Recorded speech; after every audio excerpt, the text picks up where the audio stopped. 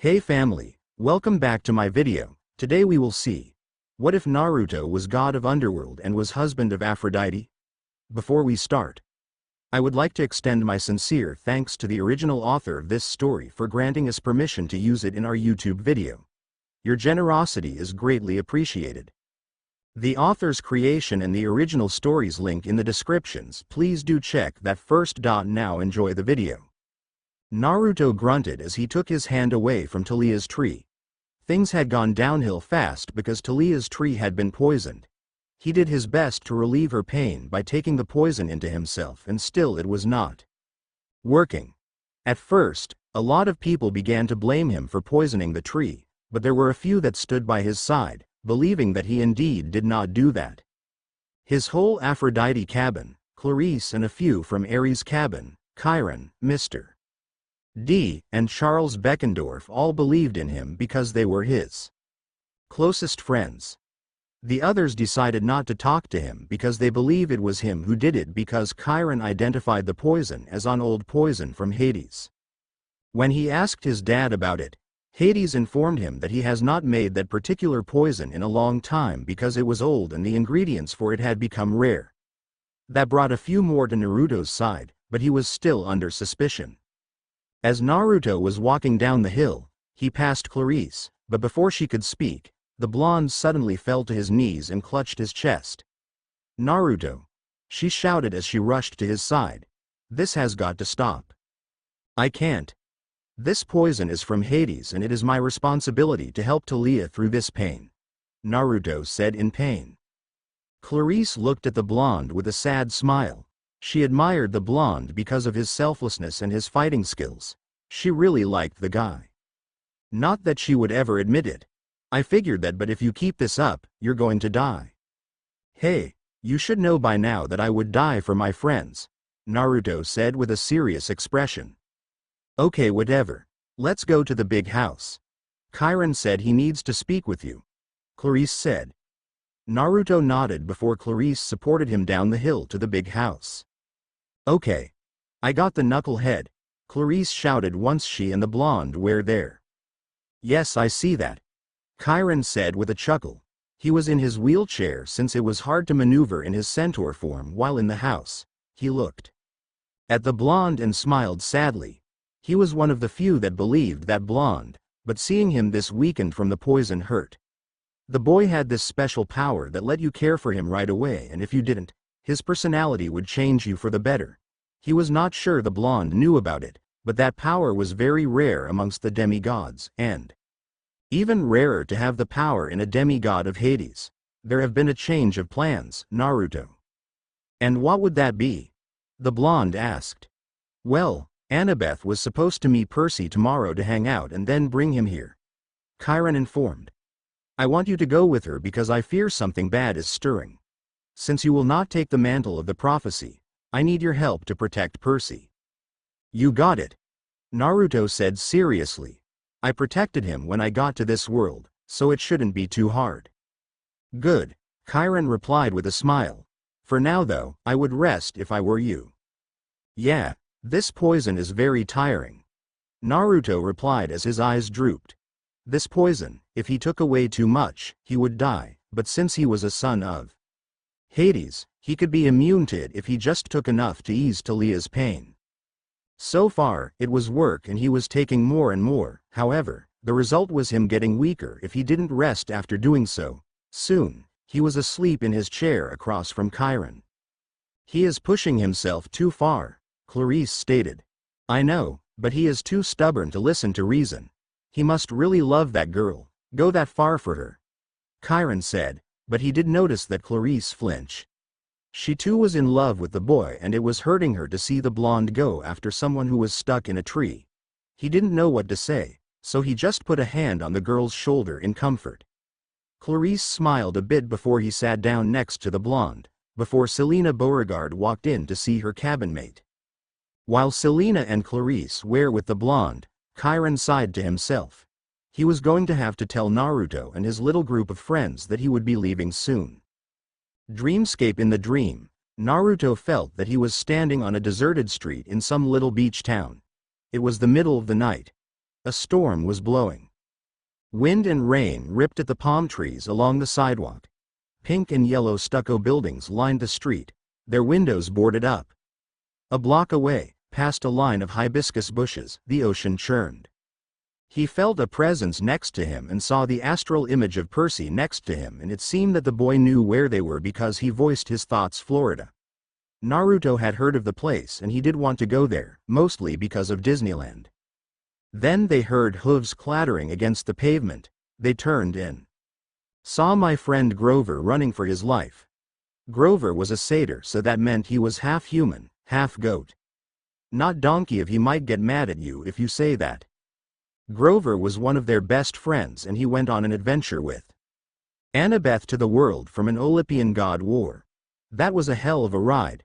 However, they had not seen him for a while because the goat boy went on his search for Pan, the wild god.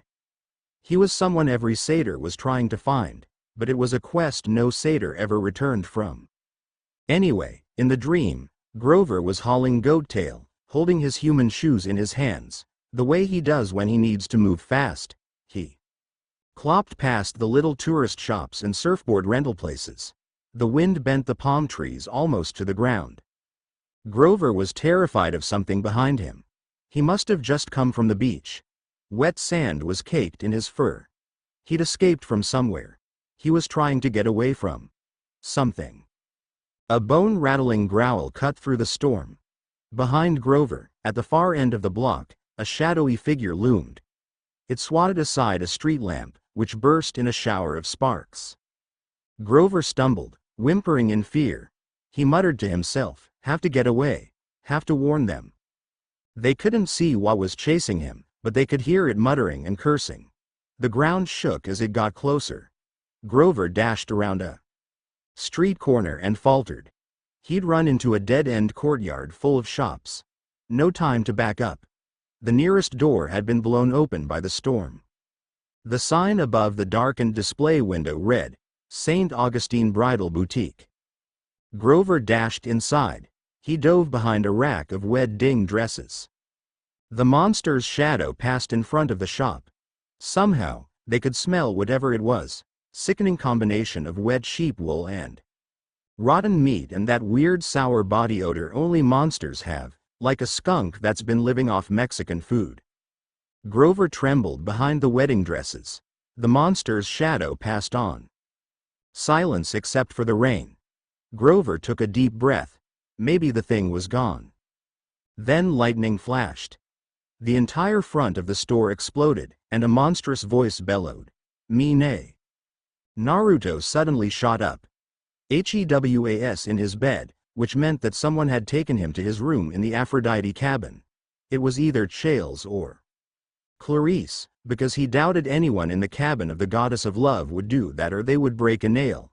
He chuckled at that though. He was the only one in the cabin who kept Aphrodite's gift for more than a few weeks. It only stopped when he started taking the poison from Talia's tree. "Naruto. Annabeth is here," called the voice of Selena. "She went to get to Percy, so you better hurry up and get ready." "Okay." Naruto laughed. He could tell that Annabeth liked the son of Poseidon, but since she was the daughter of Athena, she kept it a secret. But Naruto knew since he was good friends with her. Getting up, his thoughts returned to Grover and that odd dream. He would have to ask Percy for his opinion. Something was not right. Dodge. Chapter 2. Glad to see that you all are enjoying this series. I honestly didn't think this was a big hit, but I guess it is. Hopefully I get a job so I can continue this story at the end of the month. Seriously, I still live with my dad. I'm 22 by the way, so his rules still apply for some reason, and if I can't get a better job than the one I got, which he calls shit, he will take away all my electronic devices and basically kick me out of the house until 4 p.m. to motivate me to get a job in this crappy economy. The fuck? My problem is that I don't have the experience needed for most jobs, and that is why they won't even consider me. Now, enough ranting, on with the show. Oh, and this part of the story will have some Naruto, Clarice fluff just for fun. Ah, I had a nice night's sleep. Naruto yawned out while stretching his arms out. Annabeth shook her head. Only Naruto could shake off that deadly poison like that, though sleep and pass it off as a good night's sleep. Selena told her the boy tossed in his sleep and she doubted the idiot knew that fact. I am glad you're okay, you nut. I mean, if you died, how would Percy take it? Oh, he would be extremely sad that one of his best friends died like any normal person would be. Naruto replied with his eyes closed as he walked with his arms behind his head. That would be true, but you two are far from normal, Annabeth said with a smirk, making the blonde trip a bit at her words. Oh, that's cold, Naruto commented as they made their way to the big house so that they could Kiron that they were leaving. Mr. D couldn't care. But he suspected that man a soft spot for him. He then grew annoyed. He knew they were just getting Percy, but seriously, what was the worst that could happen? If he had his way, Annabeth would have gone by herself so that his plan on getting the two together work. But no, she insisted that he come along. I still don't know why I am coming along, Naruto said, showing his annoyance. Annabeth sighed. I told you, Percy might be in danger of some sort and I don't feel like fighting it off alone and with him. She didn't know her feeling for the boy, but with Naruto around, she didn't have to think on it much when they were together. Being with friends made it easier for her. Okay, Naruto drawled as he opened the door the big house for her and went in after her. Hey, he was still a nice guy even though he was sarcastic and all that. Explain that annoying to DC. Why did I have to go? Because I asked you to, Kiron said with a small chuckle. Yeah, and it didn't kill you. Learn a few things about this country, Annabeth input with a smirk. Still, it was boring and having to listen to you talk about all architecture in the building was driving me nuts, Naruto said with a frown before he smiled. Still, it was nice hanging out outside of camp, but seriously, you should talk Percy's ear off about that stuff. He might actually listen. Wait, you weren't even listening, Annabeth said in mock shock. She kind of figured that out by the way he responded to her some of the time. Yeah, about halfway through your rant, Naruto said with a smirk. It had seemed that the blonde girl had picked up on some of his personality and figured him out. Okay, that is enough. Kiron interrupted the playful banter. Are you two about ready? Hey, you know me.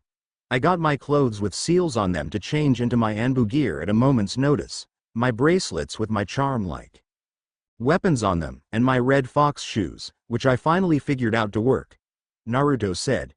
His clothes changed a bit. He had on a pair of ripped jeans and a black shirt with orange flames running along the bottom with the Uzumaki symbol on the back. He had even added a pair of sunglasses that rested on his head at the moment. I am all set, Annabeth replied. I mean, we are not going on a long trip so we don't need much. Good. A taxi is waiting for you at the hill, so hurry up, Kiron replied. Right-o, Naruto stated as he gave off a mock salute, getting rolled eyes from his fellow blonde. Really, we are at Percy's place? You that eager to see him? Naruto asked with a teasing smile. Oh, shut up, Annabeth blushed a bit. Look, you know where his room is, so let's go straight there. Meh, Naruto said as he put a hand on the girl's shirt. I get us outside his window just in case he is changing, or you want to see that? The blonde just smacked his shoulder as he laughed before they disappeared in a black flash once they were away from the car. Not that the drive would see that little detail thanks to the mist, but hey. They appeared on the wall since the fire escape was all rickety, which Naruto found about that the hard way a long time ago. However, Annabeth was light enough so she was fine. She leaned over to look in the window. And it seemed Percy saw something because he froze up a bit. Percy, you're going to be late. They heard the voice of his mom called and Naruto sighed. Yeah, let's go before we freak her out, Naruto said. He liked Percy's mom, she was nice. Annabeth quickly nodded before they disappeared in another black flash to the car. Naruto got out of the car and looked at the building in front of him. He was so glad he decided not to tag along with Percy and go to school with him where he would already be at this place. Meriwether College Prep, according to Percy's emails, it was not that great. That was mostly because of the bullies. Annabeth saw the spiky-haired blonde look at the place with disinterest. So, how do you want to surprise him? Naruto rose an eyebrow before he smirked with an evil gleam in his eye, which scared the girls somewhat. Maybe asking him that was not sure a good idea. Oh, go invisible to spy on him and mess with his mind. Oh great, mental torture. Annabeth deadpanned. Yep. And it gives me a chance to test out my new darkness jutsu, Naruto replied. Oh, and what is that? A jutsu that messes with the light, making people think that I am invisible, Naruto said as he performed some hand signs while walking in the door. He wondered if the doors suddenly opening with no one there would freak anyone out. Oh, I hope it does. Annabeth sighed. Sometimes she wondered about his sanity. She put on her cap and became invisible. Darkness style. Invisibility. With that, they were both invisible and they could see each other so that they wouldn't bump in each other. The duo of Naruto and Annabeth walked the halls in silence, with Naruto grinning like a madman. He had already pranked a few students into thinking that there was a ghost in the hallway because messing with them, tapped them on the shoulders before he created a few shadow clones to open the lockers and bang them around. However, his fun was cut short because Annabeth smacked him on the back of the head. Still, it was funny and he could see the hidden smile on the girl's face. Soon, Naruto found Percy's unique energy signature. Since people in this world didn't have chakra, it was harder to find someone, but if you were a demigod, you could tell who the person was by their energy because it reflected who their parent was. They found the water boy in the class that Annabeth said was a science class. Thanks to all the strange-looking glass tubes and colorful chemical, he instantly saw Percy paired up with a very tall kid. Something was odd about him, but he really didn't care. Telling his invisible partner in crime to stay and watch, he went in and walked around nonchalantly. He tapped a few kids on the shoulder to mess with their heads. When they got to Percy and his tall partner, he heard what they were supposed to do. An explosion. Oh, that was so perfect. He decided to mess with the tall kid a bit and tapped in the shoulder while he was trying to grab hold of the test tubes. This action caused the tall kid to bump into the rest of the chemicals, send them all into the trash, creating an orange mushroom cloud. Seeing this, Naruto quickly made out of the room, where the kids in the room vacated too while the hazmat team cleaned it out. The one good thing that came out of this was that Percy and his tall friend passed some test. Away from the students, Naruto was on the floor laughing his ass off while his fellow blondes scowled at him. You could have gotten them or you hurt. Oh, relax. Naruto wheezed out. I was just having fun and it seemed that they passed whatever test they had to take, so that's a plus. He paused before smiling, and another plus is that I created my favorite color. Still, it was stupid to do, Naruto. Annabeth replied with her arms crossed. Naruto smirked a bit. She was more worried about Percy getting hurt than anything. He relented and said, Okay. I'll be more careful next while I am around your boyfriend. That made the girl blush before he growled in. Smacked, causing him to laugh. He is not my boyfriend. From that point, they observed the water boy for a bit more while he went to his next class, which was a history class that the blonde shinobi almost fell asleep in, but Annabeth smacked him awake so that he caused any attention with his snoring. Yes, Naruto snored, loudly. It seemed that Percy got bored while doing the assignment and took out his notebook and stared at the two photos inside. When Naruto and Annabeth went to DC, they took pictures and emailed them to Percy. The first picture was of the Lincoln Memorial, but that didn't really catch his eye. What did was his friend Naruto on that stone man's shoulder, giving him bunny ears, literally. The blonde ninja was wearing a white t-shirt with crows, ripped blue jeans, a camp half-blood cap that he had on backwards and the red shoes he got from the fox he killed. Annabeth was in the picture and it seemed that she was pissed. The other picture was of said blonde girl. She was wearing jeans and a denim jacket over her orange camp half-blood t-shirt. Her blonde hair was pulled back in a bandana. She was standing in front of the Lincoln Memorial with her arms crossed, looking extremely pleased with herself, like she'd personally designed the place. Naruto was again in this picture, but he looked very bored as he stared at the clouds. He couldn't blame the blonde. Neither of them had any interest in architecture like Annabeth did, and if he had to guess, Naruto was made to come along. Percy silently chuckled at the pictures. He was glad to have them because looking at them reminded him that adventure they had was real and not from his imagination. He kind of wished the both of them were here with him because he figure out the dream he had. He wouldn't admit, but Annabeth was smarter than he was. And Naruto seemed to have the dreams like he did. He was good at figuring things out because of his shinobi skills. Percy was about to close his notebook when Matt Sloan, the local bully, reached over and ripped the photo out of the rings. "Hey," he protested. Sloan checked out the picture and his eyes got wide before he laughed at Naruto's picture. "Hey, no way, this cool guy is your friend. And this girl, she is not your. Give it back." His ears felt hot. Annabeth was not his girlfriend. Naruto rose an eyebrow as he watched this and saw Percy's embarrassment, denial. Sloan handed the photos to his ugly buddies, who snickered and started ripping it up to make spit wads. They were new kids who must have been visiting, because they were all wearing those stupid "Hi, my name is" tags from the admissions office. They must have had a weird sense of humor, too, because they'd all filled in strange names like Marrow Sucker, Skull Eater, and Joe Bob. No human beings had names like that. "These guys are moving here next year," Sloan bragged, like that was supposed to scare the water boy. "I bet they can pay the tuition, too, unlike your retard friend." "He's not retarded." Percy defended his tall friend. "You're such a loser, Jackson. Good thing I'm gonna put you out of your misery next period," Sloan said while Percy shook with rage as he watched the idiots destroy his pictures. With Naruto and Annabeth, they saw this and sighed. Percy would always be the same. However, Naruto narrowed his eyes at the supposed new students. Something was not right with them.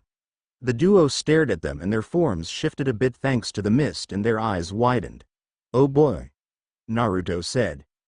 "You got that right," Annabeth replied as the bell rung. She made a split second decision and called out his name, Percy.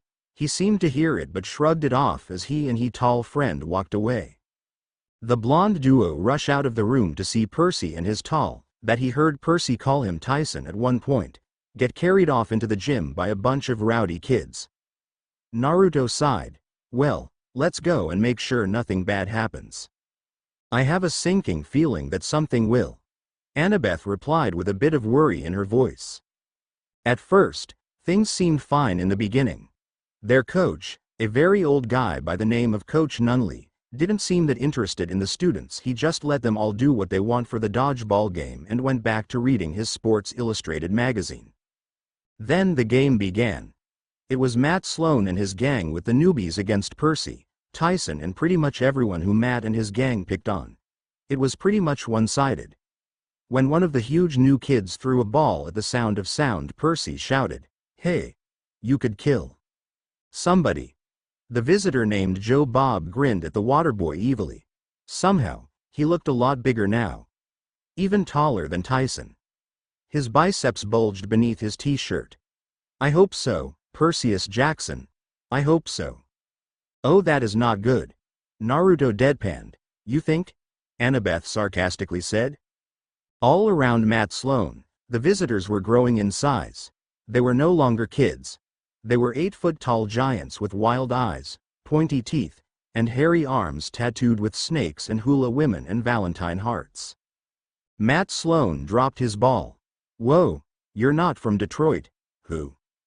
The other kids on his team started screaming and backing toward the exit, but the giant named Marrow Sucker threw a ball with deadly accuracy. It streaked past Raj Mandali just as he was about to leave and hit the door, slamming it shut like magic. Raj and some of the other kids banged on it desperately but it wouldn't budge. "Let them go," Percy yelled at the giants. The one called Joe Bob growled at me. He had a tattoo on his biceps that said, "JB loves baby cakes. And lose are tasty morsels. No, son of the sea. God. We Laestrygonians aren't just playing for your death, we want lunch." He waved his hand and a new batch of dodgeballs appeared on the center line, But these balls weren't made of red rubber. They were bronze, the size of cannonballs, perforated like wiffle balls with fire bubbling out the holes.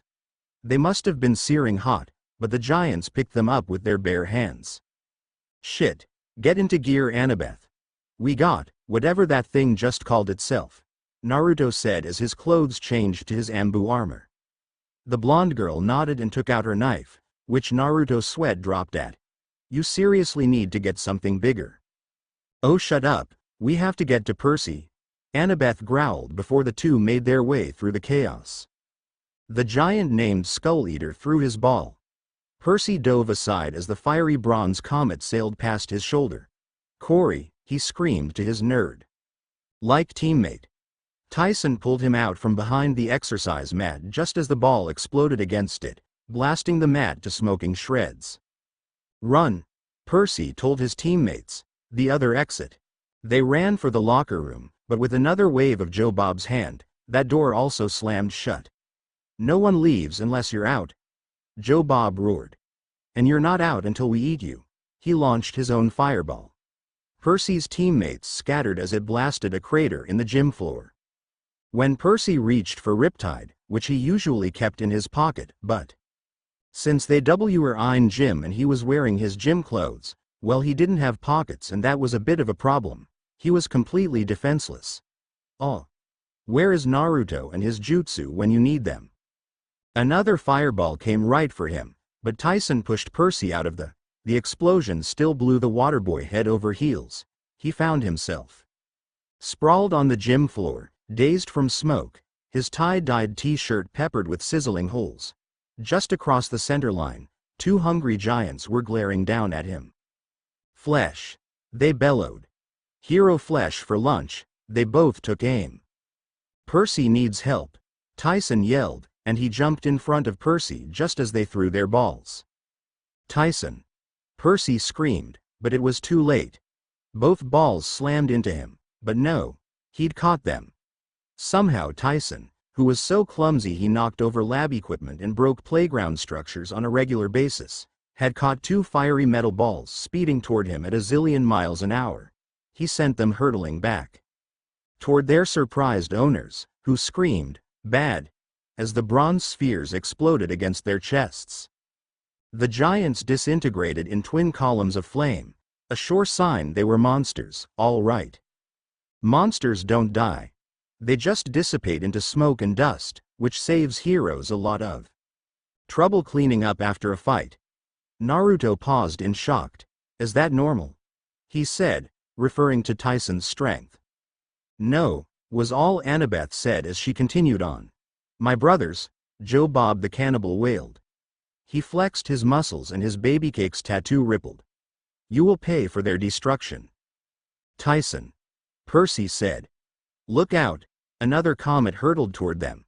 Tyson just had time to swat it aside. It flew straight over Coach Nunley's head and landed in the bleachers with a huge kaboom. Naruto looked at it with a deadpanned expression. Yeah, and how does he notice that? He said to himself. Kids were running around screaming, trying to avoid the sizzling craters in the floor. Others were banging on the door, calling for help. Sloane himself stood petrified in the middle of the court, watching in disbelief as balls of death flew around him. Coach Nunley still wasn't seeing anything. He tapped his hearing aid like the explosions were giving him interference, but he kept his eyes on his magazine. Surely the whole school could hear the noise. The headmaster, the police, somebody would come to help them. Victory will be ours, roared Joe Bob the cannibal. We will feast on your bones. He and his friend all hefted those giant flaming balls and aimed for Percy and Tyson. Naruto watched as Percy told Tyson to move. He was impressed with the boy's dodging skill, but he did have a few near misses. Then, when Tyson punched the one called Skull Eater, the giant went down pretty easily. However, another one of those balls came right at the tall kid. The ball caught Tyson square in the chest. He slid the length of the court and slammed into the back wall, which cracked and partially crumbled on top of him, making a hole right onto Church Street. They couldn't see how Tyson could still be alive, but he only looked dazed. The bronze ball was smoking at his feet. Tyson tried to pick it up, but he fell back, stunned, into a pile of cinder blocks. Well, Joe Bob gloated. I'm the last one standing. I'll have enough meat to bring baby cakes a doggy bag. She might have to wait a while on that order. Naruto's voice rang out through the gym. He could not stand by anymore and watch everyone get terrorized like this. Naruto. Percy cried out happily. They were coming to hang out after all, but he was glad they came earlier. Who the hell are you? Joe Bob roared. Naruto walked around the flames with a serious expression and the monster gulped. Oh shit. The Angel of Death. Yes, even the monsters knew him by that name. Their little adventure last year had gained a lot of attention from the monster world, even though he was the son of Hades. Naruto turned to Percy and said, "So, how are things?" Percy's eye twitched at that. Only this blonde could be so nonchalant in a situation like this. Hey, I am still here, you brats. Joe Bob roared in rage before he charged. Look out! Percy and Annabeth shouted. Naruto smirked as he held out his hand, darkness style. Rasengan. He thrust the ball of swirling darkness in the raging monster's gut, making it twist around before shooting off, but Naruto wasn't done. He flashed away before appearing behind the fling monster. He then caught Annabeth's knife and sliced down the middle, turning the monster to dust. The blonde landed in the smoke, and when it cleared some, Percy saw his two blonde friends smiling at him. Naruto looked fine except all the soot on his skin, but with the newish clothes, he looked like the same as the knuckle-headed ninja he met a long time ago. Annabeth's face was grimy and scratched. She had a ragged backpack slung over her shoulder, her baseball cap tucked in her pocket, a bronze knife that was now in her hand, and a wild look in her storm-gray eyes, like she'd just been chased 1,000 miles by ghosts. Matt Sloan, who'd been standing there dumbfounded the whole time, finally came to his senses. He blinked at Annabeth and Naruto, as if he dimly recognized them from Percy's notebook picture. That's the cool guy. That's the girl. Annabeth punched him in the nose and knocked him flat. And you, she told him, lay off my friend. Naruto's sweat dropped at that, but then smirked. The gym was in flames. Kids were still running around screaming. Percy heard sirens wailing and a garbled voice over the intercom. Through the glass windows of the exit doors, he could see the headmaster, Mr. Bonsai, wrestling with the lock, a crowd of teachers piling up behind him. Annabeth, Naruto. Percy stammered. How long have you? Pretty much all morning. She sheathed her bronze knife. We've been trying to find a good time to talk to you, but you were never alone. Yeah, and you can thank me for you passing grade in that science class of yours. Naruto bragged with an arm around Percy's shoulder. Percy smiled at Naruto thankfully before the words Annabeth said caught up to him and his face grew red. The shadow I saw this morning, that was. Naruto chuckled at that, muttering something along the lines someone getting in a peek, to which Annabeth punched him. Oh my gods, you were looking in my bedroom window. There's no time to explain, she snapped, though she looked a little red-faced herself. I just didn't want to. There, a woman screamed. The doors burst open and the adults came pouring in. Meet us outside, Annabeth told me. And him. She pointed to Tyson, who was still sitting dazed against the wall. Annabeth gave him a look of distaste that Percy didn't quite understand. However, he didn't have to worry about Naruto because he looked at Tyson with interest. You'd better bring him. What? Percy asked a bit confused. No time, she said. Hurry. She then put a hand on Naruto's shoulder while he gave a salute with a smirk before black flashing away. The duo appeared on Church Street to wait for their fellow demigod and his new friend. Soon, they saw the figure of Percy running to them in his gym clothes and Riptide in pen form in his hands, followed by Tyson. Here we go, Naruto said. Crazy Taxi Hags Chapter 3. Okay, just so you all know, I have a plan for some of the future weapons that I mentioned in the last story, especially the Sword of Olympus.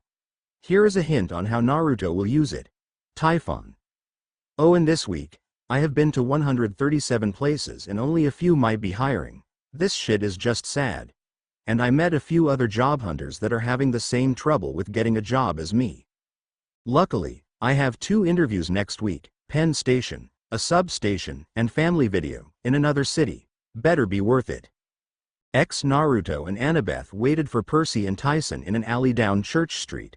She pulled Tyson and Percy off the sidewalk just as a fire truck screamed past, heading for Merryweather Prep. You caused quite the commotion. Naruto snickered while Percy gave in a flat look. Where'd you find him? Annabeth demanded, pointing at Tyson. Percy knew he made his peace with the girl last year, but glaring at his friend like she was doing was a little harsh. Thankfully, Naruto didn't seem to mind the big guy at all. Of course, he usually got along with everyone.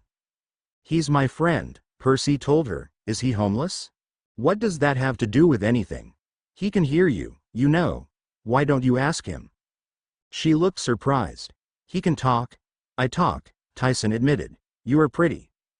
Ah. Gross.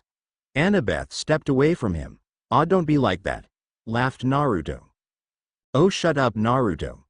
Annabeth roared angrily, as he backed off, knowing when to quit while ahead. Percy couldn't believe she was being so rude. He examined Tyson's hands, which he was sure must have been badly scorched by the flaming dodgeballs, but they looked fine, grimy and scarred, with dirty fingernails the size of potato chips. But they always looked like that. Tyson, he said in disbelief. Your hands aren't even burned. Of course not, Annabeth muttered. I'm surprised the Laestrygonians had the guts to attack you with him around. Tyson seemed fascinated by Annabeth's blonde hair. He tried to touch it, but she smacked his hand away. Laestry what? Both Naruto and Percy asked. Laestrygonians. The monsters in the gym. They're a race of giant cannibals who live in the far north. Odysseus ran into them once, but I've never seen them as far south as New York before, she explained. Laestry. I can't even say that. What would you call them in English? Asked Percy. Hell if I know, I wasn't going to even both try and saw what they were. Hell, if I can even say it, how would I spell it? Naruto joked, which got Percy to laugh while Annabeth rolled eyes and muttered something about traveling with idiots. She thought about what to call them for a moment. Canadians, she decided. Now come on, we have to get out of here. Oh, that nice. Remind me not to go to Canada anytime soon, Naruto said with a smirk. The police'll be after me, Percy replied, ignoring Naruto for the moment. That's the least of our problems, she said. Have you been having the dreams? The dreams? About Grover? Percy asked. Her face turned pale. Grover? No, what about Grover? I think I know what dreams he is taking about. Naruto cut in with his serious face. When something bad was happening to his friends, he got serious. Percy, in the dream, are you seeing Grover being chased in Florida by a gaint thing? Yes. Percy shouted. Terrific, he said sarcastically. I still can't see why you don't see my astral image in those dreams, but I see you. I do, and that has been bugging me because I have been wanting to talk to you about that, Percy explained. Great, now we know it is true, Naruto replied. Wait, you knew about this and didn't saw anything? It has only been happening recently, both boys shouted. Whatever, you should have at least said something before we left on the way here, Annabeth shouted at her fellow blonde. Well, I wanted to confirm it with Percy so that I was not going crazy, Naruto explained, making Annabeth calm down some. Wait, what were you dreaming about? Percy suddenly asked the blonde girl. Her eyes looked stormy, like her mind was racing a million miles an hour. Camp, she said at last. Big trouble at camp. You mean you dreamt something while he fell asleep in the taxi before the shit hit the fan? Naruto cut in. Yes. Annabeth said quietly.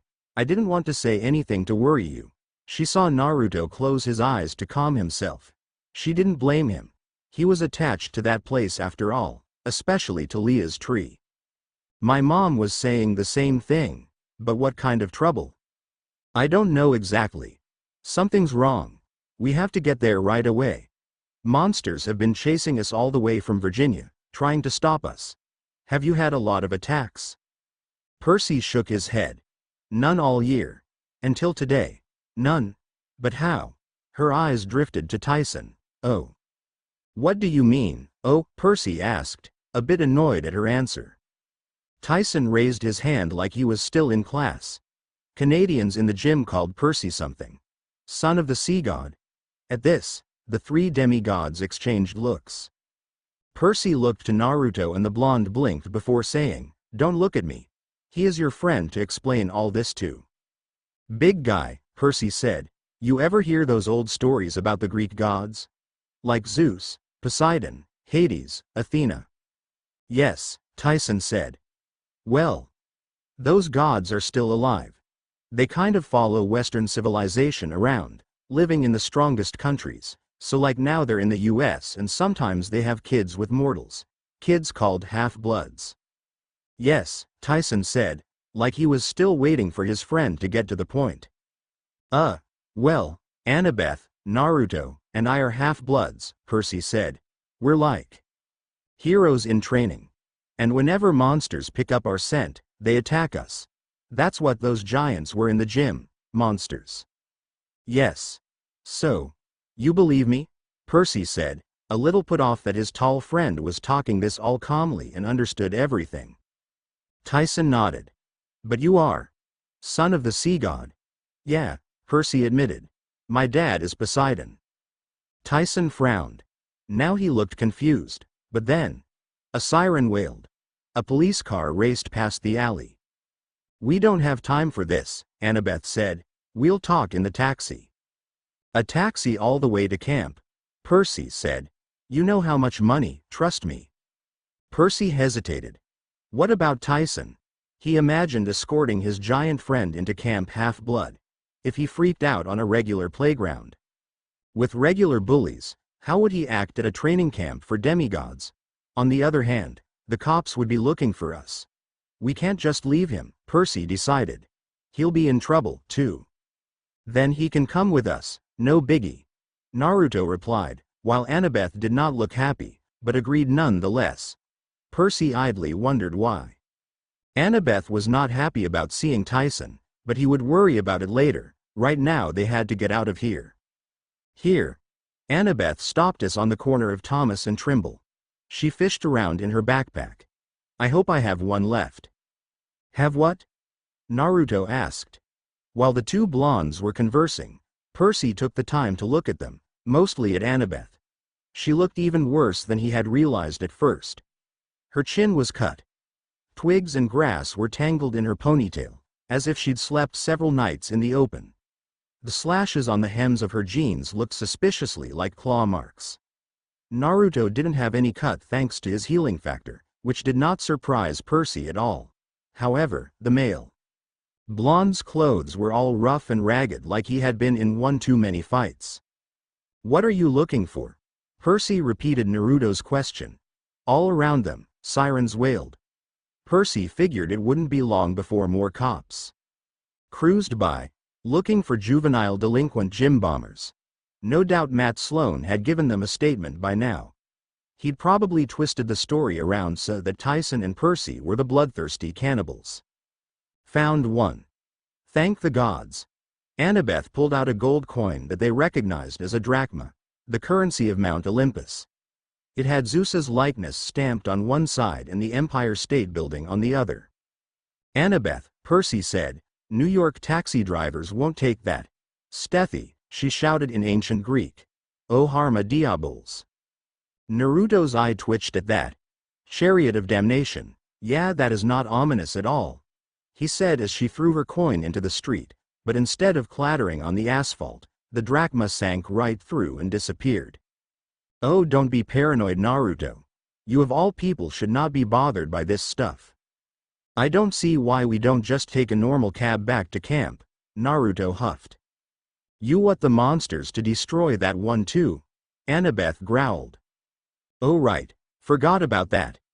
Naruto absent-mindedly as where the coin had fallen, the asphalt darkened. It melted into a rectangular pool about the size of a parking space, bubbling red liquid like blood. Then a car erupted from the ooze. It was a taxi, all right, but unlike every other taxi in New York, it wasn't yellow. It was smoky gray. I mean, it looked like it was woven out of smoke, like you could walk right through it. There were words printed on the door. Something like GYARSSIRES, but with their dyslexia made it hard for them to decipher what it said.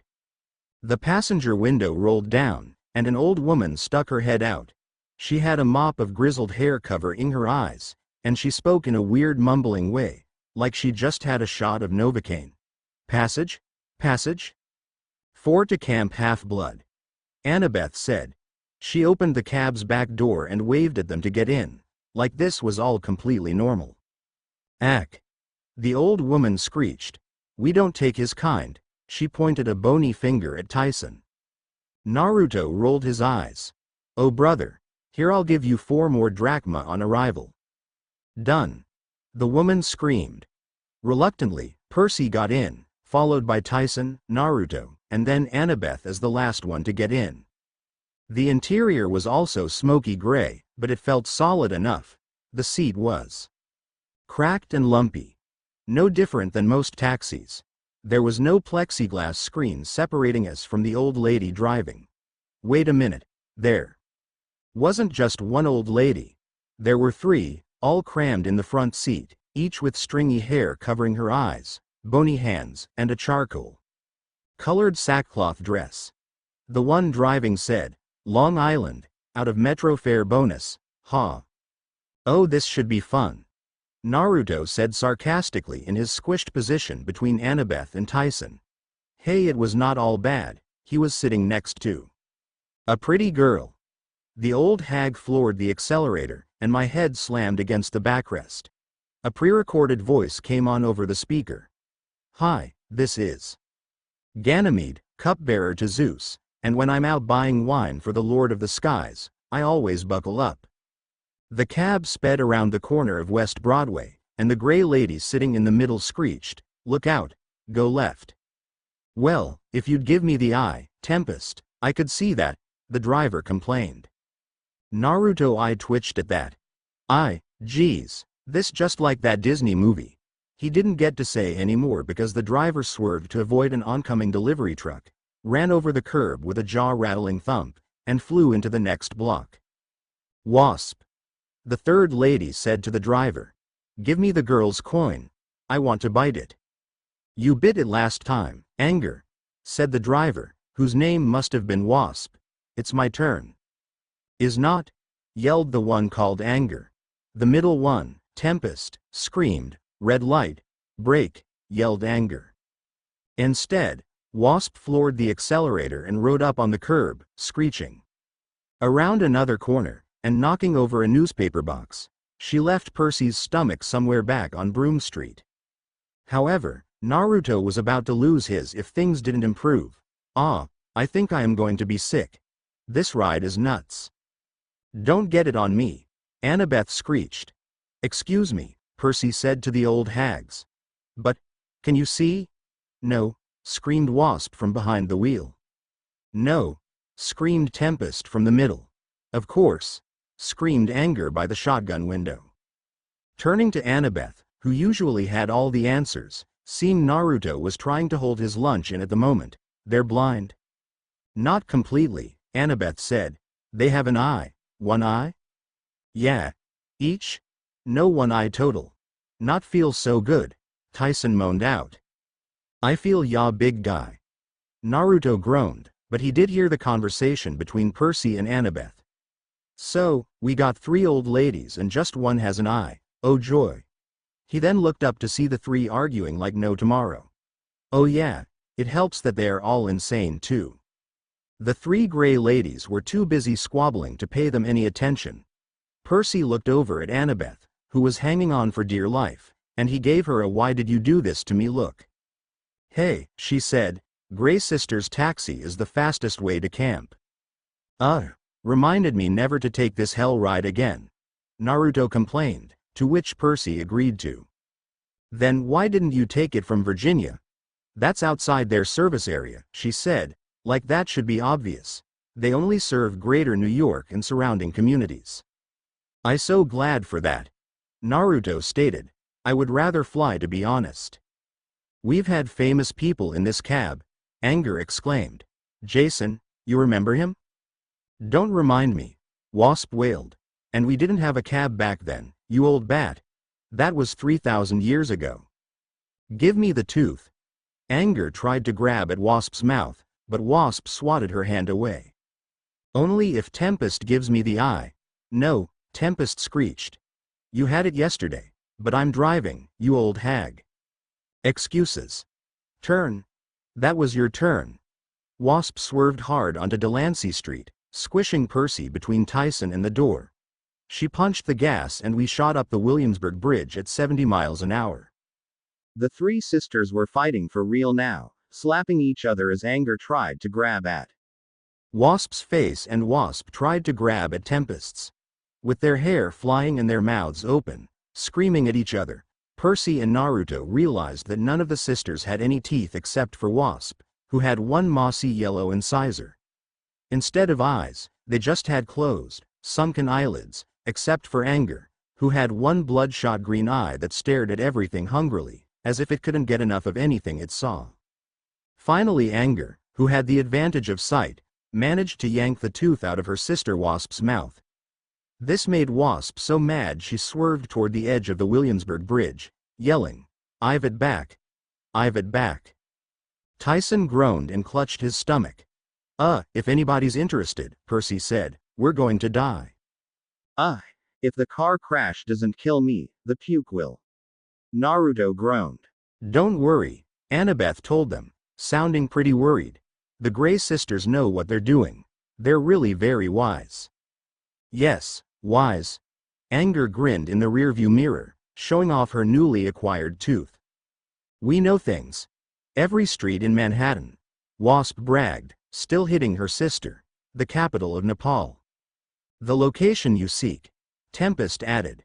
Immediately her sisters pummeled her from either side, screaming, Be quiet. Be quiet. He didn't even ask yet. Are you sure about the wise thing?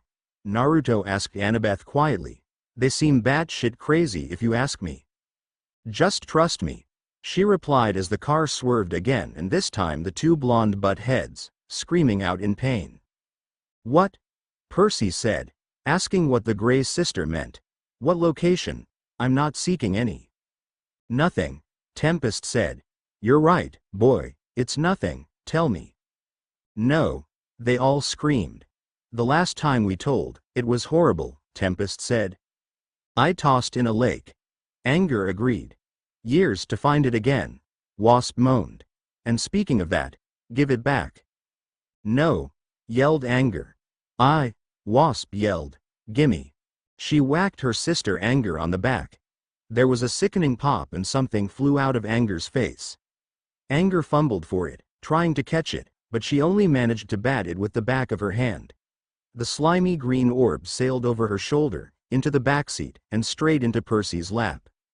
Said boy jumped so high at this in fright, that his head hit the ceiling as the eye fell on the floor. I can't see, all three sisters yelled. Give me the eye, Wasp wailed. Give her the eye, Annabeth screamed.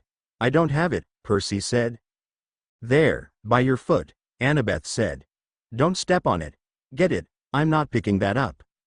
The taxi slammed against the guardrail and skidded along with a horrible grinding noise. The whole car shuddered, billowing gray smoke as if it were about to dissolve from the strain. Going to be sick, Tyson warned. Annabeth, I yelled, let Tyson use your backpack. Are you crazy? Get the eye? Wasp yanked the wheel, and the taxi swerved away from the rail. We hurtled down the bridge toward Brooklyn, going faster than any human taxi. The Gray sisters screeched and pummeled each other and cried out for their eye. Seeing as Percy was too grossed out to pick up the damn eye, Naruto decided to. Oh screw it, not like this is not fun, he said as he reached over Tyson to get the eyeball off the ground.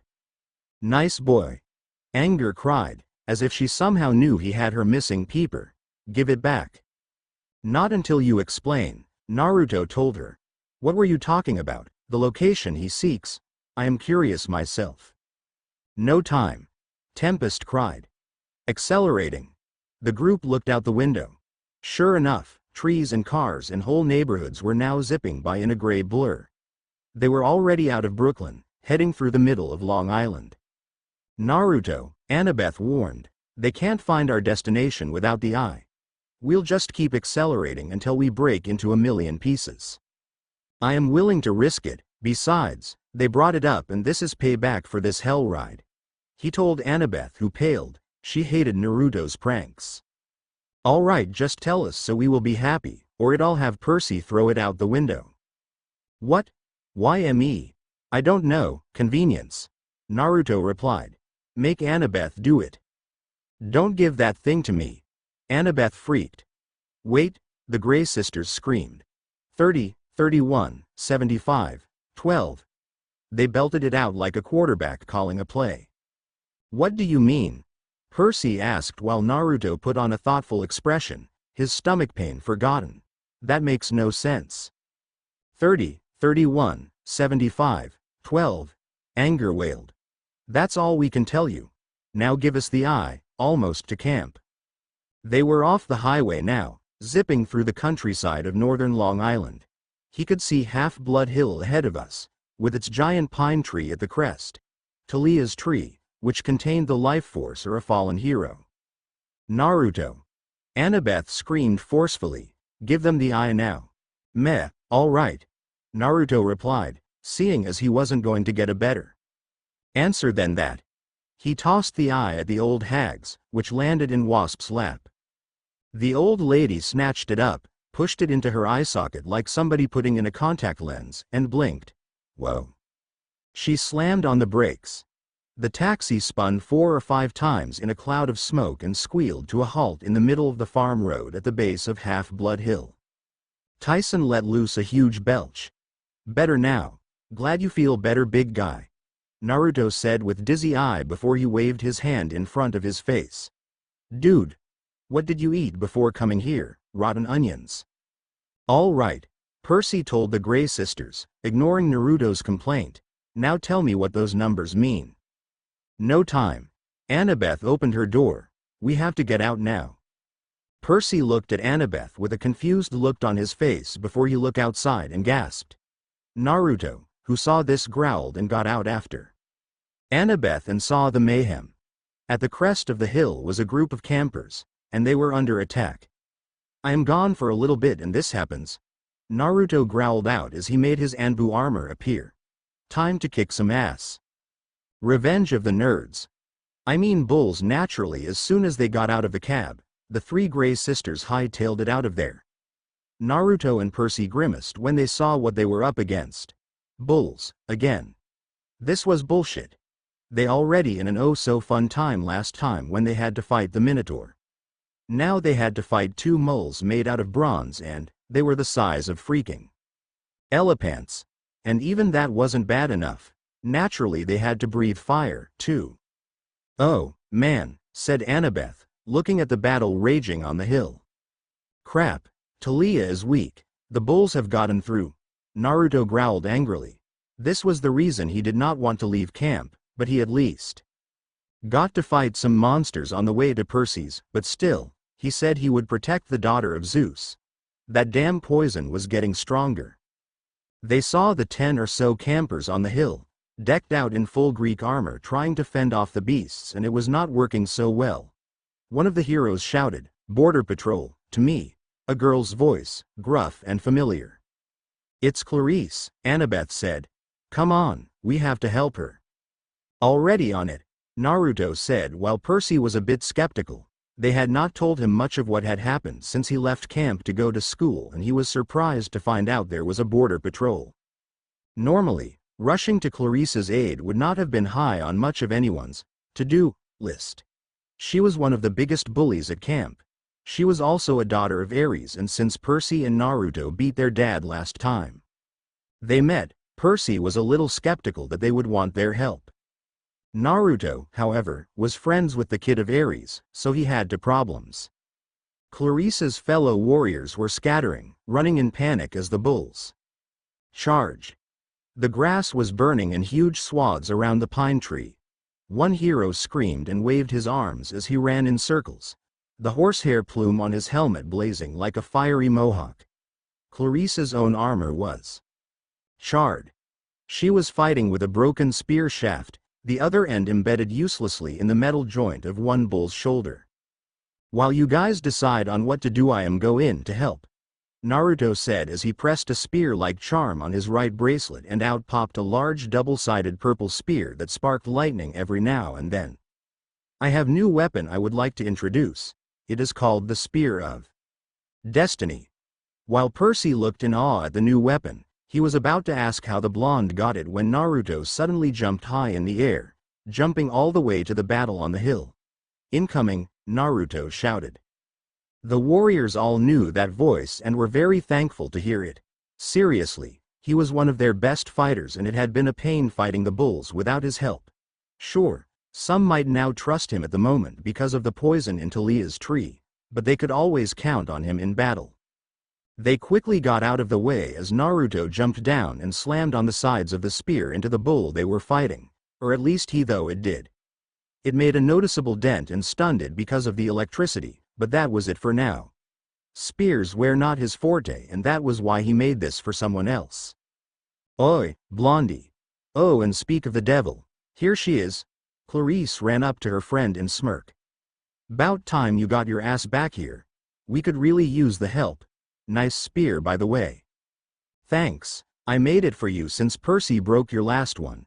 A nice upgrade I do say so myself since it also holds electricity," Naruto said as he handed the spear to her. However, before she could swing it around, the bull regained its senses and tried to smash them. Key word here is tried. Naruto used his speed and got the two of them out of harm's way. "Thanks." Clarice with a bit of a blush. "Hey, you're a friend and good one at that." "No biggie," Naruto said with his trademark foxy smile. Then he got serious as he made fear and destruction appear in his hands. Time to show these beasts not to mess with Camp Half-Blood. A few minutes before, Percy and Annabeth saw Naruto land and hit the bull. Percy turned to his tall friend and saw that he was shocked. Percy's friend jumped really high, Tyson said in awe. Percy nervously chuckled at that. Naruto was going to help him explain all of this later. Uncapping his pen, making the bronze sword appear, he said, "Tyson, stay here. I don't want you taking any more chances." "No," Annabeth said. "We need him." Percy stared at her. "He's mortal. He got lucky with the dodgeballs but he can't." "Percy, do you know what those are up there? The Colchis bulls, made by Hephaestus himself. We can't fight them without Medea's sunscreen SPF 50,000. We'll get burned to a crisp." "Medea's what? Wait, Naruto looks fine fighting those things." Annabeth rummaged through her backpack and cursed. "I had a jar of tropical coconut scent sitting on my nightstand at home. Why didn't I bring it?" She growled a bit at that before saying, "Naruto uses those fire jutsu.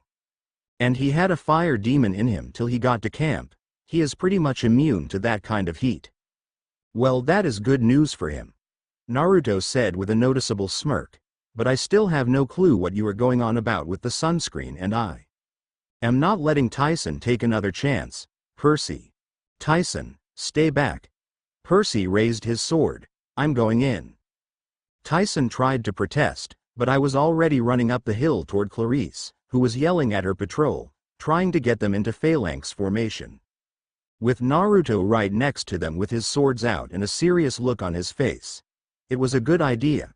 The few who were listening lined up shoulder to shoulder, locking their shields to form an ox hide and bronze wall, their spears bristling over the top like porcupine quills. Unfortunately, Clarice could only muster 6 campers. The other 4 were still running around with their helmets on fire. Annabeth ran toward them, trying to help. She taunted one of the bulls into chasing her, then turned invisible, completely confusing the monster. The other bull charged. Clarice's line. "Hold the line," Clarice shouted as the one of the bulls shot out a searing jet of flame at her and Naruto. Luckily the two got out of the way, but still that was close. The bull that had been chasing Annabeth before she was invisible got bored of looking for her and charged at Clarice from behind. Behind you. Percy yelled. Look out. It would have been better if he had not said anything at all and let Naruto help her because, all that did was startle her. Clarice went flying backward and landed in a smoldering patch of grass. The bull charged past her, but not before blasting the other heroes with its fiery breath. Their shields melted right off their arms. They dropped their weapons and ran as bull number 2 closed in on Clarice for the kill because as it charged at her, it also blew out some fire. Luckily, Naruto got in front of her and blocked the stream of fire with his swords, making the stream be sent off in 2 different directions.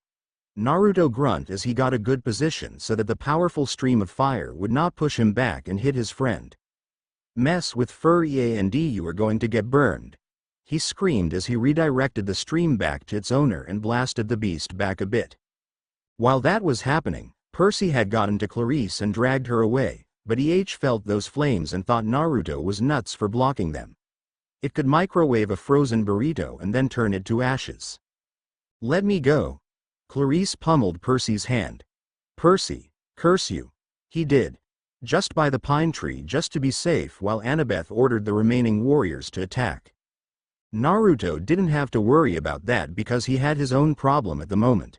All that he had done to the bull, which was the same bull he first attacked, was blow off its horn. Now it was beyond pissed and it was charging at him now. You still want to play? Fine. Naruto shouted as he too charged at the beast while charging up and attack he had been working on. Wind style. Udama Rasengan. Naruto shoved the large sphere of wind and chakra right on the dent of the beast. The result was the beast's armor cracking until it fell about and its back exploded from all the pressure. The bronze beast fell apart after that. Naruto smirked before his eyes widened and he fell to his knees as he clutched his arm. Damn, I forgot that the poison also affects my chakra for a bit. His whole arm felt like it was about to burst open like the bronze bull's back. But for some reason, it was on a minor scale with the rest of his body, but that was to be expected since the last time he used chakra after taking the poison away, he felt the same way. Thankfully during the trip to Percy's, he just used his swords. Naruto. Are you okay? Percy asked. He wondered why that attack would hurt Naruto as well. It did not make sense. Arg. Does it look like I am okay? Naruto snapped, not thinking straight. Before either boy could saw anything else, the other bull charged in before backhanding the blonde away, making him skid across the grass until he ended up next to Talia's tree, next to Clarice. Naruto. Percy and the others shouted out. Clarice checked him and nodded to the others that he was okay, but she glared at Percy. Ignoring the glare of the daughter of Ares, Percy sent his own at the bull that was only a few feet from him. Percy lunged the beast that hurt his friend, but it sent stream of fire, making the water boy have to roll to the side to dodge. Unfortunately, a tree root caught Percy's foot, making pain shoot through his body. The damn root sprained his ankle. Still, he was able to swing his sword at the beast, cutting off its snout. It ran away in pain and confusion. However, it regained some of its composure and glared at the water boy menacingly before it charged the son of Poseidon. Percy tried to get back up, but with his sprained ankle, he didn't get very far. Seeing her friend about to be trampled on by an elephant-sized bronze bull, Annabeth shouted, "Tyson, help him." Somewhere near, toward the crest of the hill, Tyson wailed, "Can't get through. Annabeth Chase, give you permission to enter camp." Thunder shook the hillside. Suddenly Tyson was there, barreling toward Percy, yelling, "Persia and new friends need help." He got between Percy and the last bull just as it sent a stream of fire towards them. "Tyson!" Percy yelled as his friend was engulfed in flames as it swirled around him like a red tornado. When the fire died, Tyson was still standing there, completely unharmed. Not even his grungy clothes were scorched. The bull must have been as surprised as Percy was, because before it could unleash a second blast, Tyson balled his fists and slammed them into the bull's face. Bad cow. His fists made a crater where the bronze bull's snout used to be. 2 small columns of flame shot out of its ears. Tyson hit it again, and the bronze crumpled under his hands like aluminum foil. The bull's face now looked like a sock puppet pulled inside out. Down! Tyson yelled. The bull staggered and fell on its back. Its legs moved feebly in the air, steam coming out of head in odd places. Annabeth ran over to her friend and saw that his ankle was making him in pain, so she gave him some Olympian nectar to drink and he felt a lot better thanks to its healing properties. That is when he noticed a burning smell that was coming from him, which was all the arm hair he used to have but now was singed off. Oh well, not much loss there. Thank the gods that's over, Percy said happily.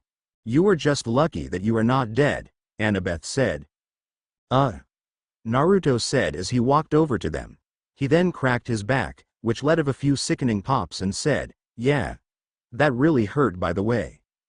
It looked like it did, Percy said. Hey, and I am sorry for snapping. I am still getting used to that pain, Naruto said sheepishly. It was then they saw Clarice next to the male blonde, seething. She pulled off her helmet and glared right at Percy. You ruin everything. She screamed, her new spear strapped to her back. I had everything completely under control until you came along. Hell, Naruto was more help than you were. Annabeth grumbled, good to see you too, Clarice. Arg. Clarice screamed. Don't ever try saving me again. Clarice, Annabeth said, you've got wounded campers. Naruto saw that this sobered the girl up and a bit and said, yeah, you were their leader in this and we won. Check and see if your teammates are okay. I would go but I don't think some of them trust me still. I'll be back, she growled, then trudged off to assess the damage. Percy then saw his friend Tyson and said in awe and confusion, you didn't die. Tyson looked down like he was embarrassed. I am sorry. Came to help. Disobeyed you. My fault, Annabeth said. I had no choice. I had to let Tyson cross the boundary line to save you since that attack cocked Naruto for a loop. Otherwise, you would have died. Glad to see we have more hands to help protect him. Naruto joked. Percy rolled his eyes at the joke. Wait, what do you mean, let him cross the barrier? Geez.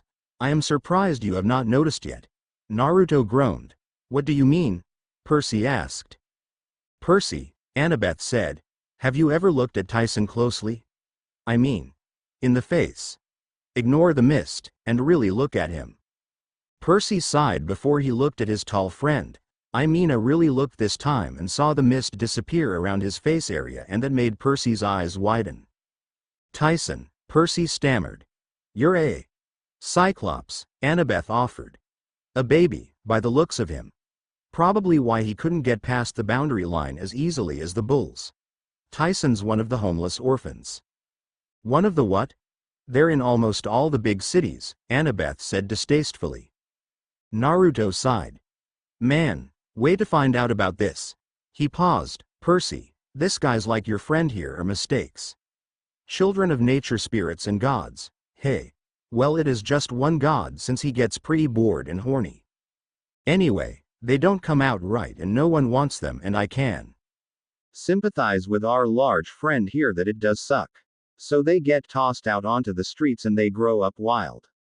Not sure how Tyson found you but I guess it is a good thing. Annabeth glared at Tyson, not that he noticed and said, we should take him to Kiron, let him decide what to do. But the fire. How? He's a Cyclops. Annabeth paused, as if she were remembering something unpleasant. They work the forges of the gods. They have to be immune to fire. That's what I was trying to tell you. Percy just let his jaw drop at that, trying to figure out how he had never noticed that little fact about his tall friend. Clarice came back over and wiped the soot off her forehead. Jackson, if you can stand, get up. We need to carry the wounded back to the big house, let Tantalus know what's happened. Naruto, we could really use that clone technique of yours. The blonde nodded and created about 15 clones to help out, which she seemed grateful about. Tantalus? Percy asked while Naruto wondered why they had to bring everyone to that guy. He had been avoiding that man because he Seemed unpleasant. The activities director, Clarice said impatiently. Kiron is the activities director. And where's Argus? He's head of security. He should be here, Percy argued. Clarice made a sour face. Argus got fired. You guys have been gone too long. Things are changing. Wait, what the hell do you mean? Naruto said before something clicked. I think was trying to get the nerve to tell me something before we left, but how can this be it? Yeah, he's trained kids to fight monsters for over 3,000 years. He can't just be gone. What happened? Percy asked, which Naruto grimaced. He now knew why. The gods didn't trust Kiron anymore before Talia's tree got poisoned. It seemed a new camp leader was put in charge of this place, and Naruto knew this was going to be hell. That happened, Clarice snapped as she pointed to Talia's tree. The pine tree's needles were yellow. A huge pile of dead ones littered the base of the tree. In the center of the trunk, 3 feet from the ground, was a puncture mark the size of a bullet hole, oozing green sap. Oh, crap. Percy said with wide eyes. Yeah. That was one of my first impression the first time I saw that as well. Naruto growled. Someone had poisoned the tree, and I have been doing my damn best to ease Talia's pain, but it is not doing much good since it seems to be growing stronger, and every time I take it, it gets worse. It also messes up my chakra for a time. That is why I was in pain. Naruto explained while Clarice and Annabeth looked sadly at him. I have to do something to save Talia, Naruto declared. Chapter 5: The Man to Prank. It is called procrastination. Still, I finally got this out, so yay me. God, I watch too much Disney Channel. Naruto as they walked through the camp to the big house. The forest looked a little sickly and everyone was on edge, thinking they could be attacked at a moment's notice, but they were all ready. To him, it was way too quiet. He saw that Percy seemed to be bothered by this as well. When they got to the big house, they found Kiron in his apartment, listening to his favorite 1960s lounge music while he packed his saddlebags. He was a centaur after all. From the waist up he looks like a regular middle-aged guy with curly brown hair and a scraggly beard. From the waist down, he's a white stallion. He can pass for human by compacting his lower half into a magic wheelchair. Naruto and Percy knew that form easily since he was their teacher in the last school they were in. As soon as they saw that man, Tyson froze. Pony, he screamed with stars in his eye. Kiron turned, looking offended. I beg your pardon? Annabeth ran up and hugged him.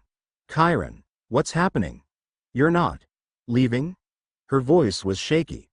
Kiron was like a second father to her. Kiron ruffled her hair and gave her a kindly smile. Hello, child, and Percy, my goodness. You've grown over the year. He turned to Naruto and smiled. Glad you accomplished what you set out to do. Thanks, but you can't really be fired, can you? Naruto said in all seriousness. Chiron's eyes glinted with dark humor. Ah, well, someone had to take the blame. Lord Zeus was most upset. The tree he'd created from the spirit of his daughter, poisoned. Mr. D had to punish someone. What a load horse crap, Naruto said, pun intended. But this is crazy. Annabeth cried. Kiron, you couldn't have had anything to do with poisoning Talia's tree. Nevertheless, Kiron sighed, some in Olympus do not trust me now, under the circumstances. Come on. If anyone should be banished from this place, it should have been me. I couldn't protect her, and this is what happens, Naruto growled. Noble of you to say, but what's been done cannot be changed, Kiron said sadly. I don't like it, Percy said with an angry scowl. He really did not like Mr. D at the moment. Chiron's face darkened. He stuffed a Latin-English dictionary into his saddlebag while the Frank Sinatra music oozed from his boombox. Tyson was still staring at Kiron in amazement. He whimpered like he wanted to pat Chiron's flank but was afraid to come closer. Pony? Kiron sniffed. My dear young Cyclops, I am a centaur. Kiron, Percy said. What about the tree? What happened? He shook his head sadly. The poison used on Talia's pine is something from the underworld, Percy. Some venom even I have never seen. It must have come from a monster quite deep in the pits of Tartarus. Then we know who's responsible. Crow. Do not invoke the Titan Lord's name, Percy. Especially not here, not now. But last summer he tried to cause a civil war in Olympus. This has to be his idea. He'd get Luke to do it, that traitor. Perhaps, Kiron said. But I fear I am being held responsible because I did not prevent it and I cannot cure it. The tree has only a few weeks of life left and less. But, Percy said, then looked at Naruto, who looked away in sadness when he heard of Talia's fate. Naruto, surely you or your dad can do something, right? I have already tried that. Naruto said sadly. He said it is an older poison from whatever is in Tartarus. I offered to go there, but he told me no and I just don't know what to do. If I don't help her, that would be another promise that I would fail, and I can't have that. Percy and Annabeth looked at their blonde friend in sadness. He was losing someone dear to him and that was never something anyone wanted to know the feeling of. Annabeth then remembered what Kiron said. Unless what? No, Kiron said. A foolish thought. The whole valley is feeling the shock of the poison. The magical borders are deteriorating. The camp itself is dying. Only one source of magic would be strong enough to reverse the poison, and it was lost centuries ago. What is it? Percy asked. We'll go find tea, right? I'll do anything, Naruto offered. Kiron closed his saddlebag. He pressed the stop button on his boombox. He then rested his hands on the two boys' shoulders, looking them both in the eyes. Naruto, Percy, you must promise me that you will not act rashly. I told your mother, Percy, that I did not want you coming here, even though Naruto brought you here anyway. It has gotten too dangerous. But now that you are here, stay here. Train hard. Learn to fight, but do not leave. Why? Percy asked. I want to do something. I can't just let the borders fail. The whole camp will be overrun by monsters, Kiron said. Yes, I fear so. But you must not let yourself be baited into hasty action. This could be a trap of the Titan Lord. Remember last summer, he almost took your life. As Percy reflected on what happened last year, Naruto growled. I am not going to sit here and let her die. We could do something about it, and when that time comes I am going to take it. I will not let her die. Hell, don't even know how to bring her back if she did. Naruto, you do realize that if you tried that, you or someone else would have to take her place. Kiron said in all seriousness. I know, but if there is one technique out there that does not have that effect, I will use it if she does die, but like I said, I will not let her die. Naruto all but shouted. Kiron sighed and he patted the boy on the shoulder. I know it is not easy, but please until there is a way, stay here. Fine. Naruto while Annabeth was trying hard not to cry. Kiron brushed a tear from her cheek. You and Naruto stay with Percy, he told her. Keep him safe. The prophecy. Remember it. I will. She said. Like I am going to let him die. Naruto grumbled out. Percy said.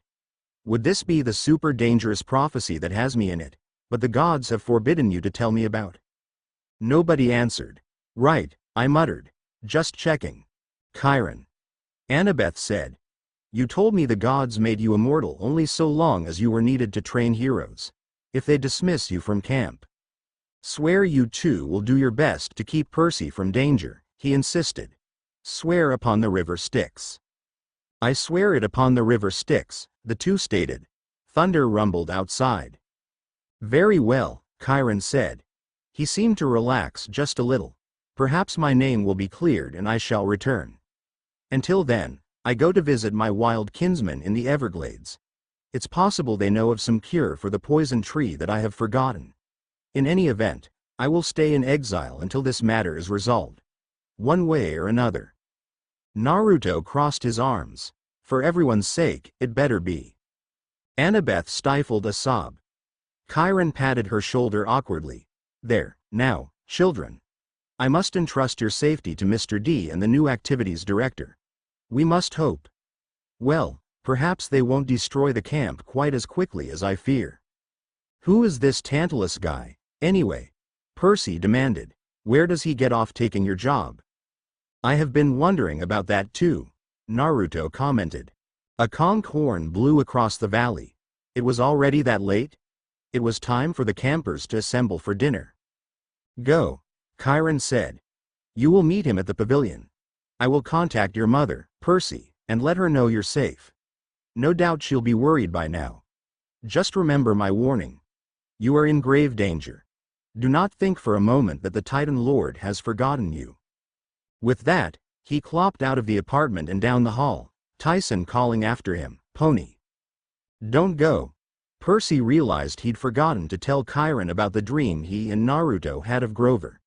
Now it was too late. The best teacher he'd ever had was gone, maybe for good. Tyson started bawling almost as bad as Annabeth. Naruto looked at Percy and nodded his head at the crying blonde. Percy understood and tried to tell her it was okay while Naruto decided to comfort the young Cyclops, but none of them thought it was going to be okay for a while. Things were defiantly going south. The sun was setting behind the dining pavilion as the campers came up from their cabins. The little group stood in the shadow of a marble column and watched them file in. Annabeth was still pretty shaken up, but she promised she'd talk to the boys later. Then she went off to join her siblings from the Athena cabin. A dozen boys and girls with blonde hair and gray eyes like hers. Annabeth wasn't the oldest, but she'd been at camp more summers than just about anybody. You could tell that by looking at her camp necklace. 1 bead for every summer, and Annabeth had 6. No one questioned her right to lead the line. Then Naruto left to go with the Aphrodite kids, who seemed to smile at him brightly as he made his way over to them. They were not that strong in battle and they knew it. So they were glad to have him in their cabin. Percy knew that feeling well. Anyone felt safe with the blonde shinobi, despite who his dad was. So he was basically their leader, apart from Selena. Next came Clarice, leading the Ares cabin. She had one arm in a sling and a nasty-looking gash on her cheek, but otherwise her encounter with the bronze bulls didn't seem to have fazed her. Someone had taped a piece of paper to her back that said, "You moo, girl," but nobody in her cabin was bothering to tell her about it. After the Ares kids came the Hephaestus cabin, 6 guys led by Charles Beckendorf, a big 15-year-old African-American kid. He had hands the size of catcher's mitts and a face that was hard and squinty from looking into a blacksmith's forge all day. He was nice enough once you got to know him, but no one ever called him Charlie or Chuck or Charles. Most just called him Beckendorf. Rumor was he could make anything. Give him a chunk of metal and he could create a razor-sharp sword or a robotic warrior or a singing birdbath for your grandmother's garden. Whatever you wanted. The other cabins filed in. Demeter, Apollo, Aphrodite, Dionysus. Naiads came up from the canoe lake. Dryads melted out of the trees. From the meadow came a dozen satyrs. After the satyrs filed into dinner, the Hermes cabin brought up the rear. They were always the biggest cabin. Last summer, it had been led by Luke, the guy who'd fought with Talia and Annabeth on top of Half-Blood Hill. Now the Hermes cabin was led by Travis and Connor Stoll. They weren't twins, but they looked so much alike it didn't matter. Neither Naruto or Percy could remember who was older, but it didn't really matter. Now the Hermes cabin was led by Travis and Connor Stoll. They weren't twins, but they looked so much alike it didn't matter. I could never remember which one was older. They were both tall and skinny, with mops of brown hair that hung in their eyes. They wore orange Camp Half-Blood t-shirts untucked over baggy shorts, and they had those elfish features all Hermes's kids had. Upturned eyebrows, sarcastic smiles, a gleam in their eyes whenever they looked at you, like they were about to drop a firecracker down your shirt. Percy grinned nervously in their direction because before he left last year, he was caught in one of their pranks, one that included Naruto. The trio was the prank trio from hell, especially after what happened. As soon as the last campers had filed in, Percy led Tyson into the middle of the pavilion. Conversations faltered. Heads turned. Who invited that? Somebody at the Apollo table murmured. From the head table a familiar voice drawled, well, if it isn't Peter Johnson. My millennium is complete. Percy gritted his teeth. Percy Jackson, sir. Mr. D sipped his Diet Coke. Yes. Well, as you young people say these days. Whatever.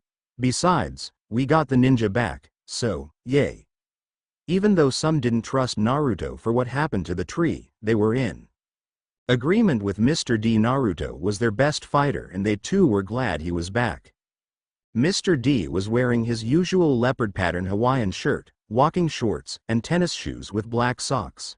With his pudgy belly and his blotchy red face, he looked like a Las Vegas tourist who'd stayed up too late in the casinos. Behind him, a nervous-looking satyr was peeling the skins off grapes and handing them to Mr. D one at a time. Mr. D's real name is Dionysus, the god of wine.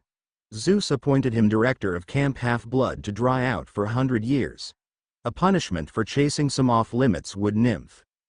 Next to him, where Kiron usually sat, or stood, in centaur form, was someone Naruto and Percy had never seen before, a pale, horribly thin man in a threadbare orange prisoner's jumpsuit.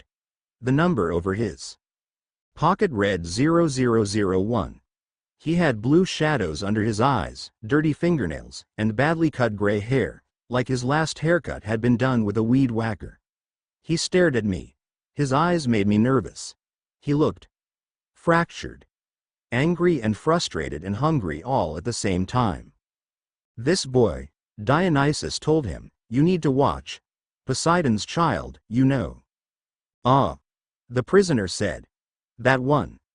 His tone made it obvious that he and Dionysus had already discussed Percy at length. So, the son of death is surprisingly not the bad one? No, Mr. D said. He rather liked the boy, not that he would ever say it aloud. Damn kid had all the luck in card games. I am Tantalus, the prisoner said, smiling coldly. On special assignment here until my lord Dionysus decides otherwise, and you. Perseus Jackson, I do expect you to refrain from causing any more trouble. Trouble? Percy demanded while Naruto's eye twitched when he heard that. Dionysus snapped his fingers.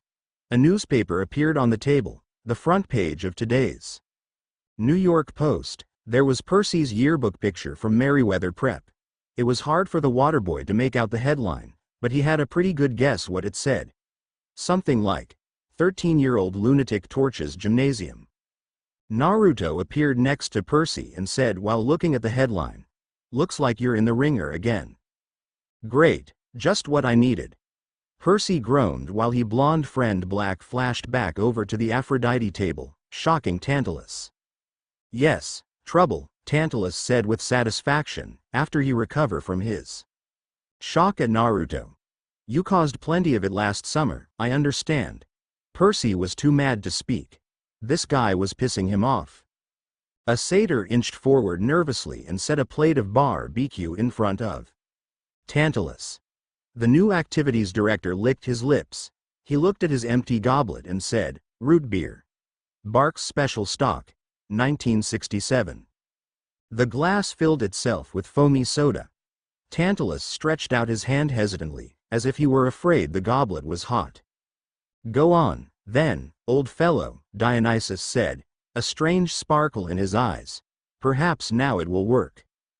Tantalus grabbed for the glass, but it scooted away before he could touch it. A few drops of root beer spilled, and Tantalus tried to dab them up with his fingers, but the drops rolled away like quicksilver before he could touch them. He growled and turned toward the plate of barbecue. He picked up a fork and tried to stab a piece of brisket, but the plate skittered down the table and flew off the end, straight into the coals of the brazier. Blast! Tantalus muttered. Ah, well, Dionysus said, his voice dripping with false sympathy. Perhaps a few more days. Believe me, old chap, working at this camp will be torture enough. I'm sure your old curse will fade eventually. Eventually, muttered Tantalus, staring at Dionysus's Diet Coke. Do you have any idea how dry one's throat gets after 3,000 years? You're that spirit from the fields of punishment, Percy said with wide eyes.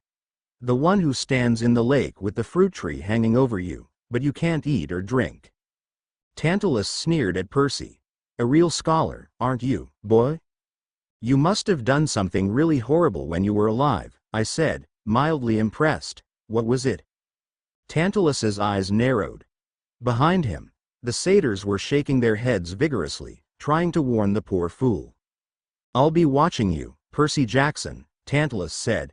I don't want any problems at my camp. Your camp has problems already, sir. Oh, go sit down, Johnson, Dionysus sighed. I believe that table over there is yours. The one where no one else ever wants to sit. Percy glared at Mr. D with a red face, but he could do nothing. However, that was interrupted when they heard a snickering coming from the Aphrodite table. Mr. D looked right at the blonde ninja who was making the noise. May I ask what it is so funny, Nathan? It's Naruto. Naruto corrected with a good-natured smile. And I was just thinking that I am going to have some fun this year. Especially with our new camp counselor. He said with a wide fox smile that made the whole camp shiver. They all knew that smile, and some looked the Hermes cabin and saw that the Stroll brothers had the same smile. A prank was going to happen in the next few days. Sad thing was thought no one will ever be able to pin it on the blonde, because no one ever got enough evidence. Percy kind of felt sorry for Tantalus, kind of. Percy was glad Naruto was there to cheer him up somewhat. He turned to Tyson and said, "Come on." "Oh, no," Tantalus said. "The monster stays here. We must decide what to do with it." "Him," Percy snapped. "His name is Tyson." The new activities director raised an eyebrow. Tyson saved the camp, Percy insisted. He pounded those bronze bulls. Otherwise they would have burned down this whole place. Yes, Tantalus sighed, and what a pity that would have been. Dionysus snickered. Leave us, Tantalus ordered, while we decide this creature's fate. Percy grit his teeth at the order, but he knew he could not disobey it. I'll be right over here, big guy, Percy promised. Don't worry. We'll find you a good place to sleep tonight. Tyson nodded. I believe you. You are my friend. With that, Percy trudged over his table where he was the only one to sit there. He hoped thing would be okay for his Cyclops friend. When a wood nymph brought over some food, he took it, but he was not hungry. He was too busy thinking on what had happened so far. But before he let it go to waste, he scraped some of it into the flames to offer some to his dad. Poseidon, accept my offering. As he went back to his table, he looked over to Naruto, who was digging into ramen. That figured, that was all he had back in school. However, he really hoped that the blonde made good on his fun with the new camp counselor. Just as he sat down again, one of the satyrs blew the horn again. Tell them all that Tantalus had more to say. Yes, well, Tantalus said, once the talking had died down. Another fine meal. Or so I am told. As he spoke, he inched his hand toward his refilled dinner plate, as if maybe the food wouldn't notice what he was doing, but it did. It shot away down the table as soon as he got within 6 inches. This just made Naruto grin like a madman as a good prank came to mind. Oh yes, this would be very fun. And here on my first day of authority, he continued, I'd like to say what a pleasant form of punishment it is to be here. Over the course of the summer. I hope to torture, interact with each and every one of you children. You all look good enough to eat. Dionysus clapped politely, leading to some half-hearted applause from the satyrs. Tyson was still standing at the head table, looking uncomfortable, but every time he tried to scoot out of the limelight, Tantalus pulled him back. And now some changes. Tantalus gave the campers a crooked smile. We are reinstituting the chariot races. Murmuring broke out at all the tables, excitement, fear, disbelief. Now I know, Tantalus continued, raising his voice, that these races were discontinued some years ago due to, technical problems. 3 deaths and 26 mutilations, someone at the Apollo table called. Yes, Tantalus said, but I know that you will all join me in welcoming the return of this camp tradition. Golden laurels will go to the winning charioteers each month. Teams may register in the morning. The first race will be held in 3 days TME. We will release you from most of your regular activities to prepare your chariots and choose your horses. Oh, and did I mention, the victorious team's cabin will have no chores for the month in which they win? An explosion of excited conversation. No KP for a whole month? No stable cleaning? Was he serious? But, sir, Clarice said. She looked nervous, but she stood up to speak from the Aries table. Some of the campers snickered when they saw the Yumu girl sign on her back. Thankfully, Naruto snapped his fingers when he saw it and it went up in black flames that never touched her. She sent a thankful smile in his direction. What about patrol duty? I mean, if we drop everything to ready our chariots. Ah, the hero of the day, Tantalus exclaimed. Brave Clarice, who single-handedly bested the bronze bulls. Clarice blinked, then blushed. I didn't. You mean that you were congratulating her on her leadership in rallying what forces she could to defend the camp until more help arrived? Naruto interjected, making the girl blush even more at his kind words. Yes, that, and I suppose I should congratulate you as well for your quick thinking in battle to take one down with whatever weird-ass ninja technique you used to help her. Tantalus said with extreme boredom. Anyway, not to worry. This is a summer camp. We are here to enjoy ourselves, yes? But the tree, Clarice tried to say but was cut off by the man again. And now, Tantalus said, as several of Clarice's cabin mates pulled her back into her seat, before we proceed to the campfire and sing along, 1. Slight housekeeping issue. Percy Jackson and Annabeth Chase have seen fit, for some reason, to bring this here. Tantalus waved a hand toward Tyson. Uneasy murmuring spread among the campers. A lot of sideways looks at Percy. The boy wanted to kill Tantalus. Now, of course, he said, Cyclops have a reputation for being bloodthirsty monsters with a very small brain capacity. Under normal circumstances, I would release this beast into the woods and have you hunted down with torches and pointed sticks. But who knows? Perhaps this Cyclops is not as horrible as most of its brethren. Until it proves worthy of destruction, we need a place to keep it. I've thought about the stables, but that will make the horses nervous.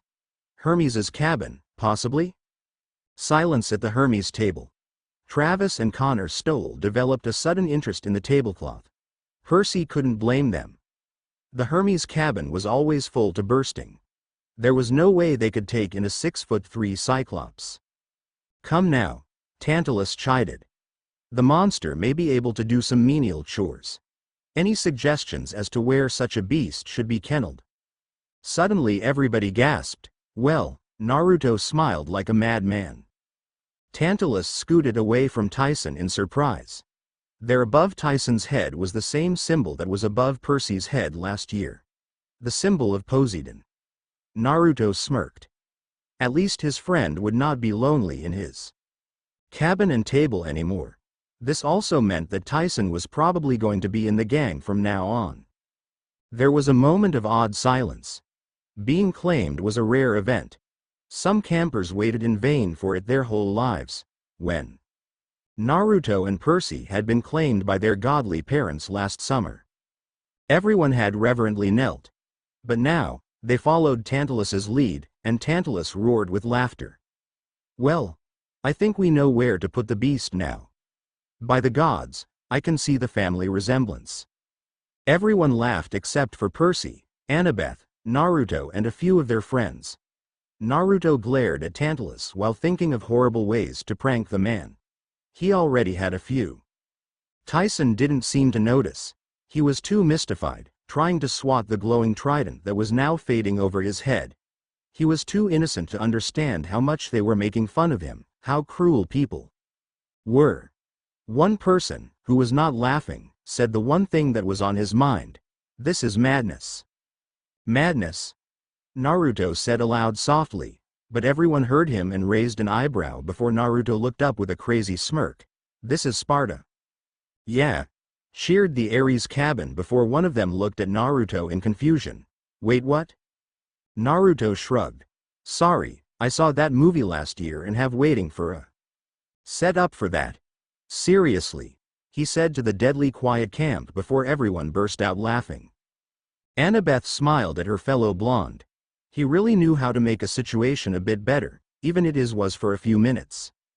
Chapter 6. What is with the freaky demon pigeons? The next few days would have been hell for the camp, but thanks to Naruto, it was actually bearable, especially after he pranked Tantalus, and of course, Naruto was never caught.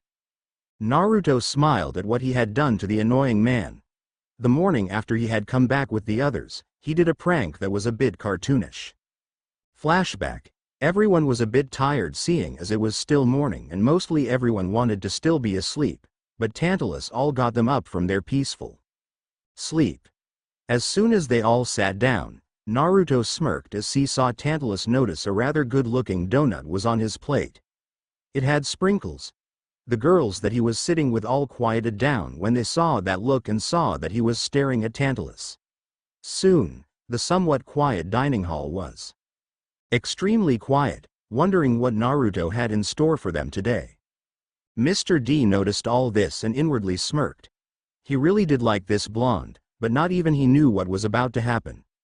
Tantalus stared at the donut with sprinkles with childlike wonder, completely ignoring everything and everyone else around him as he made a grab at the piece of food that wanted so badly. However, it hopped away like usual, but this time it was different. It suddenly grew eyes, arms, and legs.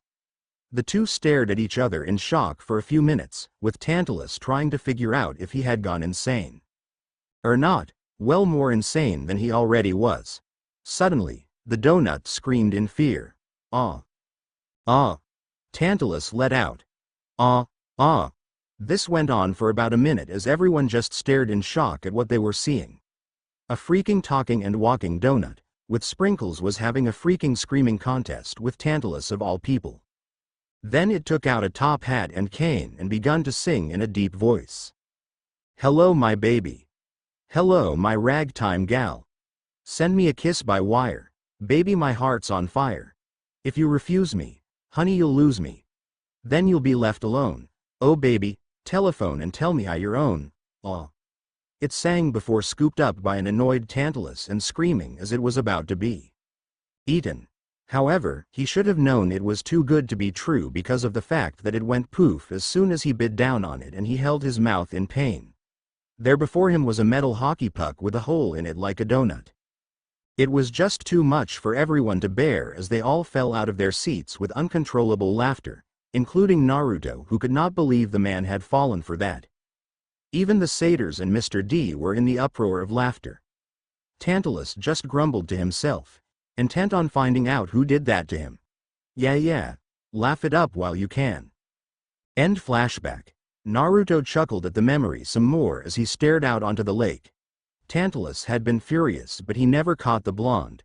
He did eye the blonde for the rest of the day, with the other campers smirking at him and patting him on the back for a good wake me up. To be honest, he got that idea after watching an old cartoon on the WB, and ironically, it was a frog who sung that song. His next few pranks made everyone laugh even harder. The day after that prank, Naruto had installed small speakers in the man's room that night and the morning he muttered random catchphrases the whole day. He had set the speakers to play commercials for all types of food from McDonald's and a good number of other fast food.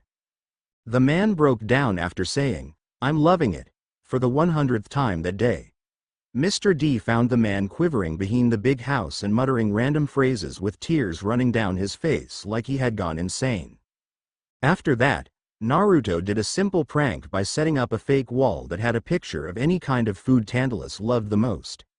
It also the smell of it as well, so much so that it made the man lose control of himself and he ran straight into it, which was quite funny to see the man face plant into it before it disappear, leaving no trace that it had been there.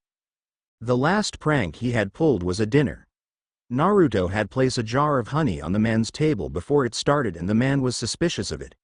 For good reason too, because as soon as he reached for it, moved to the side like it usually did, but this time, it came with consequences. The reason for that was because Naruto had put a beehive into the jar and it was full of angry bees. The movement had been the final straw for the bees because they blast out of the jar and went straight for Tantalus, who tried run away, mostly to the lake, but it was still drinkable, so it parted away from him, giving him no protection for the many bee stings. It pretty hard for anyone to eat because every time they heard him scream like a girl throughout the woods, they had to laugh. There was one time that he even screamed out for his mommy to save him. All in all, it had been a fun couple of days. "Hey Naruto," a gruff female voice called out. Naruto turned and smiled when he saw his friend Clarice stand behind him. "Hey, what's up? I want you to be my partner in the chariot races that is in a few days," Clarice said, not giving much room for argument. "I mean, the kids of war and death is a pretty bad-ass combination, right?" Naruto chuckled. She made a valid point. It was like they were meant to win a contest like this. "Sure, I have no problem with that." Clarice smiled. "Cool, now let's make sure we win this," she said as they went to work. Currently, Naruto was working a pet project of his, the Hell Bike, in the Hephaestus workshop. Since he was good making things, he was welcomed there anytime he wanted. So far, he was half done. He didn't get a chance to work on it yesterday because he worked on his and Clarice's chariot while also sparring with Percy since the boy could not get a decent spar. He could understand why the boy didn't want to fight Clarice though. She was a bit rough after all, however, so was he. Another thing he pondered on was Tyson. The young Cyclops was a good guy and he was really handy. Hell, Beckendorf got the guy working in the workshop. He wondered what the big guy was making. "Naruto? You in there?" came the voice of Annabeth. "Yeah," Naruto said as he put down his tools and got up to see his fellow blonde. "Whatcha need?" "I was wondering if you wanted me as your partner for the chariot races," the girl said. Naruto raised an eyebrow with a smirk. "You and Percy have a fight or something?" "How could you tell?" "Simple. You don't look happy and I thought you were doing to do the race with him since you make a good team," Naruto said truthfully. "We had a fight about his half-brother and we decided to do this separately. He was defending Tyson and I was just getting anger because of past experiences." "Yeah, I figured as much. You seemed wary of the big baby," Naruto said, with a chuckle before his face went serious. "Talia told me what happened the last time I talked to her. I understand your wariness of the guy, but give him a chance. Not everything is the same." "I know," Annabeth said sadly before she locked eyes with the blonde. "You saying that from experience?" "Hell yeah," Naruto said. "Mostly from my time as a Jinchuriki. I proved that I was a good GU while most people think that Jinchuriki are evil because of what we hold. So, just give the guy a chance, if not for me, then for Percy." Annabeth smiled. Naruto was right. "Thanks, I'll try," she said, happy to have a friend like him. "So you didn't answer my question." "Yeah, sorry about that, but I already have a partner, Clarice," Naruto said, making the girl shiver. "Oh geez," Annabeth said, "that is a match made in hell. You guys are going to be tough to beat." "Hey, that's the point," Naruto said with a smirk. He had a look on his face like he just remembered something. "Oh, I almost forgot." Naruto then rushed over to his workbench and picked up an rather odd and wicked-looking short sword with strange red designs in the middle of the blade. "This is the blade of Athena. Heck, I even got Athena blessed with her power," she said as he handed the blade to her. It looked a bit heavy, but it was the perfect weight for the girl as she examined the blade. "You made this, for me?" "Well yeah," Naruto said. "I am making weapons for all my friends." The name sounds familiar. It should. It is basically the weapon of choice in the God of War 3 game. Although, Athena never told me what special power yours has. Guess you will just have to figure that out on your own. And if you become proficient in using that, I will make the other one for you. Annabeth smiled again. Naruto really was a good guy. Thanks Naruto. No problem. Can't be using just that dinky little dagger for the rest your life, Naruto said. Besides, with your skill in battle, I am sure you'll figure out a way to use both in battle. You bet, Annabeth chuckled before she got up. Well, I better get back to the others if we want to get our chariot done, she said before giving her fellow blonde a hug and then leaving the room so that he could continue his work.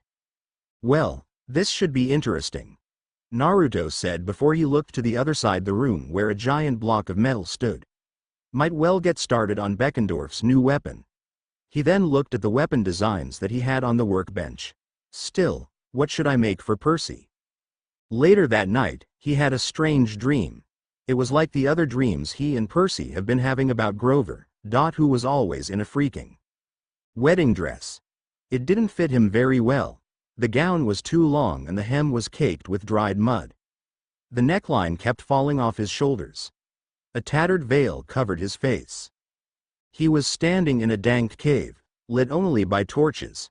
There was a cot in one corner and an old-fashioned loom in the other, a length of white cloth half woven on the frame. And he was staring right at the two boys, like it was a TV program he'd been waiting for. Thank the gods, he yelped. Can you two hear me? Percy was slow to respond, still not believing what he was seeing, even in his dream. However, Naruto, who was used to this type of stuff thanks to his limbo power, answered, Wow, talk about interactive. Funny. Grover deadpanned. Percy, please respond, can you hear me as well? I hear you, Percy said. Grover, what's going on? From behind the boulder, a monstrous voice yelled, Honey Pie, are you done yet? Grover flinched.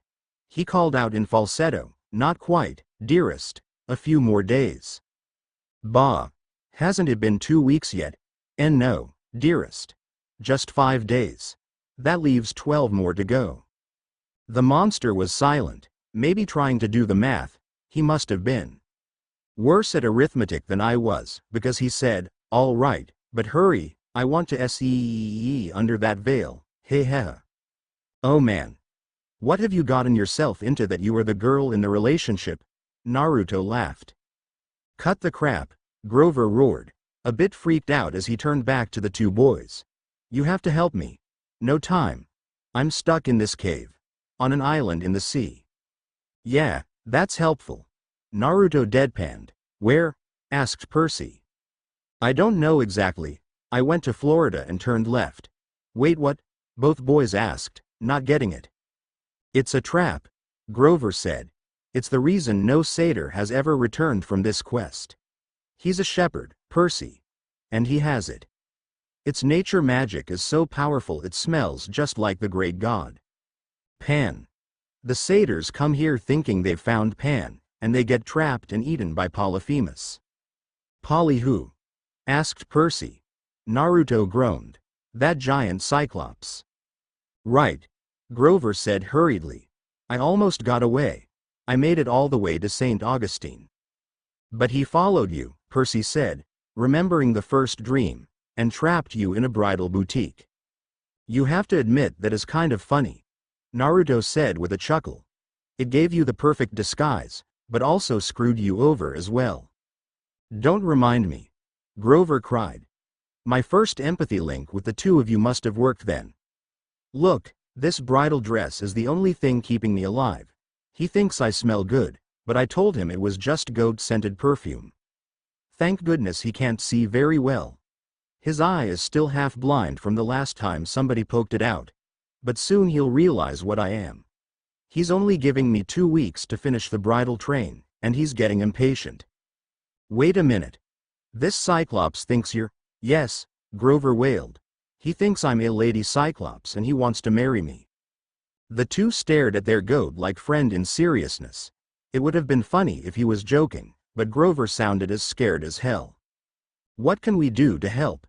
Naruto asked with a grim expression. He can be a joker most of the time, but he knew when to be serious.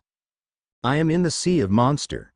Get me out of here, Grover cried, making Naruto's eye twitch that his friend had gotten stuck there of all places. Where is that? Asked Percy, confused as hell. Naruto groaned. The way you described how you got there, it sounds like you were actually in the Bermuda Triangle. That's your best bet, Grover said before he looked at them nervously. And, I am sorry about this you guys, but this empathy link. Well, I had no choice. Our emotions are connected now. If I die. Don't tell me, we'll die too. Percy deadpanned. Oh great. No pressure there. Naruto grumbled. Oh, well, perhaps not. You might live for years in a vegetative state. But, it would be a lot better if you got me out of here. Grover said, making Naruto's eyebrow twitch in annoyance. Honey pie. The monster bellowed. Dinner time. Yummy yummy sheep meat. Grover whimpered. I have to go. Hurry, wait. You said, it was here. What? But Grover's voice was already growing fainter. Sweet dreams, don't let me die. With that, Grover disappeared from the dream, but Percy and Naruto was still there. What did he mean though? Well, he did say it held a lot of nature energy, so it must be important, Naruto said before he looked to the son of Poseidon. Percy, let's wait to tell Annabeth and the others about this later. Knowing Tantalus, he won't care. So let's make sure either one of us win that race tomorrow. We could say that we want a quest to save Grover's ass. Right. Good luck. Percy said. Naruto smirked. You too, Waterboy. Naruto said before he too disappeared from the dream. The morning of the race was hot and humid. Fog lay low on the ground like sauna steam. Millions of birds were roosting in the trees, fat gray and white pigeons, except they didn't coo like regular pigeons. They made this annoying metallic screeching sound that reminded them of submarine radar. The racetrack had been built in a grassy field between the archery range and the woods. Hephaestus's cabin had used the bronze bulls, which were completely tame since they'd had their heads smashed in and their back blown out, to plow an oval track in a matter of minutes.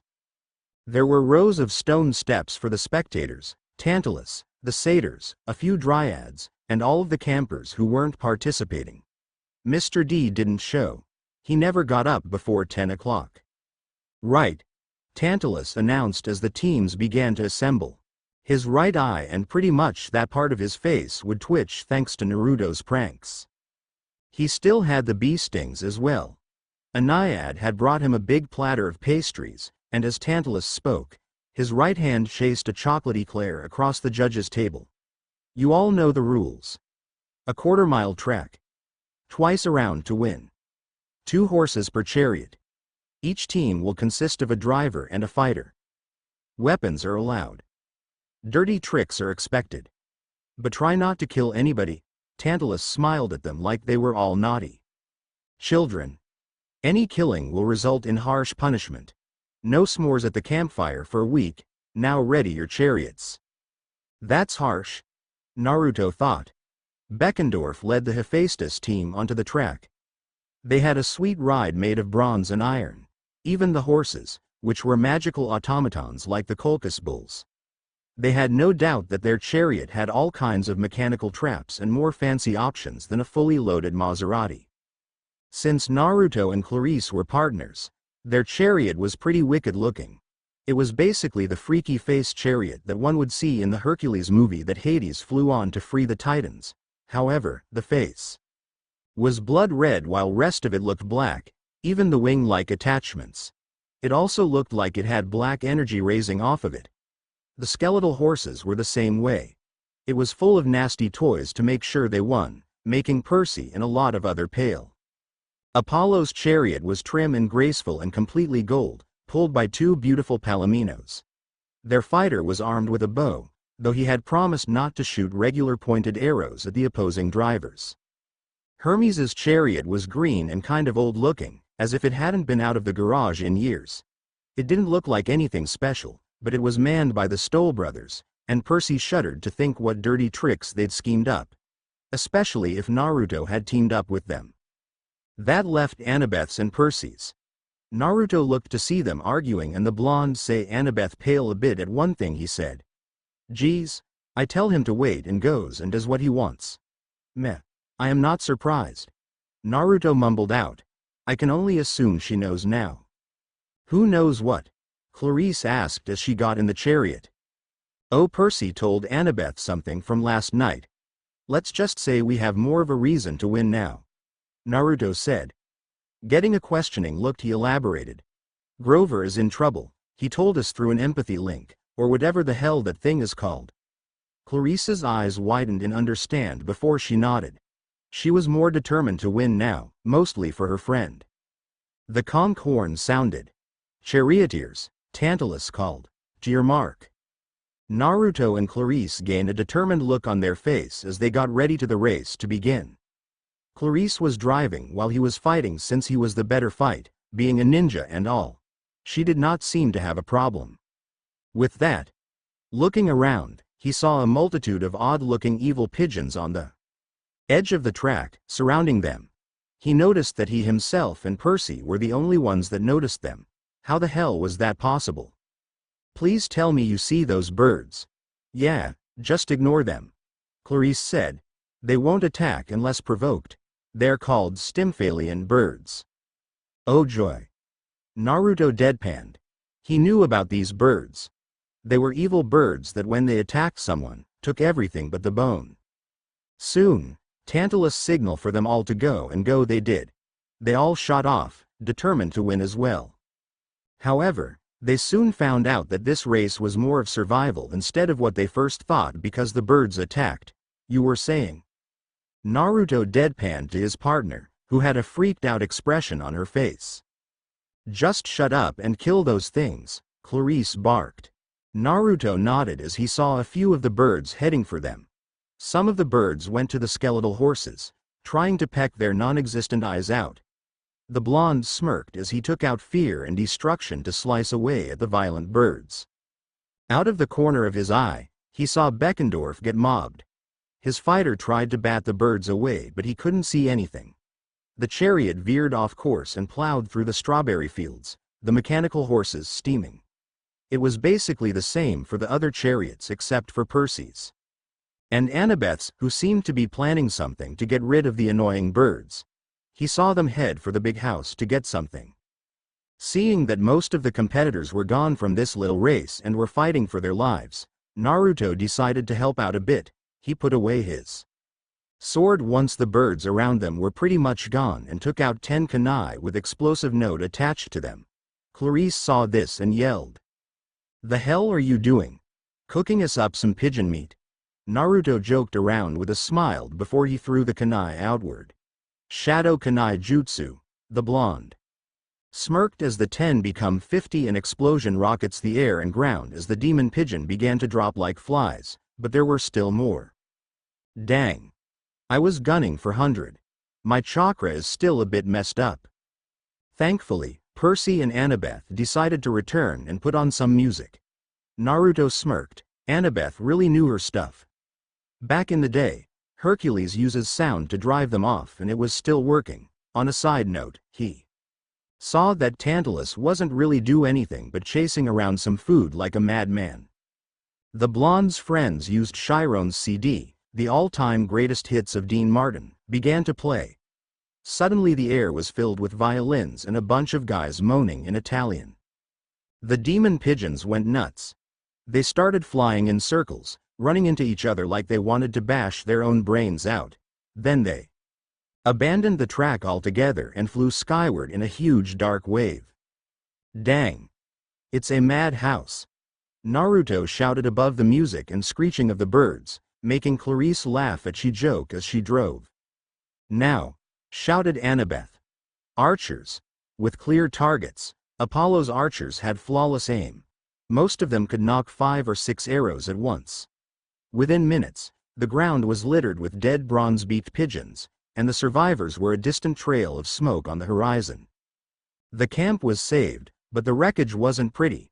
Most of the chariots had been completely destroyed. Almost everyone was wounded, bleeding from multiple bird pecks. The kids from Aphrodite's cabin were screaming because their hairdos had been ruined and their clothes pooped on. Some of them were even complaining how Naruto was going to haze them about it. Bravo! Tantalus said, but he wasn't looking at Percy or Annabeth. We have our first winners. He finished the line and awarded the golden laurels for the race to a stunned-looking Clarice and Naruto. They were the last ones in the races and actually won, so Tantalus awarded them, seeming to spite Percy and Annabeth. Then Tantalus turned and smiled at Percy, which was a bit creepy. And now to punish the troublemakers who disrupted this race. Naruto gained a deadpanned expression. You have got to be kidding me. Chapter 7 Tantalus hates children. You know. Tantalus started. Those vicious birds would not have attacked us if Percy and Annabeth could drive their chariots correctly. They were minding their own business after all. What? Percy and Annabeth shouted angrily. Now that is a load of bull, Naruto growled. Well, the noise you two created drove them mad. What did you expect? I would hate to see you two drive those cars that mortals drive. Tantalus groaned. Naruto gained a twitching eyebrow at the jab at his friends and could see Percy and Annabeth were getting pissed. That much was clear with their red faces. Oh, go chase another singing donut, Percy shouted, making the blonde inwardly groan. Tantalus' face was not red from anger and he would not stand for this type of disrespect. He then gained an evil smile. Well, if that is how you feel, then I am giving the three of you kitchen patrol. You brats get to scrub the pots and plates for the rest of the afternoon. Oh, and try not to melt your hands off. Ha. The man then turned to the rest of the camp and smiled. Now to celebrate, we are having a special luncheon banquet for our winners. Clarice then. Naruto. A full-course meal featuring country fried Stymphalian death bird. The whole camp seemed to perk up this, but they did feel sorry for Percy, Annabeth, and even Tyson. Naruto walked up to his friends and sighed. Percy, that was pretty cool. Yeah, not I have to pay for it, Percy grumbled. No, we have to pay for your big mouth, Annabeth said angrily. Naruto grimaced at that and said, yeah, good luck with that, man. While Percy, Annabeth, and Tyson were working in the underground kitchen with the harpies and trying not to melt their hands off because of the harpies use lava to wash dishes, Naruto was sitting at Clarice's table for lunch since he was invited by the girl. He had told them about this dream about Grover and the table was in deep thought. Most of them did not know the goat boy that well and could not give him an answer. Clarice spoke up though, maybe he found something. I am not sure because I really don't know. Your best bet to go and ask Mr. D about it. Hey, I will. Naruto said but didn't get up. First, I am going to eat. The whole table smirked and cheered at that before they all dug in. So you say Grover was in Florida before he was captured by that idiot Cyclops? Mr. D asked, a bit annoyed as he and a few satyrs played a card game. Yeah. And he says IT is here. Mr. D asked again. Yeah. Naruto answered again. Well. Mr. D started before he was cut off by a smart-ass remark from Naruto. Man, that is a deep subject. The wine god actually smirked at that. He might use that line later on. Anyway, it seems that Grover has found a powerful object that can help us. Question is, what? Mr. D stared at Naruto before saying, let me tell you a story and then you will know. There were these two children of Zeus, Cadmus and Europa. Okay. They were about to get offered up as human sacrifices, when they prayed to Zeus to save them. So Zeus sent this magical flying ram with golden wool, which picked them up in Greece and carried them all the way to Colchis in Asia Minor. Well, actually it carried Cadmus. Europa fell off and died along the way, but that's not important. Hey, might have been for her. She did die after all. Naruto commented. I wonder if I'll ever see her in the underworld. Who knows? Mr. D grumbled as he lost his hand in the game of cards. Now shut up and listen. When Cadmus got to Colchis, he sacrificed the golden ram to the gods and hung the fleece in a tree in the middle of the kingdom. The fleece brought prosperity to the land. Animals stopped getting sick. Plants grew better. Farmers had bumper crops. Plagues never visited. That's why Jason wanted the fleece. It can revitalize any land. Where it's placed. It cures sickness, strengthens nature, cleans up pollution, you know, all that good stuff. Naruto's eyes widened at that. I see. So this golden fleece is what we will find when we find Grover. With something like that, we can cure Talia's tree and strengthen the borders around camp. Correct, boy. Mr. D said. But the problem is that the damn thing has been missing for centuries. How Grover found it was beyond luck. Right.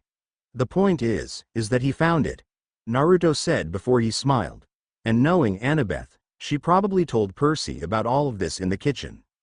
And Percy will probably want a quest to find it. True. Mr. D groaned. However, I doubt Tantalus will give it to him. However, he will have to give it to someone. I'll go with whoever it is then.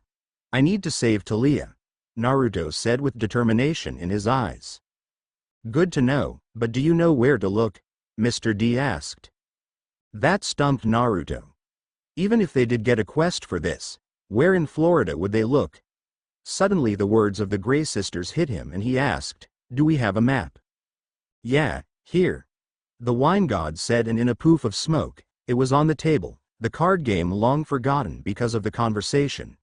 As Naruto's eyes scanned the map, mostly in the Florida region, Mr. D looked on. Curiously. What are you looking for? The Gray sisters gave us a set of numbers before they got the hell out of Dodge.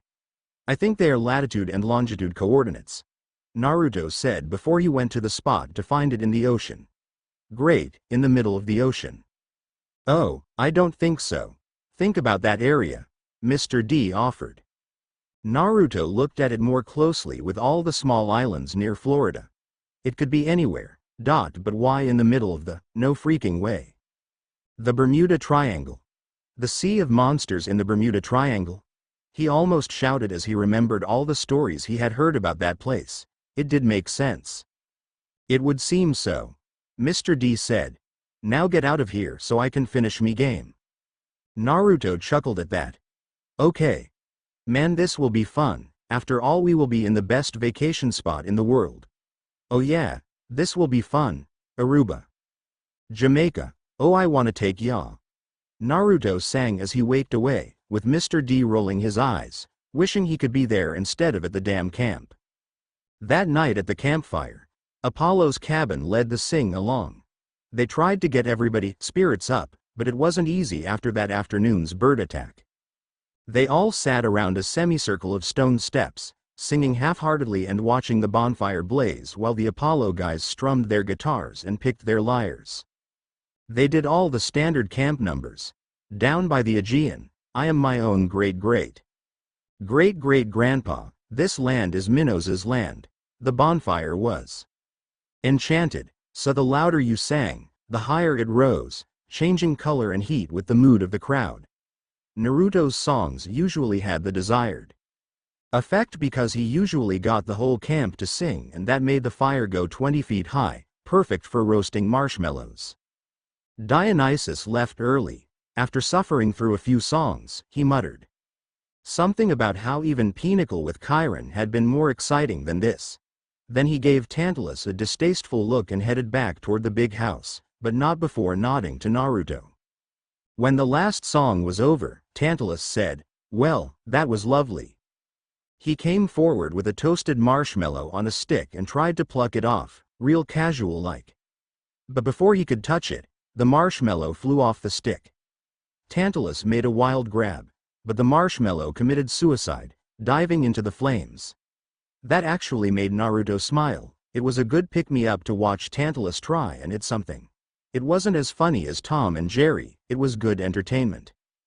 Tantalus turned back toward the group, smiling coldly. Now then, some announcements about tomorrow's schedule. Sir. Percy cut in, making Naruto smirk. Now was the time. Tantalus's eye twitched. Our kitchen boy has something to say? Some of the Ares campers snickered, but Percy wasn't going to let anybody embarrass him into silence. He stood and looked at Annabeth. Thank the gods, she stood up with him. He then looked to Naruto and the blonde nodded. It seemed that Naruto knew something and was pushing for Percy to come out it with already. He had to smile at that. We have an idea too. Save the camp.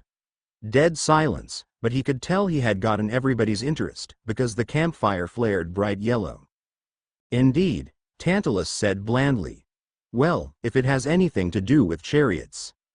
The Golden Fleece, Percy said. We know where it is. The flames burned orange. Before Tantalus could stop him, He blurted out the dream about Grover and Polyphemus's island, with Naruto confirming because he was connected as well. Annabeth stepped in and reminded everybody what the fleece could do. It sounded more convincing coming from her. The fleece can save the camp, she concluded. I'm certain of it. Nonsense, said Tantalus. We don't need saving. Everybody stared at him until Tantalus started looking uncomfortable. Hey, he must really want to go back to hell. Naruto muttered, and it was loud enough for some to laugh at, but thankfully Tantalus didn't hear it. Besides, the man added quickly, the Sea of Monsters. That's hardly an exact location. You wouldn't even know where to look. Actually we do. Naruto said, getting a smirk from Percy. You do? Annabeth asked. Yeah, you can thank the Grey Sisters for that. Tell them, Percy. The son of Poseidon smiled. It seemed that Naruto found out about the plan as well. He should have known. 30, 31, 75, 12. Okay, Tantalus said. Thank you for sharing those meaningless numbers. They're sailing coordinates, Percy said. Latitude and longitude. We, learned about it in social studies. Oh yeah. Naruto said randomly. I somehow passed that test, even though I didn't study for it. There was a collective sweat drop at that. Annabeth shook her head while Percy snorted. It was pure luck in his opinion. Annabeth then smiled. If both Naruto and Percy had figured that out, she was impressed. 30 degrees, 31 minutes north, 75 degrees, 12 minutes west. They're right. The Grey Sisters gave us those coordinates. That'd be somewhere in the Atlantic, off the coast of Florida. The Sea of Monsters. We need a quest. Wait just a minute, Tantalus said. But the campers took up the chant. We need a quest. We need a quest. The flames rose higher. It isn't necessary, Tantalus insisted. We need a quest. We need a quest. You can't escape this, Tantalus. Naruto said with a smirk, which made the man's eye twitch because the blonde was right. Fine. Tantalus shouted, his eyes blazing with anger. You brats want me to assign a quest? Yes. Very well, he agreed. I shall authorize a champion to undertake this perilous journey, to retrieve the golden fleece and bring it back to camp. Or die trying. Finally they were getting somewhere. Percy was so happy about this, they were going to help the camp again. Naruto smiled. It was about to get interesting again. He was sure they were going to need his help. I will allow our champion to consult the oracle, Tantalus announced, and choose 2 companions for the journey. And I think the choice of champion is obvious. Tantalus looked at Annabeth, Percy, and Naruto as if he wanted to flay them alive. The champion should be one who has earned the camp's respect. Who has proven resourceful in the chariot races and courageous in the defense of the camp. You shall lead this quest, Clarice. The fire flickered 1,000 different colors. The Ares cabin started. Stomping and cheering, Clarice, Clarice. Naruto quirked an eyebrow, but smiled all the same. He might be able to help out after all. Still, what would this do for Percy? Clarice stood up, looking stunned. Then she swallowed, and her chest swelled with pride. I accept the quest. Wait, Percy shouted. Grover is my friend. The dream came to me and Naruto. Sit down, yelled one of the Ares campers. You had your chance last summer. Yeah, he just wants to be in the spotlight again, another said. Clarice glared at me. I accept the quest, she repeated. I, Clarice, daughter of Ares, will save the camp. The Ares campers cheered even louder. Annabeth protested, and the other Athena campers joined in. Everybody else started taking sides, shouting and arguing and throwing marshmallows. Naruto sighed and kept quiet as he observed the scene. Tantalus shouted, Silence, you brats. The tone he used creeped out Naruto and stunned Percy. Sit down, he ordered, and I will tell you a ghost story. Naruto narrowed his eyes. The way he said that meant it was not just a ghost story. He felt he was going to learn something about this man and why he was put under that curse. Once upon a time there was a mortal king who was beloved of the gods. Tantalus put his hand on his chest, and many got the feeling he was talking about himself. This king, he said, was even allowed to feast on Mount Olympus. But when he tried to take some ambrosia and nectar back to Earth to figure out the recipe, just one little doggy bag, mind you, the gods punished him. They banned him from their halls forever. His own people mocked him. His children scolded him, and, oh yes, campers, he had horrible children. Children, just like you. He pointed a crooked finger at several people in the audience, including Naruto and Percy. Do you know what he did to his ungrateful children? Tantalus asked softly. Do you know how he paid back the gods for their cruel punishment? He invited the Olympians to a feast at his palace, just to show there were no hard feelings. No one noticed that his children were missing. And when he served the gods dinner, my dear campers, can you guess what was in the stew? No one dared answer. The firelight glowed dark blue, reflecting evilly on Tantalus's crooked face. However, Naruto looked pissed. He was feeling so much rage at what Tantalus had done to his own flesh and blood that the fire also took on a red tint in the blue. His father did do enough to torture this man. No, monster. Oh, the gods punished him in the afterlife, Tantalus croaked. They did indeed. But he'd had his moment of satisfaction, hadn't he? His children never again spoke back to him or questioned his authority, and do you know what? Rumor has it that the king's spirit now dwells at this very camp, waiting for a chance to take revenge on ungrateful, rebellious children. And so, are there any more complaints, before we send Clarice off on her quest? Silence. Tantalus nodded at Clarice. The oracle, my dear, go on. She shifted uncomfortably, like even she didn't want glory at the price of being Tantalus's pet. However, she got a few words out. I am talking Naruto with me and that is it. Go. Tantalus snarled, not happy. She bowed awkwardly and hurried off toward the big house, but not before motioning for Naruto to follow her, which he did quickly before he did. Something to that creature he was regret. However, he did hear what Tantalus had to say next. What about you, Percy Jackson? Tantalus asked. No comments from our dishwasher. There was no answer. It seemed he was not going to give this sick monster the satisfaction of an answer. Naruto had to smile at that. So before he was too far away, he created a shadow clone to observe the rest of the conversation before he ran to where his partner for this quest was. Good, Tantalus said. And let me remind everyone, no one leaves this camp without my permission. Anyone who tries, well, if they survive the attempt, they will be expelled forever, but it won't come to that. The Harpies will be enforcing curfew from now on, and they are always hungry. Good night, my dear campers. Sleep well. With a wave of Tantalus's hand, the fire was extinguished, and the campers trailed off toward their cabins in the dark. The Naruto clone walked up next to the waterboy and asked, so, are you going anyway? Percy looked to his blonde friend.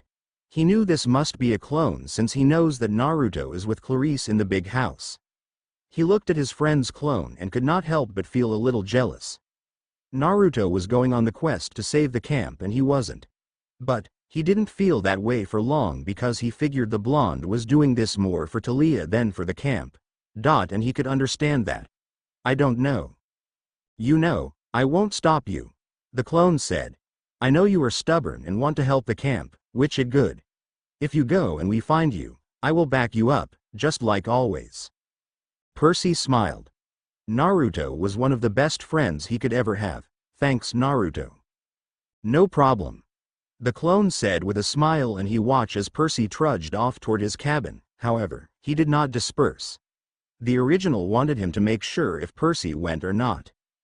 Clarice was a bit scared after the tale that Tantalus told them about, and walking at night to the big house where the creepy oracle lived would make anyone scare shitless. She is just glad she has her crush with her. Turning to him, she smiled. Thanks for taking up the offer of coming with me. It was an offer. It felt more like a demand, Naruto asked smartly, which earned him a punch in the shoulder. You idiot. You could have said no, Clarice grumbled. Yeah, but I like to help my friends, so sue me. Naruto countered with a smirk. And that is why I asked you to join me.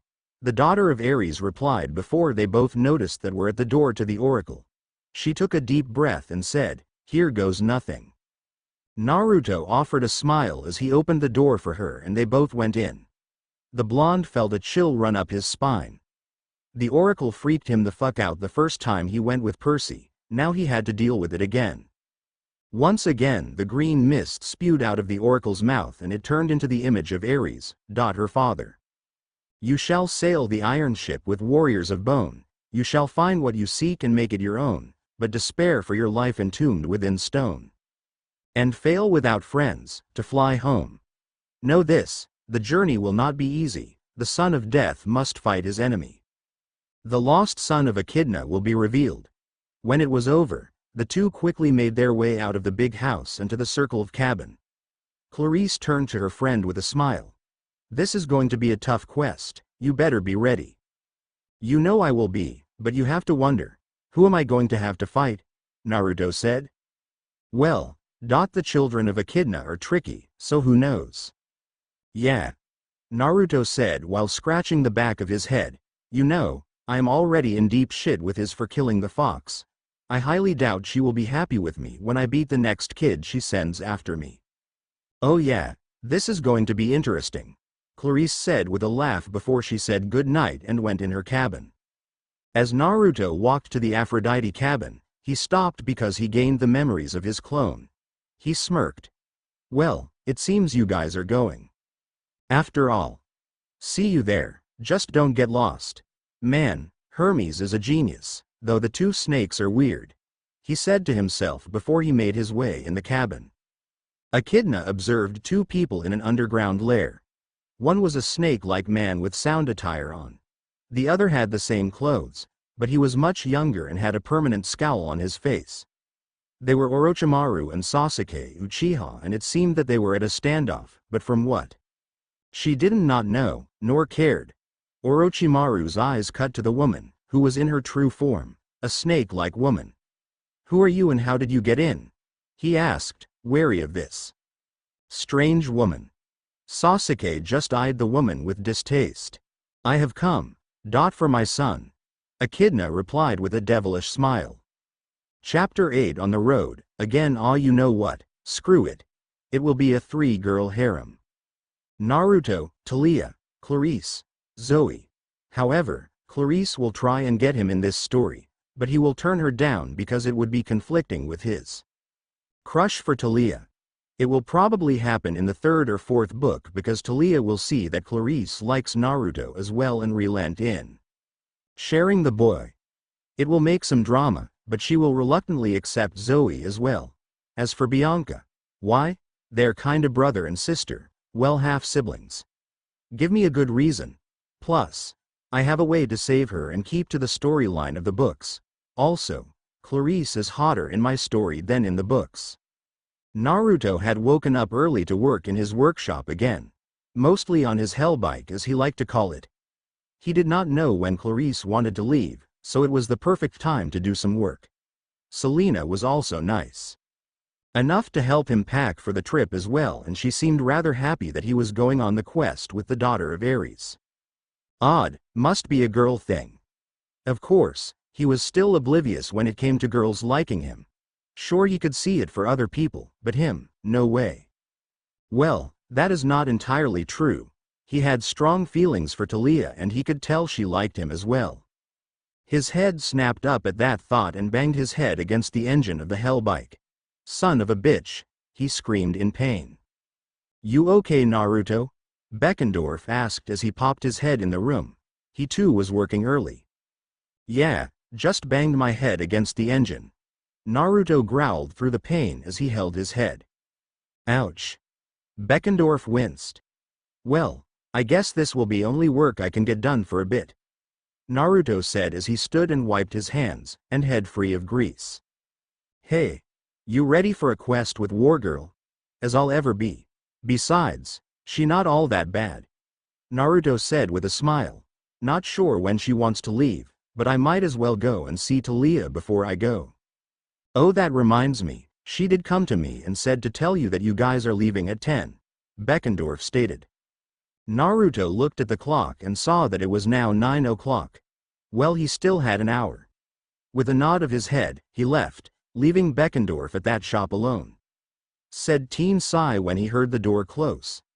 That guy is going to drive himself insane if he can't get that girl out of the tree. Hope Clarice can knock some sense into him.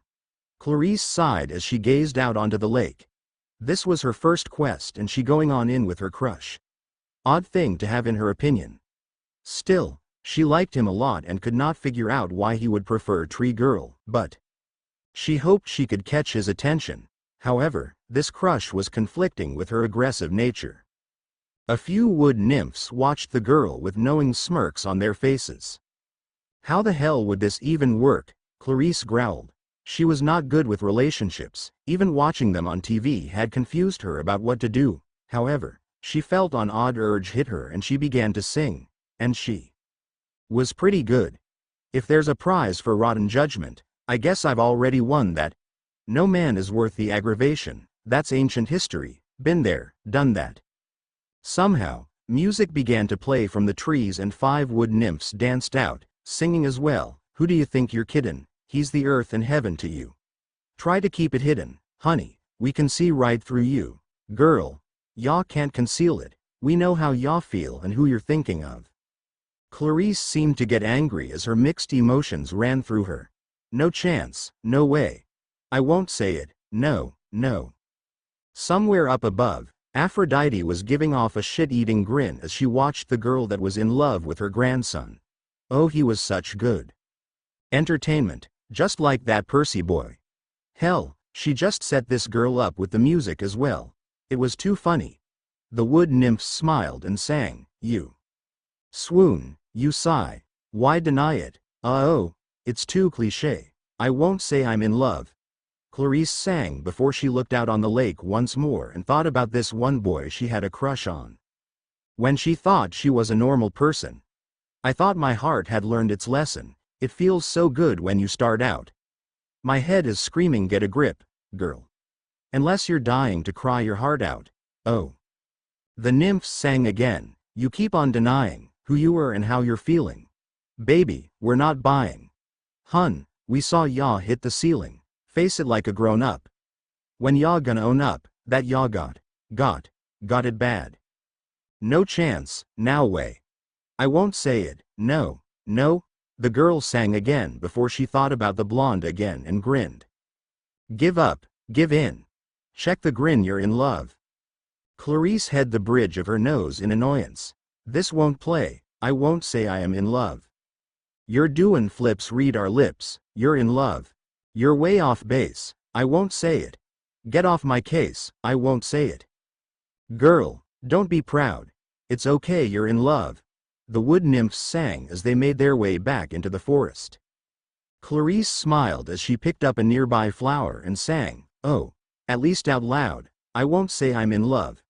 That is when she finally noticed that she was singing and accidentally crushed the flower.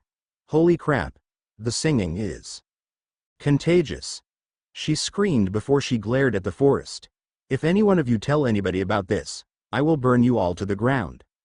With that said, she left to get to the spot where she would meet her partner, Crush. Naruto looked around as he heard noise, or was it singing in the distance? Anyone else here singing? He asked aloud. Some of his Aphrodite cabinmates smacked their heads. They knew, but they were not going to tell the oblivious blonde. Shrugging, the blonde made his way up Half-Blood Hill and made it to the sickly-looking tree. He looked at it sadly before put a hand to it, and he immersed himself in the now chaotic limbo world. Instead of the usual white background, it was purple and stormy, not a good place to be in. Looking around, he spit to Leah holding herself and crying in pain. However, it was not as loud as before, but it still hurt him to see her like this. Quickly walking up to her, he enveloped her in a hug and said, hey. Hey yourself. She said in a strained, but happy voice, it is good to see you. Any news? I have some good news. We found a way to get the poison out, Naruto said as he held her. What's the way? The Golden Fleece. We just have to go the Sea of Monsters in the Bermuda Triangle, Naruto informed her. Talia seemed to wince at that. She had heard stories about that place and none of them were good. Are you going by yourself? No, Clarice, daughter of Ares, actually go the quest after we won a chariot race. She agreed to let me tag along, Naruto said. Talia rolled her eyes at that. He had told her along about his friend from the Ares cabin and even she could tell that the girl liked Naruto. She could not blame her though, Naruto was one of a kind. She had even fallen for him. That's great. Well, before I go, I should at least take out some more of the poison, Naruto said as he began to do that, but was stopped by her voice. No. You are going to need your strength for this quest, Talia said with a weak smile. I'll be fine as long as you get what you are looking for. Don't worry about me. Naruto rose an eyebrow at that. It is hard not to, he said softly. Talia smiled. I know. You are a very caring person, that's why, she trailed off. What's wah? Naruto tried to say but was cut off by Talia leaning up and weakly kissing him on the lips. You are always there for me, Talia replied as she broke the kiss. I can hear what is going outside the tree and Luke, one of my oldest friends, never came by just to talk and cheer me up. You did and more. And even though we have only known each other for a year, I think I am in love with you. Naruto blushed at that before. I could say that I am too. You are a strong girl with a great personality, he said before he turned the kiss. Talia smiled and somehow, while kissing him, the pain the poison was causing her lessened greatly. She wanted to continue this forever, but Naruto need to go or else she might not make it. She reluctantly broke the kiss and said, thanks for letting me know, but you should go before it is too late. Naruto smiled at the girl and said, right. He gave her a hug before he disappeared from limbo. Taking his hand of Talia tree, he said, don't worry, I get that fleece so it can cure that annoying poison and then I'll a way to break you out of there. I promise. Naruto said aloud since he knew she could hear him. After that, he made his way back into camp with a smile on his face. In the middle of the U of cabins, he saw Clarice waiting there with an annoyed look on her face. So, how we getting there? He asked with a smile. About time you got here, Clarice said. What? I am on time, Naruto said, oblivious as to why she was angry. Finished saying goodbye? Clarice asked, but also didn't care. Yep, and I found out something interesting. Talia can hear everything that goes on outside her tree, Naruto said thoughtfully. Clarice's eyes widened at that. She had some words to say then, but she would wait until after the quest. Well, good to know, she said before she pointed in the direction of the beach. We're going by sea. Oh, should be fun, but how did you get a vessel? Naruto asked. My father has an agreement with yours. That all the spoils of the losing side of war goes to him. They basically own him a debt for losing. He is calling on that debt now because I prayed for his help while you said your goodbyes to Tree Girl, Clarice explained. Huh, well this should be interesting. A vessel from some losing side of a war. I bet you anything that it will be run by zombies, Naruto sighed with a smirk. Whatever, anything is possible, Clarice said while rolling her eyes before they made their way to the beach. Once there, they didn't see anything at first, but that soon changed when a large ironclad warship suddenly rose from the bottom of the water. Okay, didn't expect that, Naruto said with blinking stupidly. The CSS Birmingham. Clarice read aloud the name of the ship that was on its side. Oh, it must be from the Civil War, what a piece of junk. Just be grateful your dad didn't give you something from the old days. Those old ships the Greeks used didn't look any safer. Plus, I thought he would be pissed at me for the last time we met, Naruto said. Oh right, your fight with him. She drawled out. Well, at least we got something. Yep. Madam Clarice and Naruto sir. We shall be your crew, an undead Conrad soldier said as he came out of the ship. Hey, told you. Naruto smirked, talking about his earlier talk about zombies. Just get in, Clarice said while rolling her eyes. Oh, and would be your child lady? Sasuke asked the snake-like woman rudely. Echidna simply glared at the young Uchiha. Certainly not a brat such as you, child of retribution. Sasuke simply arched an eyebrow at that but said nothing. Orochimaru eyed this strange woman with interest. She was not after his prized Uchiha. So who? Who are you? I am known as Echidna, mother of all monsters. I see. Orochimaru replied evenly. This woman was obliviously insane to believe that she is someone from old stories he grew up on as a child. Tell me, why do you seek immortality when you already have it? Echiden asked the man. What? I am not immortal, not yet. Oh, but you are. You were the moment you were born. You just had to age a bit to be taken seriously. Echidna replied. Your parents died because of you. You took their life force, but they were not your true parents. I am your true mother. You are my last and strongest son. You must be joking. Orochimaru hissed. He remembered his parents to this day and he did feel that their death was odd. How would I be someone else's child?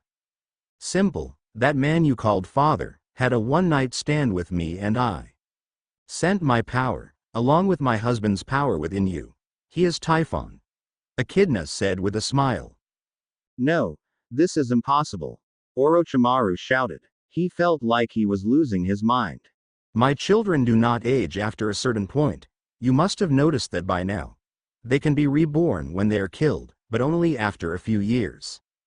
You are Orochimaru, the true snake. The snake-like man was now on his knees, clothing his head. This can't be. Accept the truth, my son.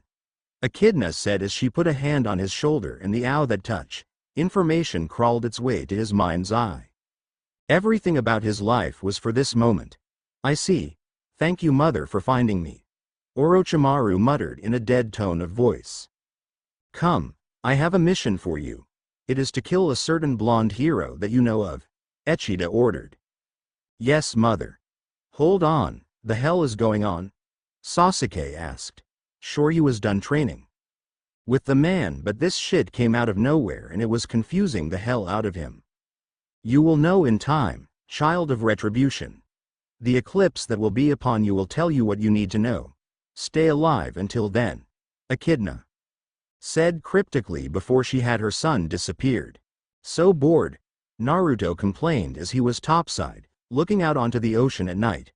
Of course they had to be mindful of the ship because it could not go in deep waters. They had to stay by the shore most of them time. They got to see a few good sights, but not much else. Clarissa's eyebrow twitched. The idiot blonde could be as bad as a child. Sometime. Well, and I can't believe I am suggesting this. Why don't you sing to ease your boredom? Naruto blinked stupidly before he smacked his head. Why didn't I think of that? He said before he smirked evilly, thinking of a song that could get interrupted at any time. He wanted to see how far he could get. How about this one? It's a small world after all. No, anything but that. Clarisse raged. Down below, the zombie soldiers, who were intelligent, were wondering if their commanders were married or something. They bickered a lot. Well, Clarisse did. Naruto just annoyed her.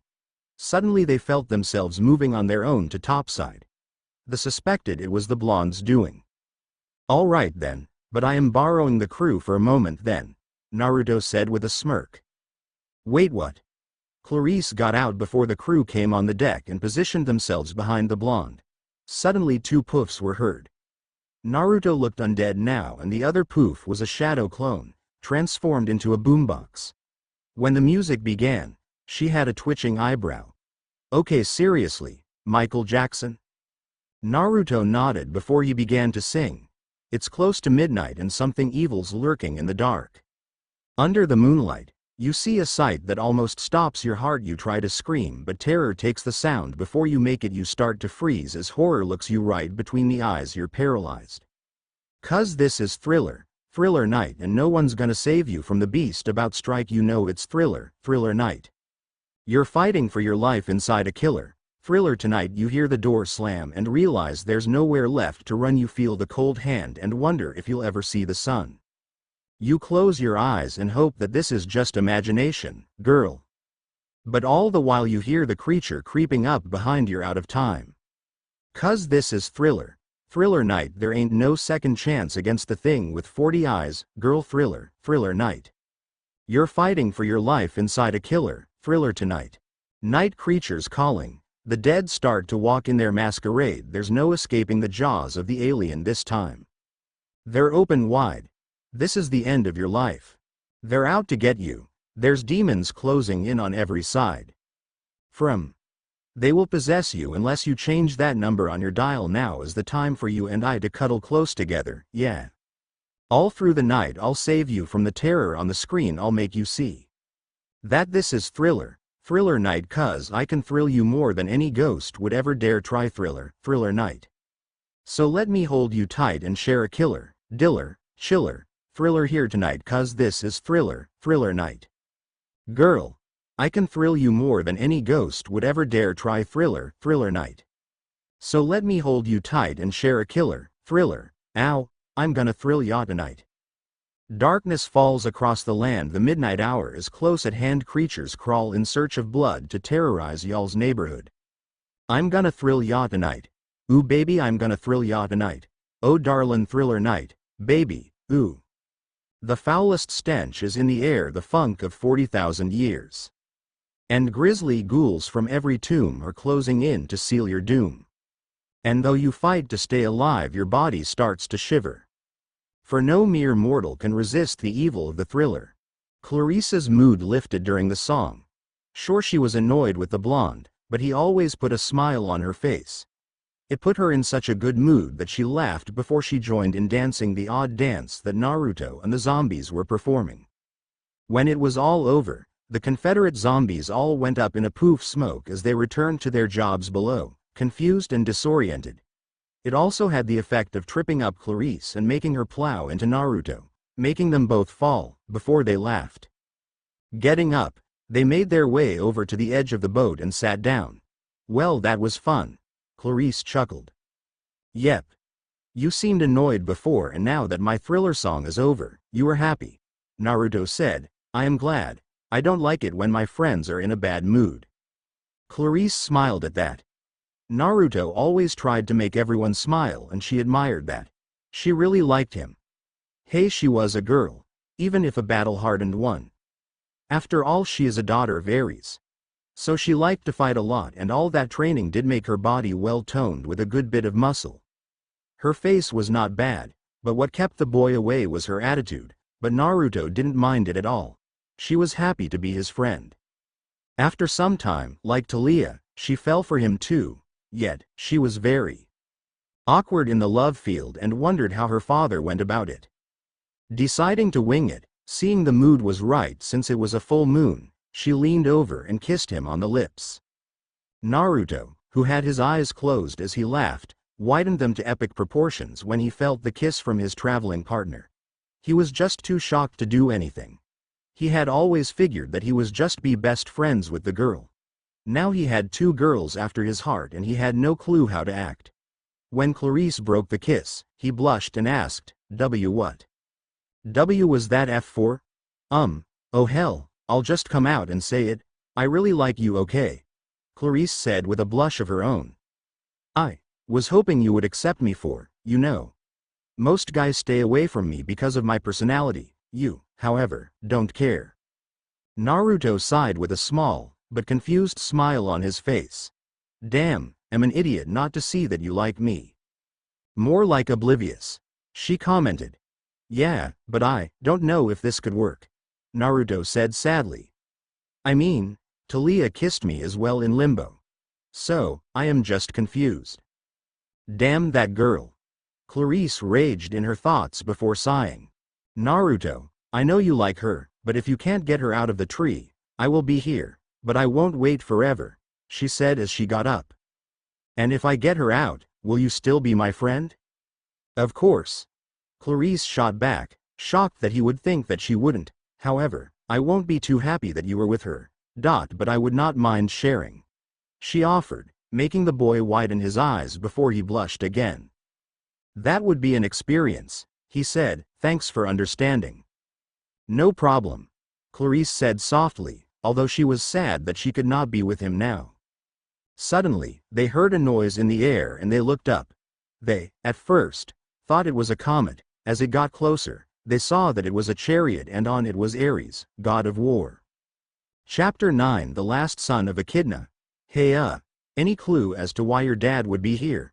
Naruto asked his partner. You're asking me? Clarice asked in shock. She really had no clue, but she might have an idea, especially about what happened a few minutes ago. They could not ponder too long because the god of war landed on the water next to their stopped boat. The man's chariot just floated on the water like it was weightless. He then got out and walked over to them rather casually, building up the suspension. Soon, he was right in front of the two, towering above them with a smirk. Naruto, being who he was not that afraid and smiled. How are those ankles holding up? Naruto asked, which got Clarice to look at him in shock and fear for his safety. Ares, face still set in a smirk, put his hand down on the blonde's head before lifting him up so that they were eye level. Then he said, "Pretty good, punk," before dropping the blonde back on the hard metal of the boat. I guess I should say thanks for knocking me out of the mind control, but I will have a rematch with you one of these days. Oh, looking to get humiliated again? Naruto answered smartly. Watch it, brat. I could turn you into a harpy if I wanted to. Ares shot back. What's stopping you? Naruto smirked.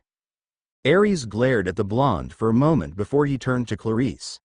Go below. I want to talk with your partner about a few things. Don't worry. I will take good care of him.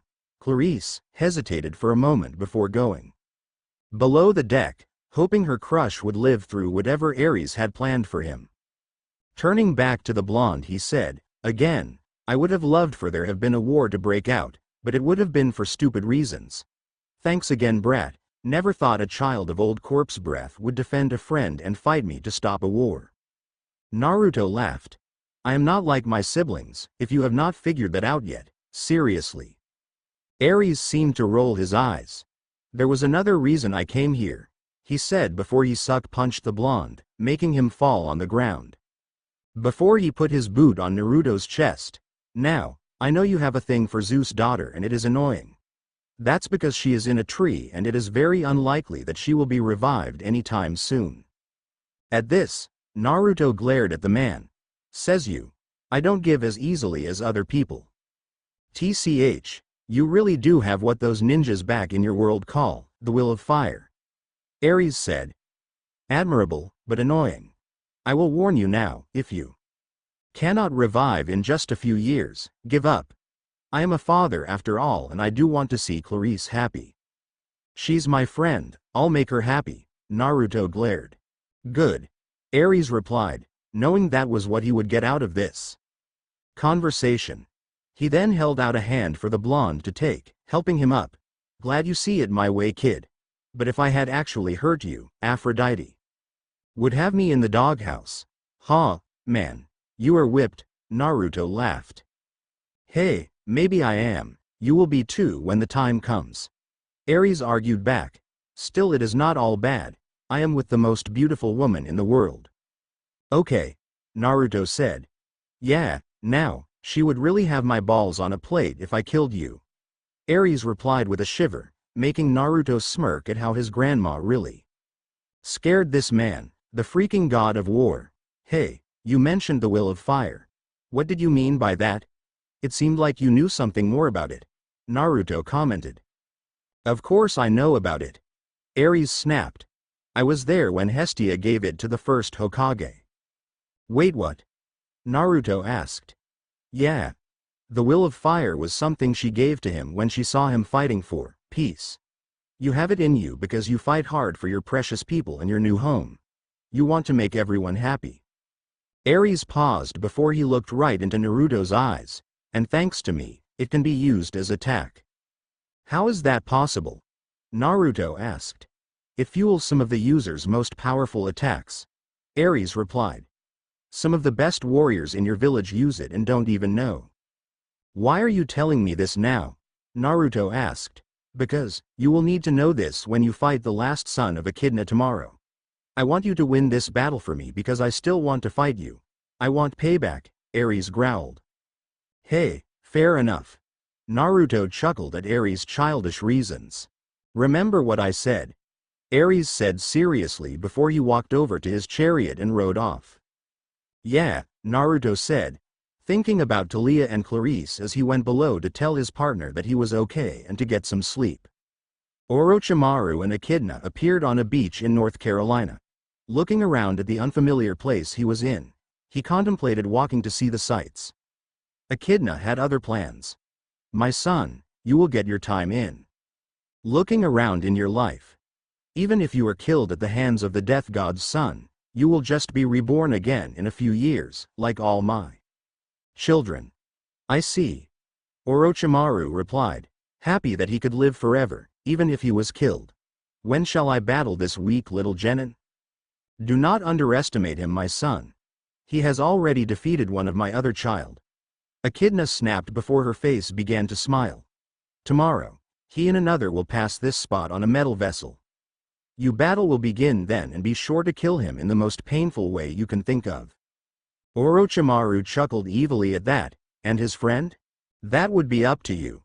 I care not of the fate of a daughter of the god of war. Echidna replied before she disappeared, leaving the snake-like man to his thoughts. Naruto was on edge. What Ares said last night made him so. Today he was to fight the last son of Echidna. He had no clue who it could be, but they were from his world and he knew not to take a fight like this for granted.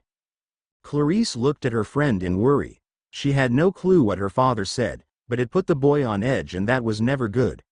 When she heard that bump last night, she was afraid that her father might kill him, but he didn't, and he just came down with a red jaw, where her father punched the blonde.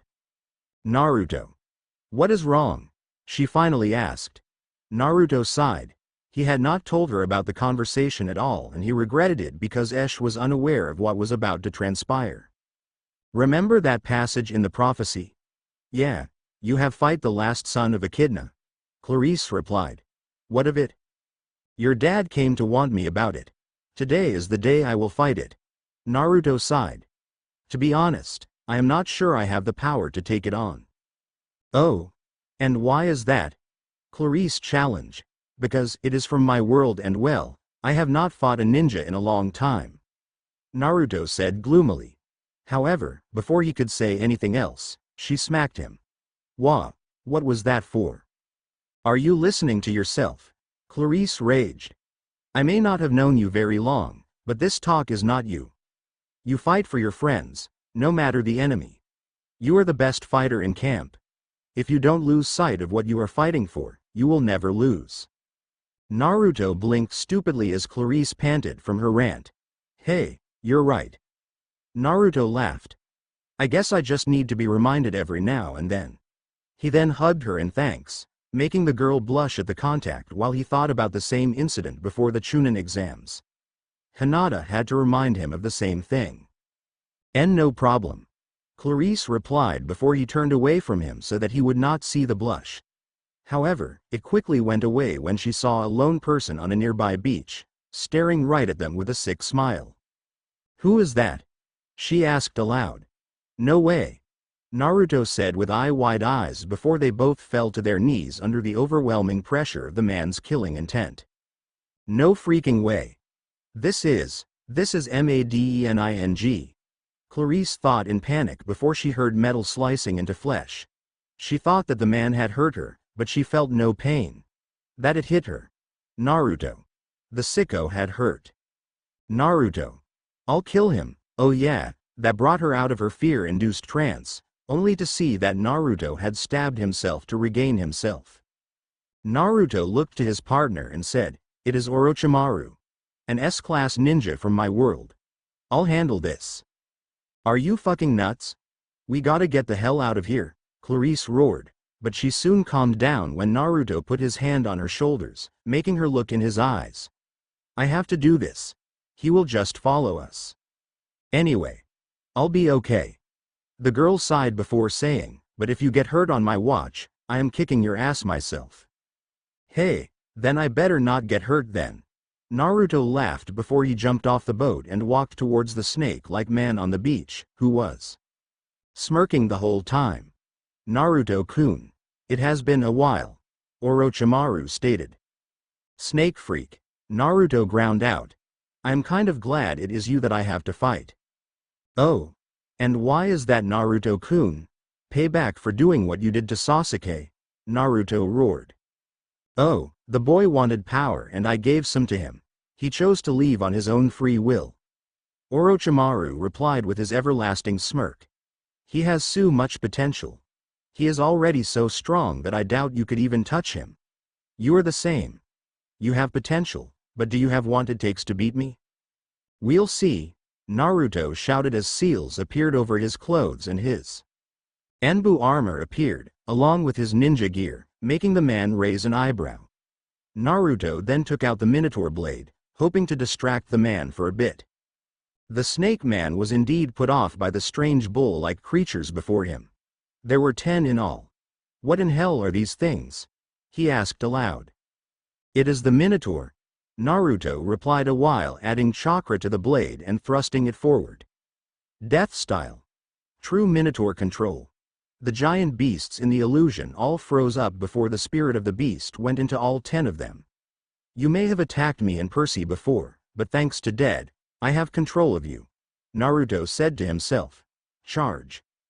Orochimaru's eyes widened as he had to dodge to the side a few times when the beast came charging after him. It seemed that with Naruto's knowledge within them, they were able to fight better this time. A few nearly grazed him, but Orochimaru kept getting out of the way in time. That is when he noticed that only 9 were actually attacking him, but before he could think more on that, he was pounded on from behind as its horns pierced through his stomach. Crying out in pain, the snake man quickly got off the horns before backflipping and bashing the thing on the head with his strength. He was caught off guard again when he was caught in between 2 more pairs of horns. He growled at that. He was sonning for Kami's sake. He regurgitated Kusanagi, sliced through the heads of the 3 around him before using the temporary paralysis jutsu to stop the rest of the strange beasts, and then he killed them as well. Naruto glared at the man. He knew it would not have been that easy. So he charged in himself, raising the Minotaur blade to strike at his foe. Their blades connected in the middle and Orochimaru almost thought he had to dodge another Minotaur, but after a few more connections of their swords, he found that they were illusions, meant to confuse and scare the enemy.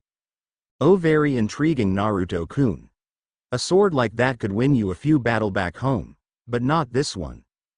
Orochimaru then used his superior strength to knock the blade out of his hands, sending the Minotaur blade spinning to the boat, embedding it in the metal just a few feet from Clarice, who paled at that. However, she paled even more when the snake-like man slashed vertically, slicing Naruto in half. Naruto. There was a poof of smoke and a piece of driftwood appeared in his place and it was in half. Orochimaru looked back to the water to see the blonde standing there, panting. Show me more, Naruto. You are starting to interest me. Fine. Chaos style. Chaotic construction of doom. Naruto shouted as a greenish-black blob appeared above them before it exploded, sending the same color hands and twisting spears at the man. Orochimaru actually had a look of fear on his face at this attack. To him, it seemed so unpredictable, and he was right. The hands came at him, with him dodging them all, but they twisted back around. The spears, however, caught one of his hands, piercing right through it before jetting into the ground and staying there. 4 more hit the ground, but he was able to dodge them with the use of shadow clones. He tried to get out of the trap, but as he passed through 2 of them, he was bounced back to the middle of the trap. It sent a shock through him so bad that he never noticed that it had cost him a foot. Soon, the construction looked like a messy ball of yarn in a 5-point fence. Naruto quickly let the jutsu dissipate as it was very draining. When it cleared, he was pleased and a little sick at what he saw. Orochimaru's sword lay on the ground as his clutched at the stump of his right arm. Heck, he too was on the ground because both of his legs were gone and a part of his chest was blown out. OOM, my Naruto-kun. You actually seem to have damaged me. Orochimaru managed to spit out as blonde poured from his mouth. But this is far from over. Body shedding. Naruto's eyes widened when he saw Orochimaru climb out of the mouth of his old damaged body. What in the hell? Now we fight for real, Naruto-kun. I know not to take you lightly, the Snake Man said before he rushed the blonde with the grass cutter and swung down vertically. Naruto did not dodge or replace himself this time. He blocked the man's power strike with both fear and destruction. What's this? More blades. Oh, I would love to see what these do. Naruto pushed Orochimaru back and slammed both of his blades down on him, but the Snake Man blocked easily. What Orochimaru didn't account for was that Naruto would slide one of his blades outward to him, creating sparks. The man moved his head away from the blade, but he still got cut. Actually, his ear was split in half. Angry, Orochimaru knocked away Naruto's blades and stabbed the blonde in the shoulder, making him cry out. "Ah, your death will truly be fun." Orochimaru shouted out before he took the sword out of Naruto's shoulder. "You bastard!" Naruto growled. He swung destruction and yelled, "Chaos Wave." Cursing under his breath, Orochimaru used the substitution to get away from the wave of energy that literally destroyed everything in its path. "I will not lose to a brat like you." Formation of 10,000 snakes. Naruto grimaced at that. Thankfully his quick healing let him use his shoulder again and he dropped his blades to perform another jutsu to get rid of the damn snakes. Seriously, the man had a fetish for them. I don't know how well this will work during the day, but what the hell? Darkness style. Nixus judgment. Darkness appeared in a dark mist all around the blonde before it shot off toward the snakes, eating them up like acid. However, a few survived and struck out at the blonde with swords coming out of their mouths. Naruto glared at them before he took up his swords and sliced them to bits. This angered Orochimaru. "I don't know what you did, but now I don't care. I will kill you one way or another, and mother didn't I could or could not kill the girl on the boat. Maybe I could use her in one of my experiments that I'll be doing in this strange land." "How about, fuck no?" Naruto growled. "I won't let you hurt any of my precious people." Clarice smiled when she heard that. It was the first time she actually smiled in this intense battle. It was wrecking her nerves, with her hoping that Naruto would be okay. "Take this." Death style. Popping like daisies. Naruto shouted. It grew quiet at that, the two others processing what he just said. "What kind of name for an attack is that?" Clarice yelled out comically, also voicing Orochimaru's thoughts. Naruto didn't say anything as the ground around the Snake Man shook violently before hands shot out of the ground, all dead and rotting. They also caught Orochimaru's legs before pulling themselves out the ground. What madness is this? "Oh, just a gathering of our friendly neighborhood flesh addicts." Naruto smiled cheerfully as they bit down on the man, making him scream out in pain before that face full of terror froze and then melted into mud. "Really, this again?" Naruto groaned. "Oh yes, I will so enjoy killing and then taking all your jutsu out of that dead brain," Orochimaru shouted with a crazy look on his face and drool coming out his mouth as he popped out of the ground. "You know, for an old man, you are pretty good. Why thank you Naruto-kun. But you are wrong, I am the best." Summoning jutsu. In a large poof of smoke, nothing appeared. "What the? Why can't I summon Manda?" "I have a theory," Naruto replied. "When you became the monster and crossover, your contract with the giant snake is over. Unfortunately for you, I can summon Gamabunta, but I feel you will be of no use in this battle. I am going to end this when something that my father told me about. So let's get crackin'," he joked playfully at the end. "Oh, and what can you do that will kill me just like that?" Orochimaru growled, but he didn't let Naruto answer because he rushed him with the grass cutter, clashing with Naruto's blade in a flurry of motion. Their attacks giving off sparks as their footwork lead them onto the water, in a wide open space, a good distance away from the boat. Naruto smirked as he sent chakra to his arms to knock away Orochimaru, who looked at him warily, the man back to the wide expanse of the ocean. Naruto smiled. "The energy of Kraken flows through these blades. Kraken?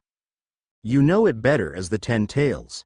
And now I will release it to destroy you, Naruto shouted as he slammed the hilts together, creating a double-sided sword before it glowed in red and white energy as he spun it around until it became a blur.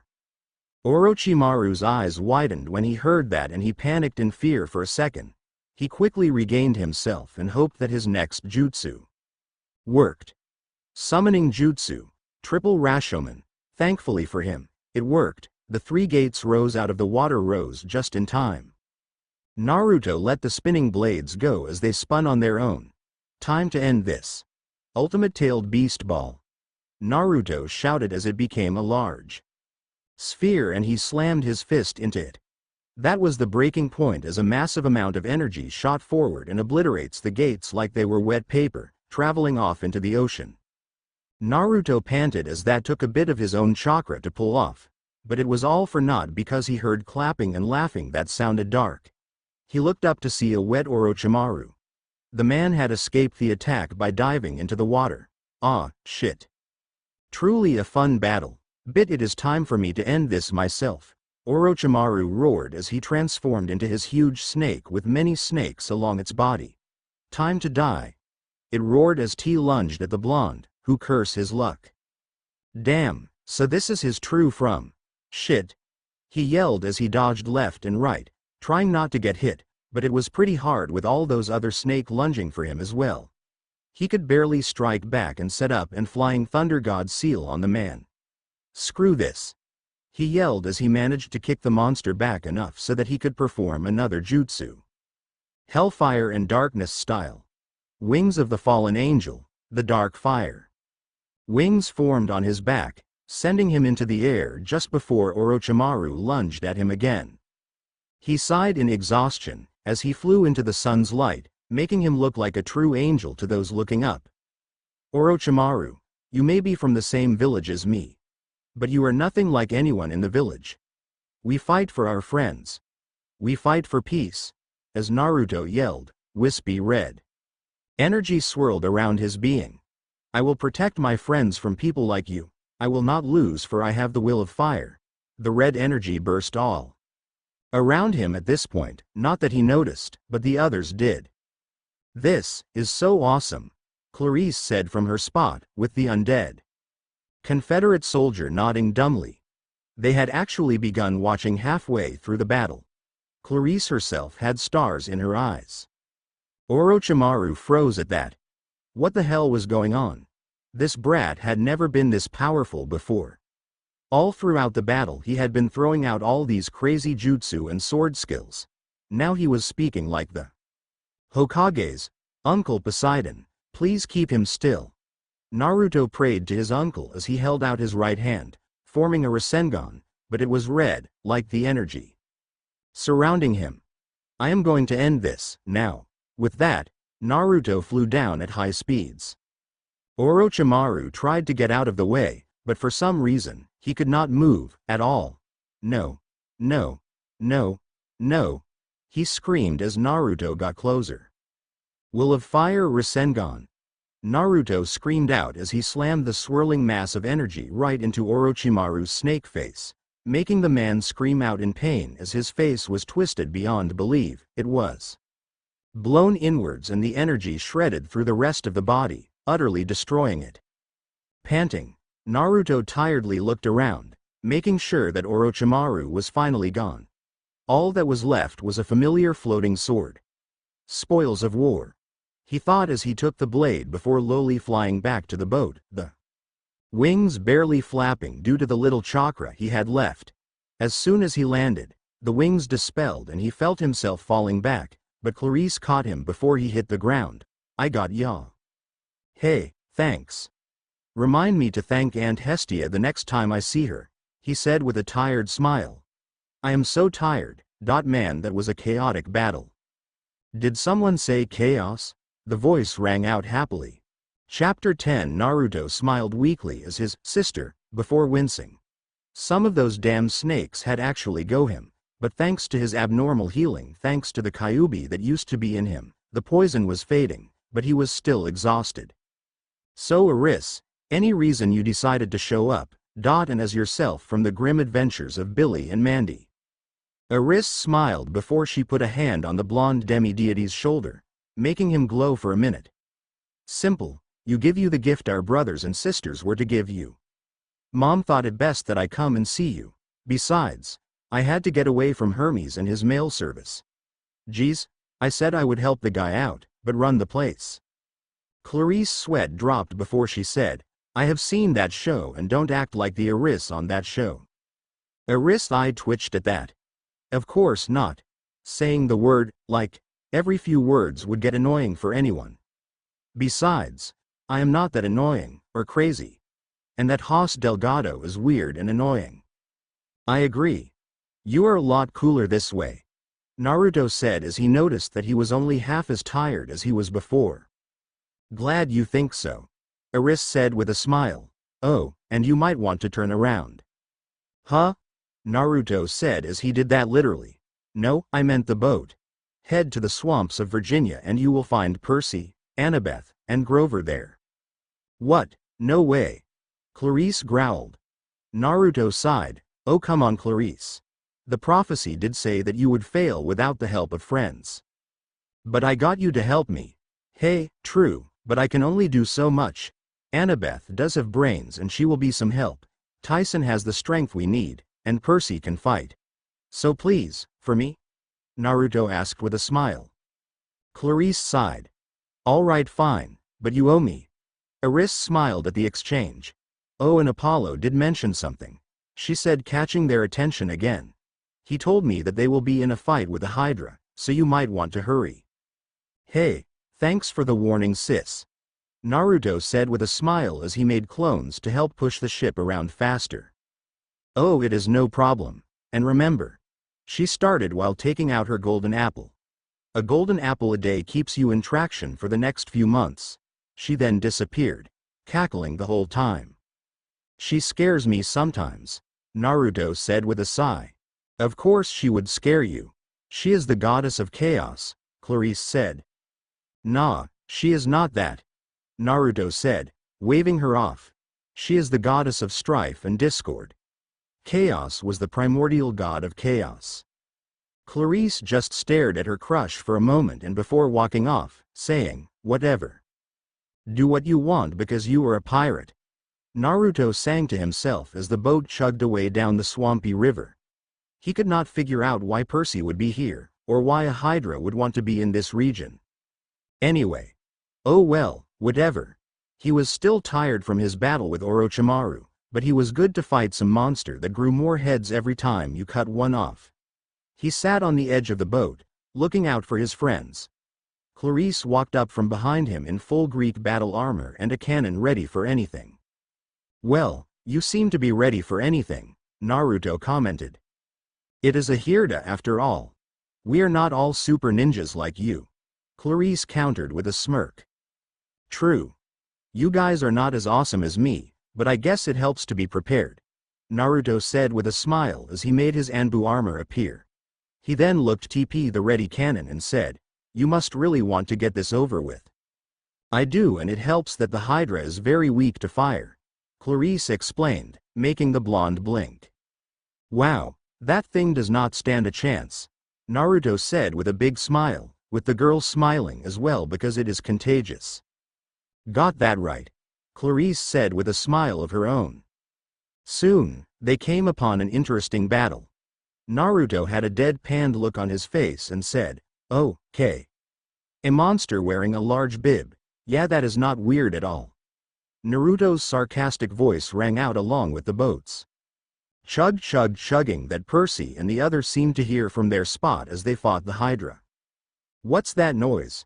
Annabeth shouted, keeping her eyes on the Hydra, but once she heard Naruto's voice, she smiled a bit and said, oh. Steam engine and Naruto, Tyson said. What? Percy ducked as the Hydra spat acid over his head. Okay. Clarice said before she rounded on the dead Confederate soldier behind her before pointing to the Hydra. There, prepare the 32-pounder. None of the heroes fighting the Hydra dared to look back, but they had an idea of who was behind them. And they thought it was an enemy. Well, if it was Clarice, then they might have an enemy, but Naruto was with her, so they were good. They're too close, milady. The gravelly voice of the dead man replied. Damn the heroes. The girl said. Full steam ahead. Aye, milady. Fire at will, Captain. Ooh. This should be fun. Fire in the hole. Naruto shouted as the cannon fired in the Hydra's general direction. Annabeth understood what was happening a split second before any of her friends did. She yelled, hit the dirt. They all dove to the ground just as the Hydra was hit by the cannonball, making the Hydra go up in flame as it exploded around them.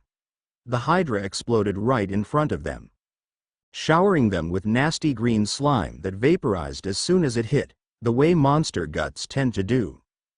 Gross, screamed Annabeth. Steamship, yelled Tyson. The Cyclops was right. Naruto and Clarice pulled up near them in their ironclad steamship. Naruto smirked at their bewildered looks. So, how was the escape of the camp? Naruto asked with a smirk. How? Percy asked. Hey, I sent a shadow clone to trail you and I called for Annabeth and Tyson to come and find you just after Hermes left. Naruto explained. Oh, so that was you? Annabeth said with realization. So you set all this up? Clarice asked. Yes? Naruto asked with a smile. Figures. Clarice replied before she looked at the demigods and their Cyclops friend on the ground. Well, losers. I suppose I should rescue you, climb aboard. With, Naruto helped them aboard before gave them a tour of the steamship.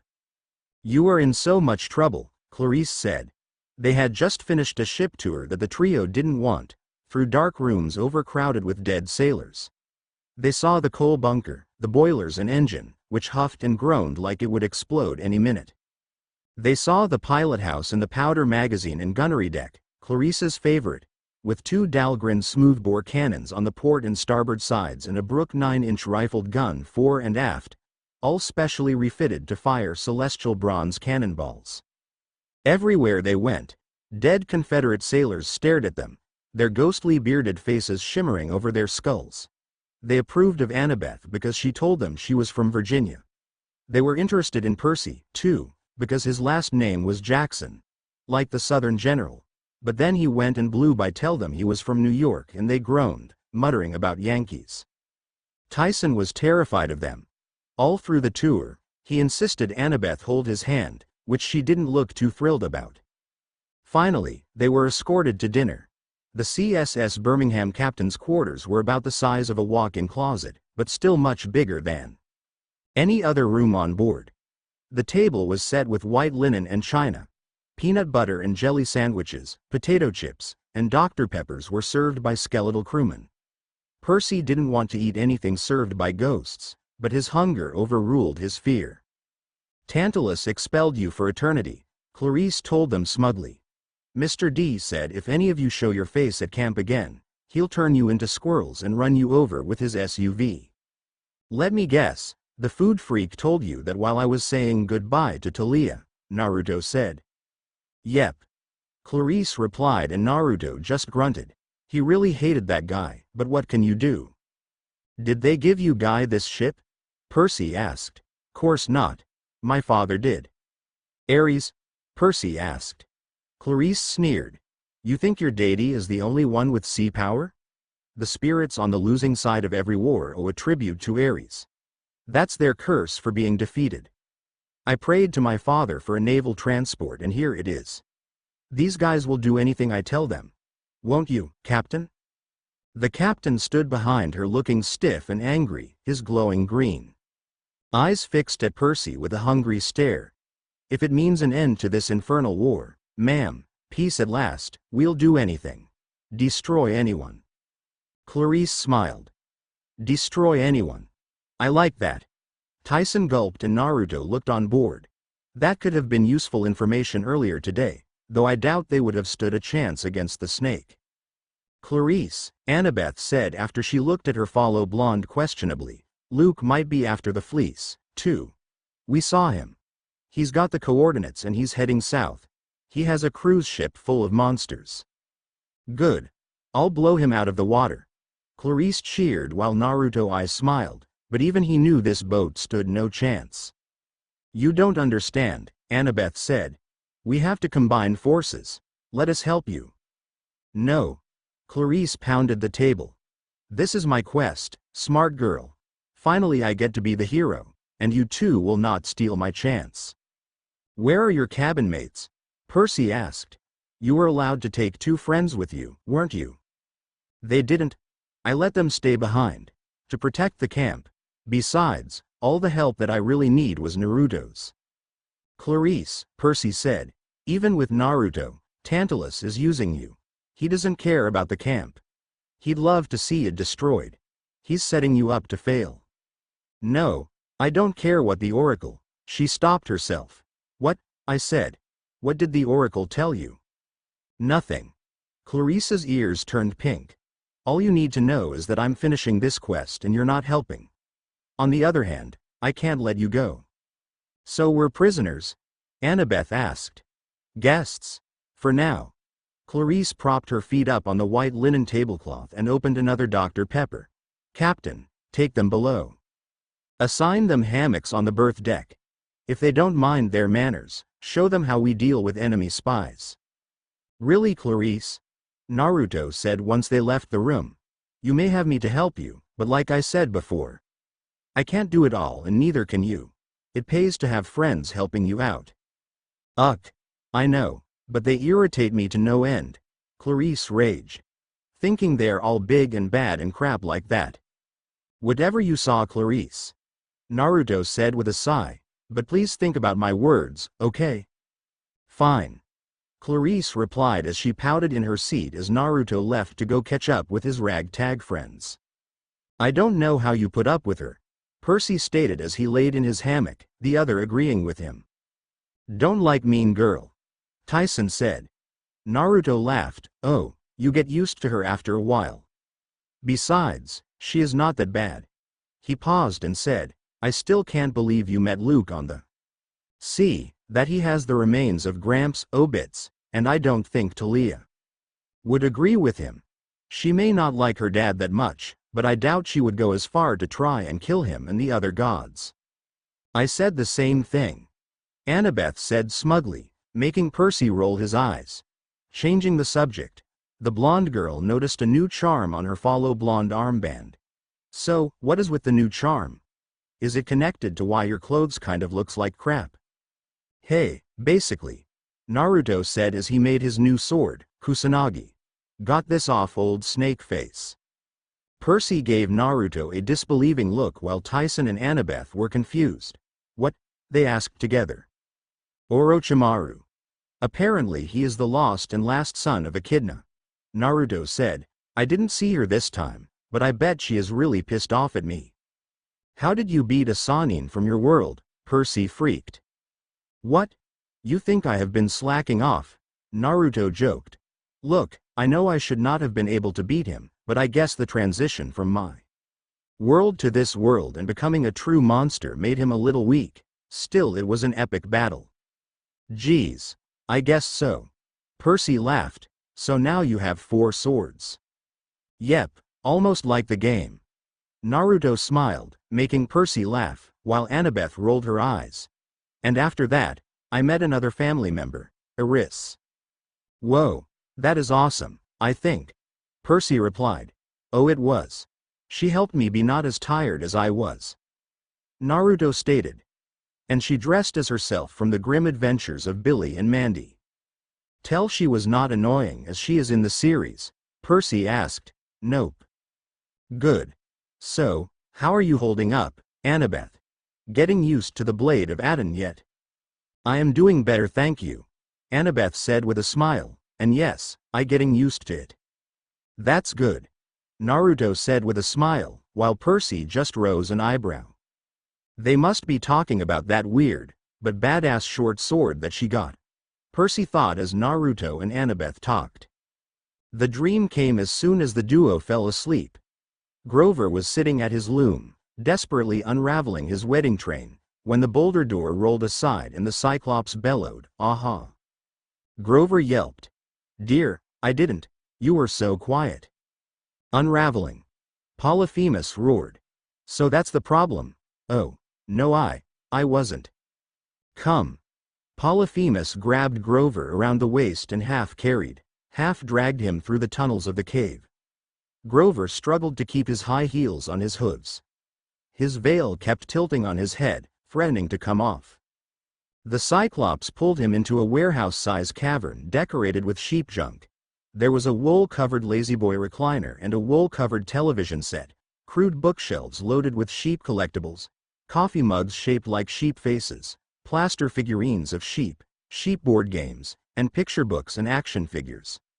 The floor was littered with piles of sheep bones, and other bones that didn't look exactly like sheep. The bones of satyrs who'd come to the island looking for Pan. Polyphemus set Grover down only long enough to move another huge boulder. Daylight streamed into the cave, and Grover whimpered with longing. Fresh air. The Cyclops dragged him outside to a hilltop overlooking the most beautiful island Naruto and Percy had ever seen. It was shaped kind of like a saddle cut in half by an axe. There were lush green hills on either side and a wide valley in the middle, split by a deep chasm that was spanned by a rope bridge. Beautiful streams rolled to the edge of the canyon and dropped off in rainbow-colored waterfalls. Parrots fluttered in the trees. Pink and purple flowers bloomed on the bushes. Hundreds of sheep grazed in the meadows, their wool glinting strangely like copper and silver coins. And at the center of the island, right next to the rope bridge, was an enormous twisted oak tree with something glittering in its lowest bough, the golden fleece. Even in a dream, they could feel its power radiating across the island, making the grass greener, the flowers more beautiful. They could almost smell the nature magic at work. They could only imagine how powerful the scent would be for a satyr. So, that's what we are after. Seems powerful, Naruto thought. Grover whimpered. Yes, Polyphemus said proudly. See over there? Fleece is the prize of my collection. Stole it from heroes long ago, and ever since. Free food. Satyrs come from all over the world, like moths to flame. Satyrs good eating. And now. Polyphemus scooped up a wicked set of bronze shears. Grover yelped, but Polyphemus just picked up the nearest sheep like it was a stuffed animal and shaved off its wool. He handed a fluffy mass of it to Grover. Put that on the spinning wheel, he said proudly. Magic cannot be unraveled. Oh. Well. Poor Honey Pie. Polyphemus grinned. Bad weaver. Ha ha. Not to worry. That thread will solve problem. Finish wedding train by tomorrow. Isn't that thoughtful of you? Hee. But, dear, Grover gulped. What if someone were to rescue? I mean attack this island? Grover looked straight at the two watching throw the dream, and the two knew he was asking for their benefit. What would keep them from marching right up here to your cave? Wifey scared. So cute. Not to worry. Polyphemus has state-of-the-art security system. Have to get through my pets. Pets? Grover looked across the island, but there was nothing to see except sheep grazing peacefully in the meadows. And then, Polyphemus growled, they would have to get through me. He pounded his fist against the nearest rock, which cracked and split in half. Now, come, he shouted, back to the cave. Grover looked about ready to cry. So close to freedom, but so hopelessly far. Tears welled in his eyes as the boulder door rolled shut, sealing him once again in the stinky torch-lit dankness of the Cyclops' cave. Don't worry, Grover. We are coming for you, Naruto thought, and Grover seemed to be happy with that until Naruto finished the sentence and anyone could tell he was giving the blonde a dirty look. Honey Pie, ha. Percy woke to alarm bells ringing throughout the ship. The captain's gravelly voice. All hands on deck. Find Lady Clarice. Where is that girl? Then his ghostly face appeared above me. Get up, Yankee, and wake up your ninja friend for me. Your other friends are already above. We are approaching the entrance. The entrance to what? He gave the son of Poseidon a skeletal smile. The Sea of Monsters, of course. Naruto watched as Percy stuffed the few belongings that had survived the Hydra into a sailor's canvas knapsack and slung it over his shoulder. The Waterboy had a sneaking suspicion that one way or another he would not be spending another night aboard the CSS Birmingham. "Ready, mate?" Naruto asked like a sailor. Percy chuckled before they made their way up the stairs. However, Percy froze midway because he felt like he wanted to punch someone, and the only time he actually felt like that was when he was in the presence of Ares. Of course, Naruto felt it too, but like usual, he was not affected by it. They nodded to each other and crept over to the side of the railing. Looking down at the boiler room through the ventilation, they saw Clarice talking to the god of war through the steam. Naruto saw Percy clench his fists in anger. The blonde put a hand on his shoulder to calm the boy down. "I don't want excuses, little girl," Ares growled. "Why yes, father," Clarice mumbled. "You don't want to see me mad, do you?" "No, father." "No, father," Ares mimicked. "You're pathetic. I should have let one of my sons take this quest. At least you have Corpse Breath's kid with you, now he can fight." Percy felt the hand on his shoulder tighten a bit, and he looked to see that Naruto had a scowl on his face. Naruto knew that Clarice was a bit afraid of her father, but the guy did not have to be an ass about it. "I'll succeed," Clarice promised, her voice trembling. "I'll make you proud." "You'd better," he warned. "You asked me for this quest, girl. If you let that slimeball Jackson kid steal it from you." "But the oracle said." "I don't care what it said," Ares bellowed with such force that his image shimmered. "You will succeed, and if you don't." He raised his fist. Even though he was only a figure in the steam, Clarice flinched. "Do we understand each other?" Ares growled. The bell rang again, startling Naruto and Percy, and they nodded to each before they left to go see Tyson and Percy on the updeck. Naruto, though, wanted to a nice chat with Ares later. He did not care if he was a god or Clarice's dad, no one threatened his friends. "What's wrong?" Annabeth asked the two when they got up there. "Another dream?" "Yup," Naruto replied while Percy nodded. Then Clarice came up and Naruto could tell she was a little shaken up, so he put a hand on her shoulder. She looked at him, only to see him smile knowingly, and that made her smile somewhat. She knew he was overprotective of his friends, but she worried more for him than her father. She then grabbed a pair of binoculars from a zombie officer and peered toward the horizon. At last. "Captain, full steam ahead." "And now the fun begins," Naruto shouted out excitedly. Percy and Annabeth looked at their friend like he was nuts, while Tyson just looked confused. Percy looked ahead but could not see much other than a couple of dark fuzzy splotches in the distance. His nautical senses told him they were somewhere off the coast of northern Florida, so they had come a long way overnight, farther than any mortal ship should have been able to travel. The engine groaned as they increased speed. Tyson muttered nervously, "Too much strain on the pistons, not meant for deep water." Percy looked nervous at that, even though he did not know what it meant, while Naruto groaned and he smacked his face. "Not to be rude, but couldn't have given us something for recent and that could handle deep sea travel?" Clarice didn't answer, too afraid of her father to do that. After a few more minutes, the dark splotches ahead came into focus. To the north, a huge mass of rock rose out of the sea. An island with cliffs at least 100 feet tall. About half a mile south of that, the other patch of darkness was a storm brewing. The sky and sea boiled together in a roaring mass. "Hurricane?" Annabeth asked. "No," Clarice said. "Charybdis." Annabeth paled. "Are you crazy?" "Oh, this should be fun." Naruto deadpanned as he took out Kusanagi for just in case. "Only way into the sea of monsters. Straight between Charybdis and her sister Skyla." Clarice pointed to the top of the cliffs, making Percy gulp. "What do you mean the only way?" Percy asked. "The sea is wide open, just sail around them." Clarice rolled her eyes. "Don't you know anything? If I tried to sail around them, they would just appear in my path again. If you want to get into the sea of monsters, you have to sail through them." "What about the clashing rocks?" Annabeth said. "That's another gateway. Jason used it." "I can't blow apart rocks with my cannons," Clarice said. "Monsters, on the other hand." "You are crazy," Annabeth decided. But fun to be around. Naruto chimed in, making Annabeth look at him like he was nuts, again, while Clarice smiled. Watch and learn, wise girl. Clarice turned to the captain. Set course for Charybdis. Aye, milady.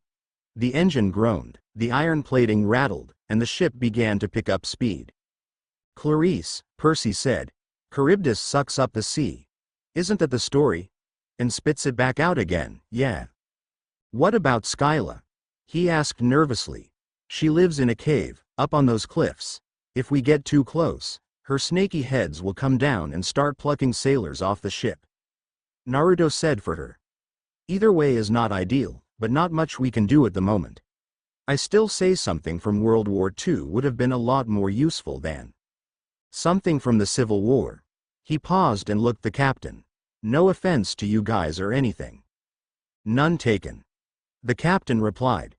Choose Skyla then, Percy said after he thought about it.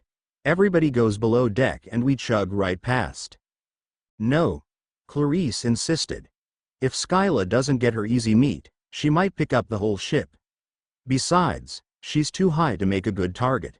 My cannons can't shoot straight up and I am not sure if Naruto has any jutsu that could hurt her way up there. Charybdis just sits there at the center of her whirlwind. We're going to steam straight toward her, train our guns on her, and blow her to Tartarus. For a moment, Percy believed her because she said it with such emotion. Naruto just smirked. He knew he did not have many long-range jutsu, just destructive and in-your-face jutsu.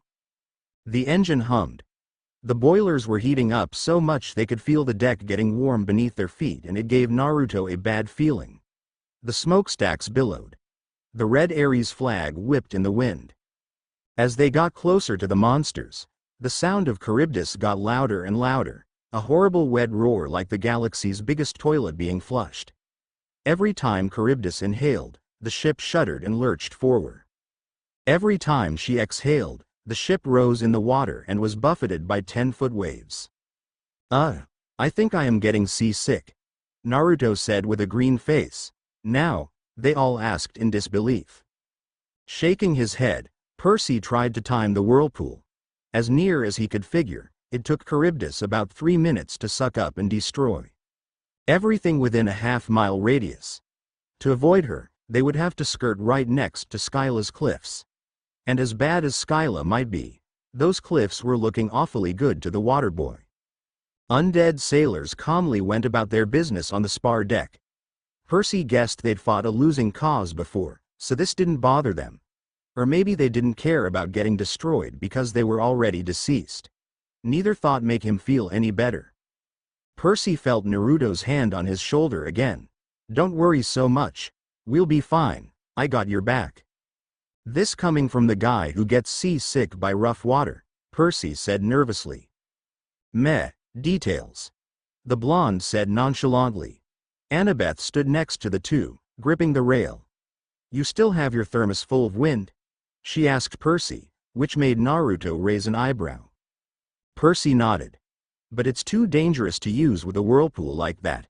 More wind might just make things worse. Wind? Damn, if your thermos full of wind won't work, I doubt my great breakthrough jutsu would not work either. No, it wouldn't. Annabeth said with a frown as she thought about something before her eyes lit up. Percy, what about water? You're Poseidon's son. You've done it before. She was right about that, so Percy closed his eyes and tried to concentrate in calming the sea, but it wasn't working. Charybdis was too loud and powerful. The waves wouldn't respond to his commands. I can't. We need a backup plan, Annabeth said. This isn't going to work. She then looked to Naruto, who paled. Don't look at me. I don't have any water jutsu that would be useful in this area, Naruto explained. Annabeth is right, Tyson said. Engine's no good. What do you mean? She asked. Pressure. Pistons need fixing.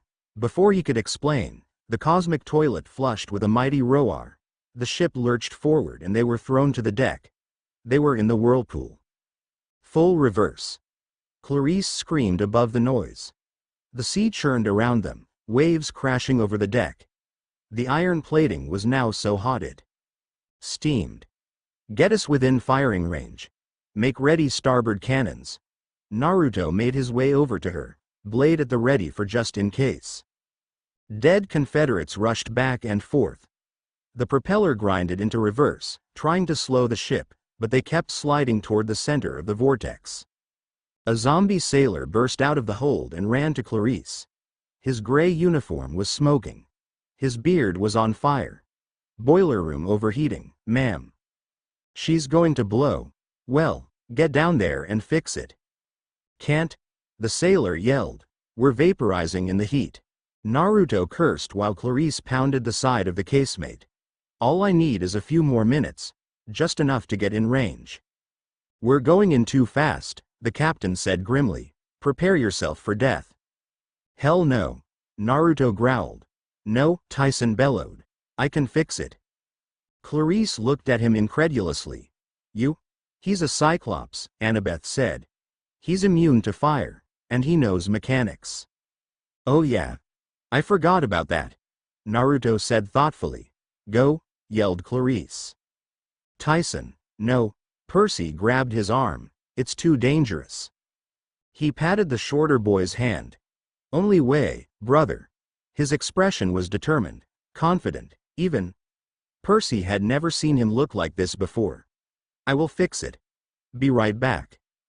As Percy watched him follow the smoldering sailor down the hatch, he had a terrible gut feeling until he felt Naruto's hand on his shoulder. I am worried too.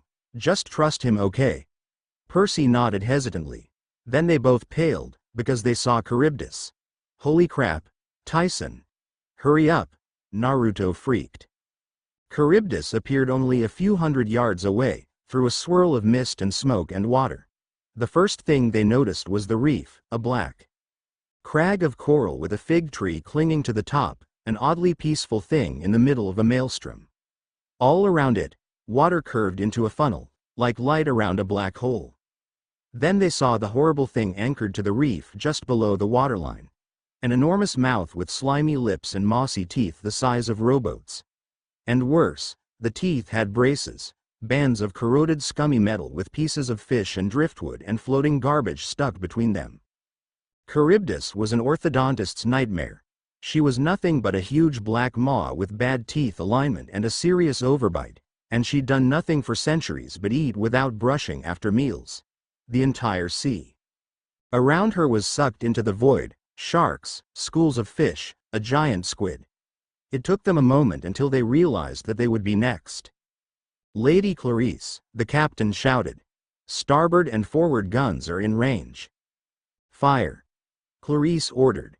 3 rounds were blasted into the monster's maw. One blew off the edge of an incisor. Another disappeared into her gullet. The third hit one of Charybdis's retaining bands and shot back at us, snapping the Ares flag off its pole. Again. Clarice ordered as the gunners reloaded. Naruto growled as he noticed that it was getting hopeless. Cannonballs could only do so much against something this big, maybe jutsu, maybe not. Either way, they were being sucked in too quickly. Hellfire style. Burning dragon. Naruto breathed in and then blew out the black burning dragon at the water beast. The black dragon vaporized a good amount of the water in its mouth and scorched some of its mouth as well. It roared out in pain. I think you made it mad. Annabeth shouted in panic. It was worth a try, Naruto shouted out nervously. Then the vibrations in the deck changed. The hum of the engine got stronger and steadier. The ship shuddered and they started pulling away from the mouth. Tyson did it, Annabeth said. Oh, thank the gods for that. Naruto sighed in relief. Wait, Clarice said. We need to stay close. We'll die, Percy said. We have to move away. Percy gripped the rail as the ship fought against the suction. The broken Ares flag raced past them and lodged in Charybdis's braces. They weren't making much progress, but at least they were holding our own. Tyson had somehow given them just enough juice to keep the ship from being sucked in. Suddenly, the mouth snapped shut. The sea died to absolute calm. Water washed over Charybdis. Then, just as quickly as it had closed, the mouth exploded open, spitting out a wall of water, ejecting everything inedible, including the cannonballs, one of which slammed into the side of the CSS Birmingham with a ding like the bell on a carnival game. Then they were thrown backward on a wave that must have been 40 feet high. Percy used all of his willpower to keep the ship from capsizing, but they were still spinning out of control, hurtling toward the cliffs on the opposite side of the strait.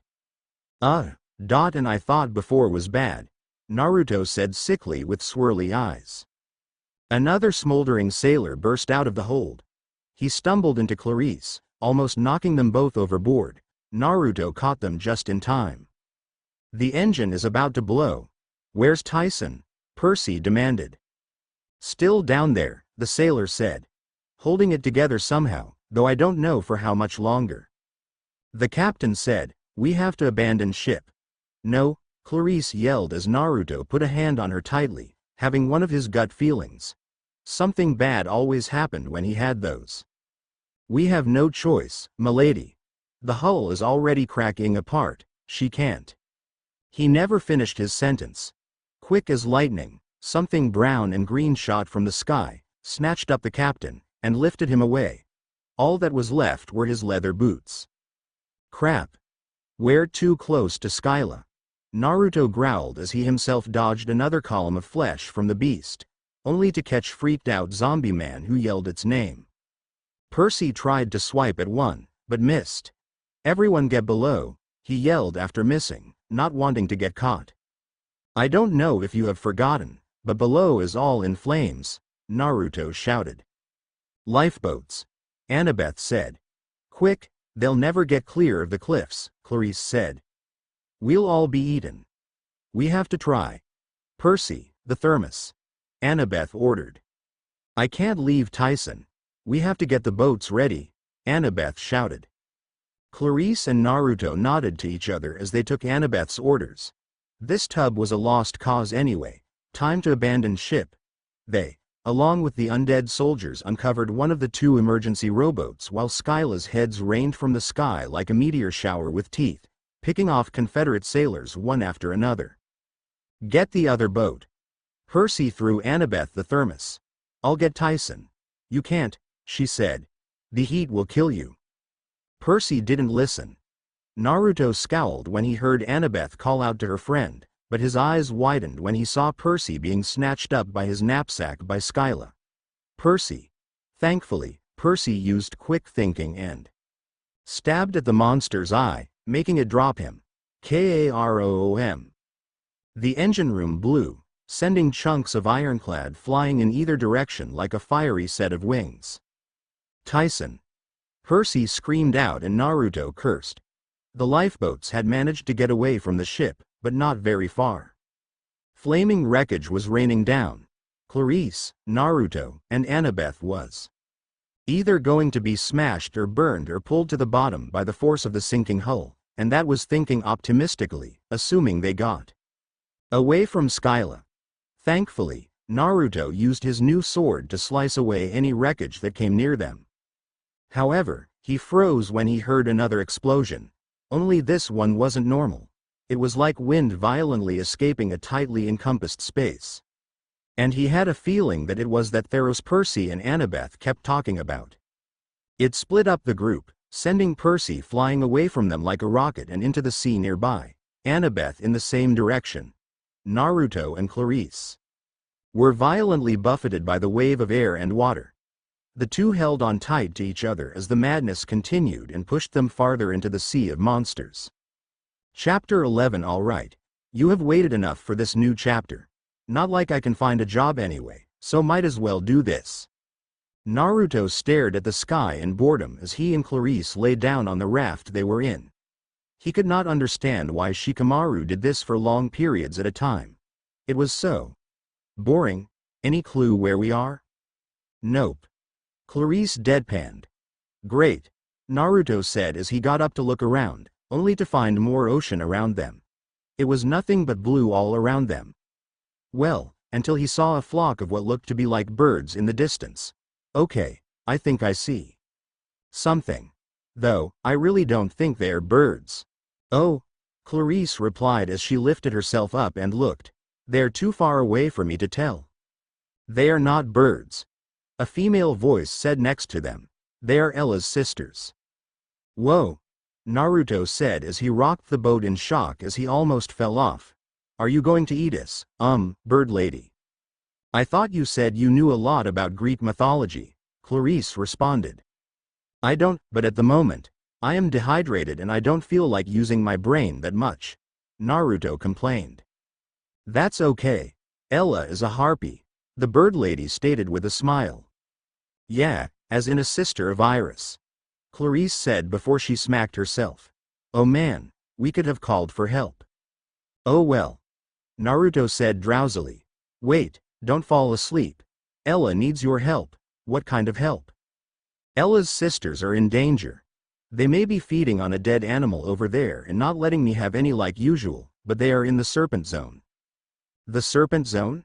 The two demigods asked with wide eyes. Yes, large sea serpents are in these waters as well, Ella replied. Great. Naruto mumbled. I need some drinking water before I can do any fighting. Oh here, Ella said as she produced a bottle of water and gave it to him. Shrugging, the blonde opened it and downed half of it. As he was giving the rest to his partner, he saw a large shadow form underneath the feeding. Harpies. Oh great, here they come. Just be careful, Clarice ordered. Don't worry, I will, he said as he stepped off the raft, standing on the water. I'll be back. He shot off like a rocket to help the harpies. Never thought I would be doing this. Your friend is very brave, or very stupid, Ella replied. I think it is a mixture of both for him. Clarice deadpanned, causing the harpy to giggle. As Naruto walked to the mass of harpies, he unleashed his Kusanagi sword, which alerted the harpies. However, they took it as him going to attack them and shrieked.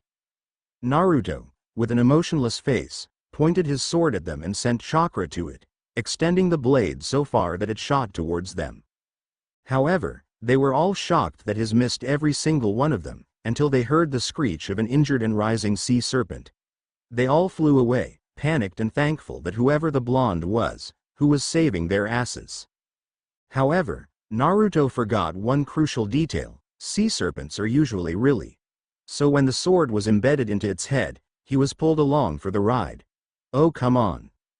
The giant sea serpent flung him around until the sword came loose and he was free falling.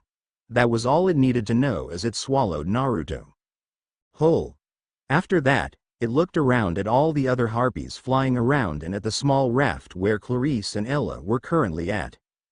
Before he could actually make a move, a large sword pierced it from the inside before the sword went full circle, cutting it in half and killing it.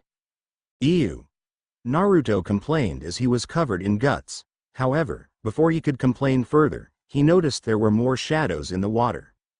Well, Ella did say that this was the serpent zone. Terrific. As soon as her landed on the water, 5 more of the snake-like creatures shot out of the water, looking to make him a meal. Sorry Uncle P, but you're about to lose some sea creatures, he said before one of them lunged at him. He of course jumped just in time and landed in it dead before running along at body to avoid more strikes of the other creatures. This is getting old in a hurry, Naruto growled as he dodged another strike, making creature he was on bite itself. It roared in pain before it saw that Naruto was on its tail and it flicked him off, sending him into the air. Naruto put away his Kusanagi and brought out fear and destruction. With a wave of his fox-like blade, he yelled, "Fox Twister!" That created a huge twisted of violent wind energy that sucked in the serpent, making it scream out in pain as the other 4 were sucked in as well. No one would ever see those 5 again. Is he insane? Ella asked fearfully as she and Clarice held onto the raft from dear life as the tornado raged on for a few more seconds before dissipating. The airborne harpies were having more trouble, but thankfully they were not sucked in. This is how he fights. Clarice cried out. It is like being a hurricane, Ella cried. Naruto sighed as he was free falling again to the water. This is going to hurt.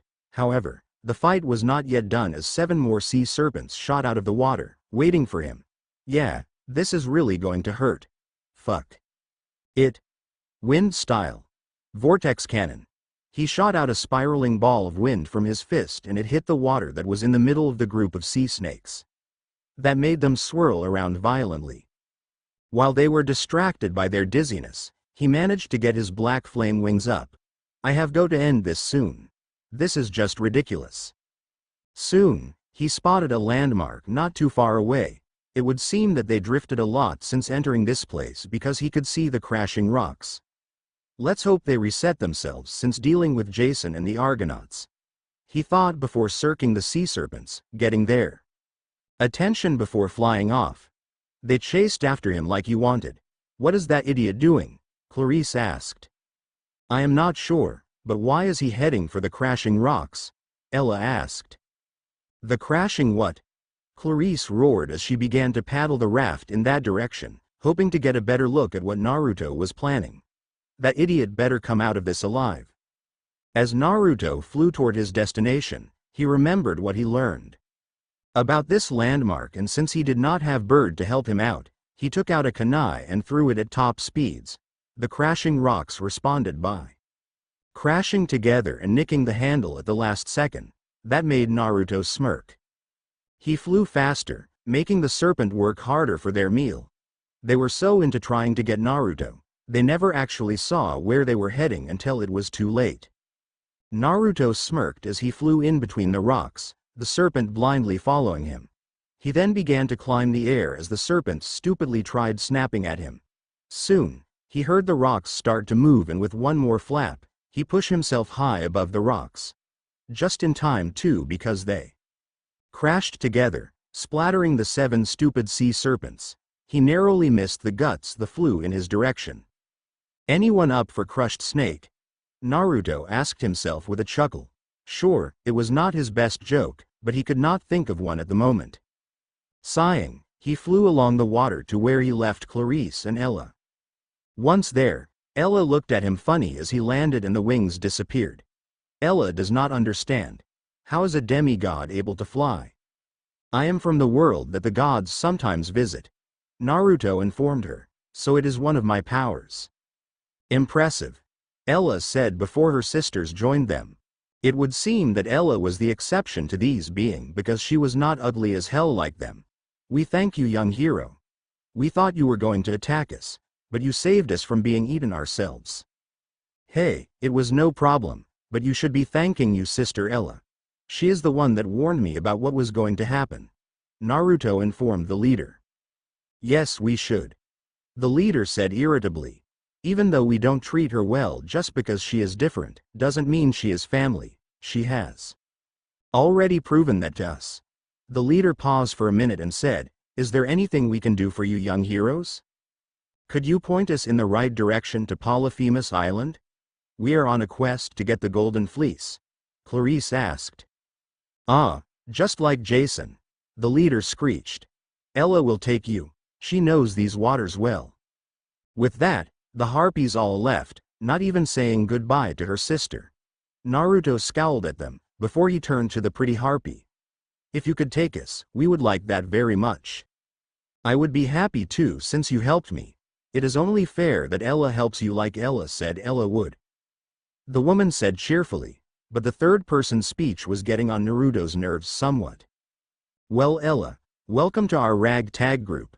Naruto said with a chuckle, even as Clarice hit him on the shoulder. As they were heading out in the right direction this time, Naruto piped up, hey Clarice. Yeah blondie? If Percy and Annabeth somehow ended up on some sea resort while we had to fight off sea serpents, I might just kill him. He replied, which made the girl laugh her ass off, hoping that was the case. This is it? Naruto asked as they arrived at their destination. The island looked more like what you would see on a postcard that some monster's lair. I mean, other than a rope bridge across a chasm, it looked like the perfect vacation spot. Yeah. It is the effects of the fleece that make this place so lively. Clarice replied as she too looked around in awe. Amazing. But Ella must go. Huh? Why? Naruto asked in curiosity. Ella must return to her sisters. Are you sure? Naruto asked. You said they don't treat you right, so I don't see why you are going back to them. I mean, it is your life. You should decide what to do, not let them do it for you. Ella sees, Ella with think on it, she replied thoughtfully before taking off. Clarice turned to her blonde crush and asked, you would really want Ella to join us? Naruto shrugged, I don't see why not, I mean I have gotten used to Tyson and his is a cyclops. You have a point. Clarice mumbled before saying, all right, let's get this quest done and over with. Right. Naruto shouted as they charged across the bridge. They didn't know that Ella heard every word they said, making her wonder who Tyson was. The duo made their way to a large field where a lone tree sat, and on that tree was the golden fleece. Okay, this should be easy, Clarice replied, ignoring all the sheep in the area. Naruto, however, looked grim. Nothing was ever that easy for them. So he held out his arm. Clarice wanted to yell at him, but he just pointed to a lone squirrel on the field. They watched as the squirrel made its way to the tree, only for the sheep to go feral and rip apart the poor creature. All that was left were the bones. Oh yeah, it is never that easy, Naruto replied while Clarice had a pale face. But before they could even think of how to get it, Naruto was suddenly picked up and thrown towards the beach. The last thing he saw before he hit the beach and passed out was Clarice being picked up by Polyphemus himself. Ah, shit.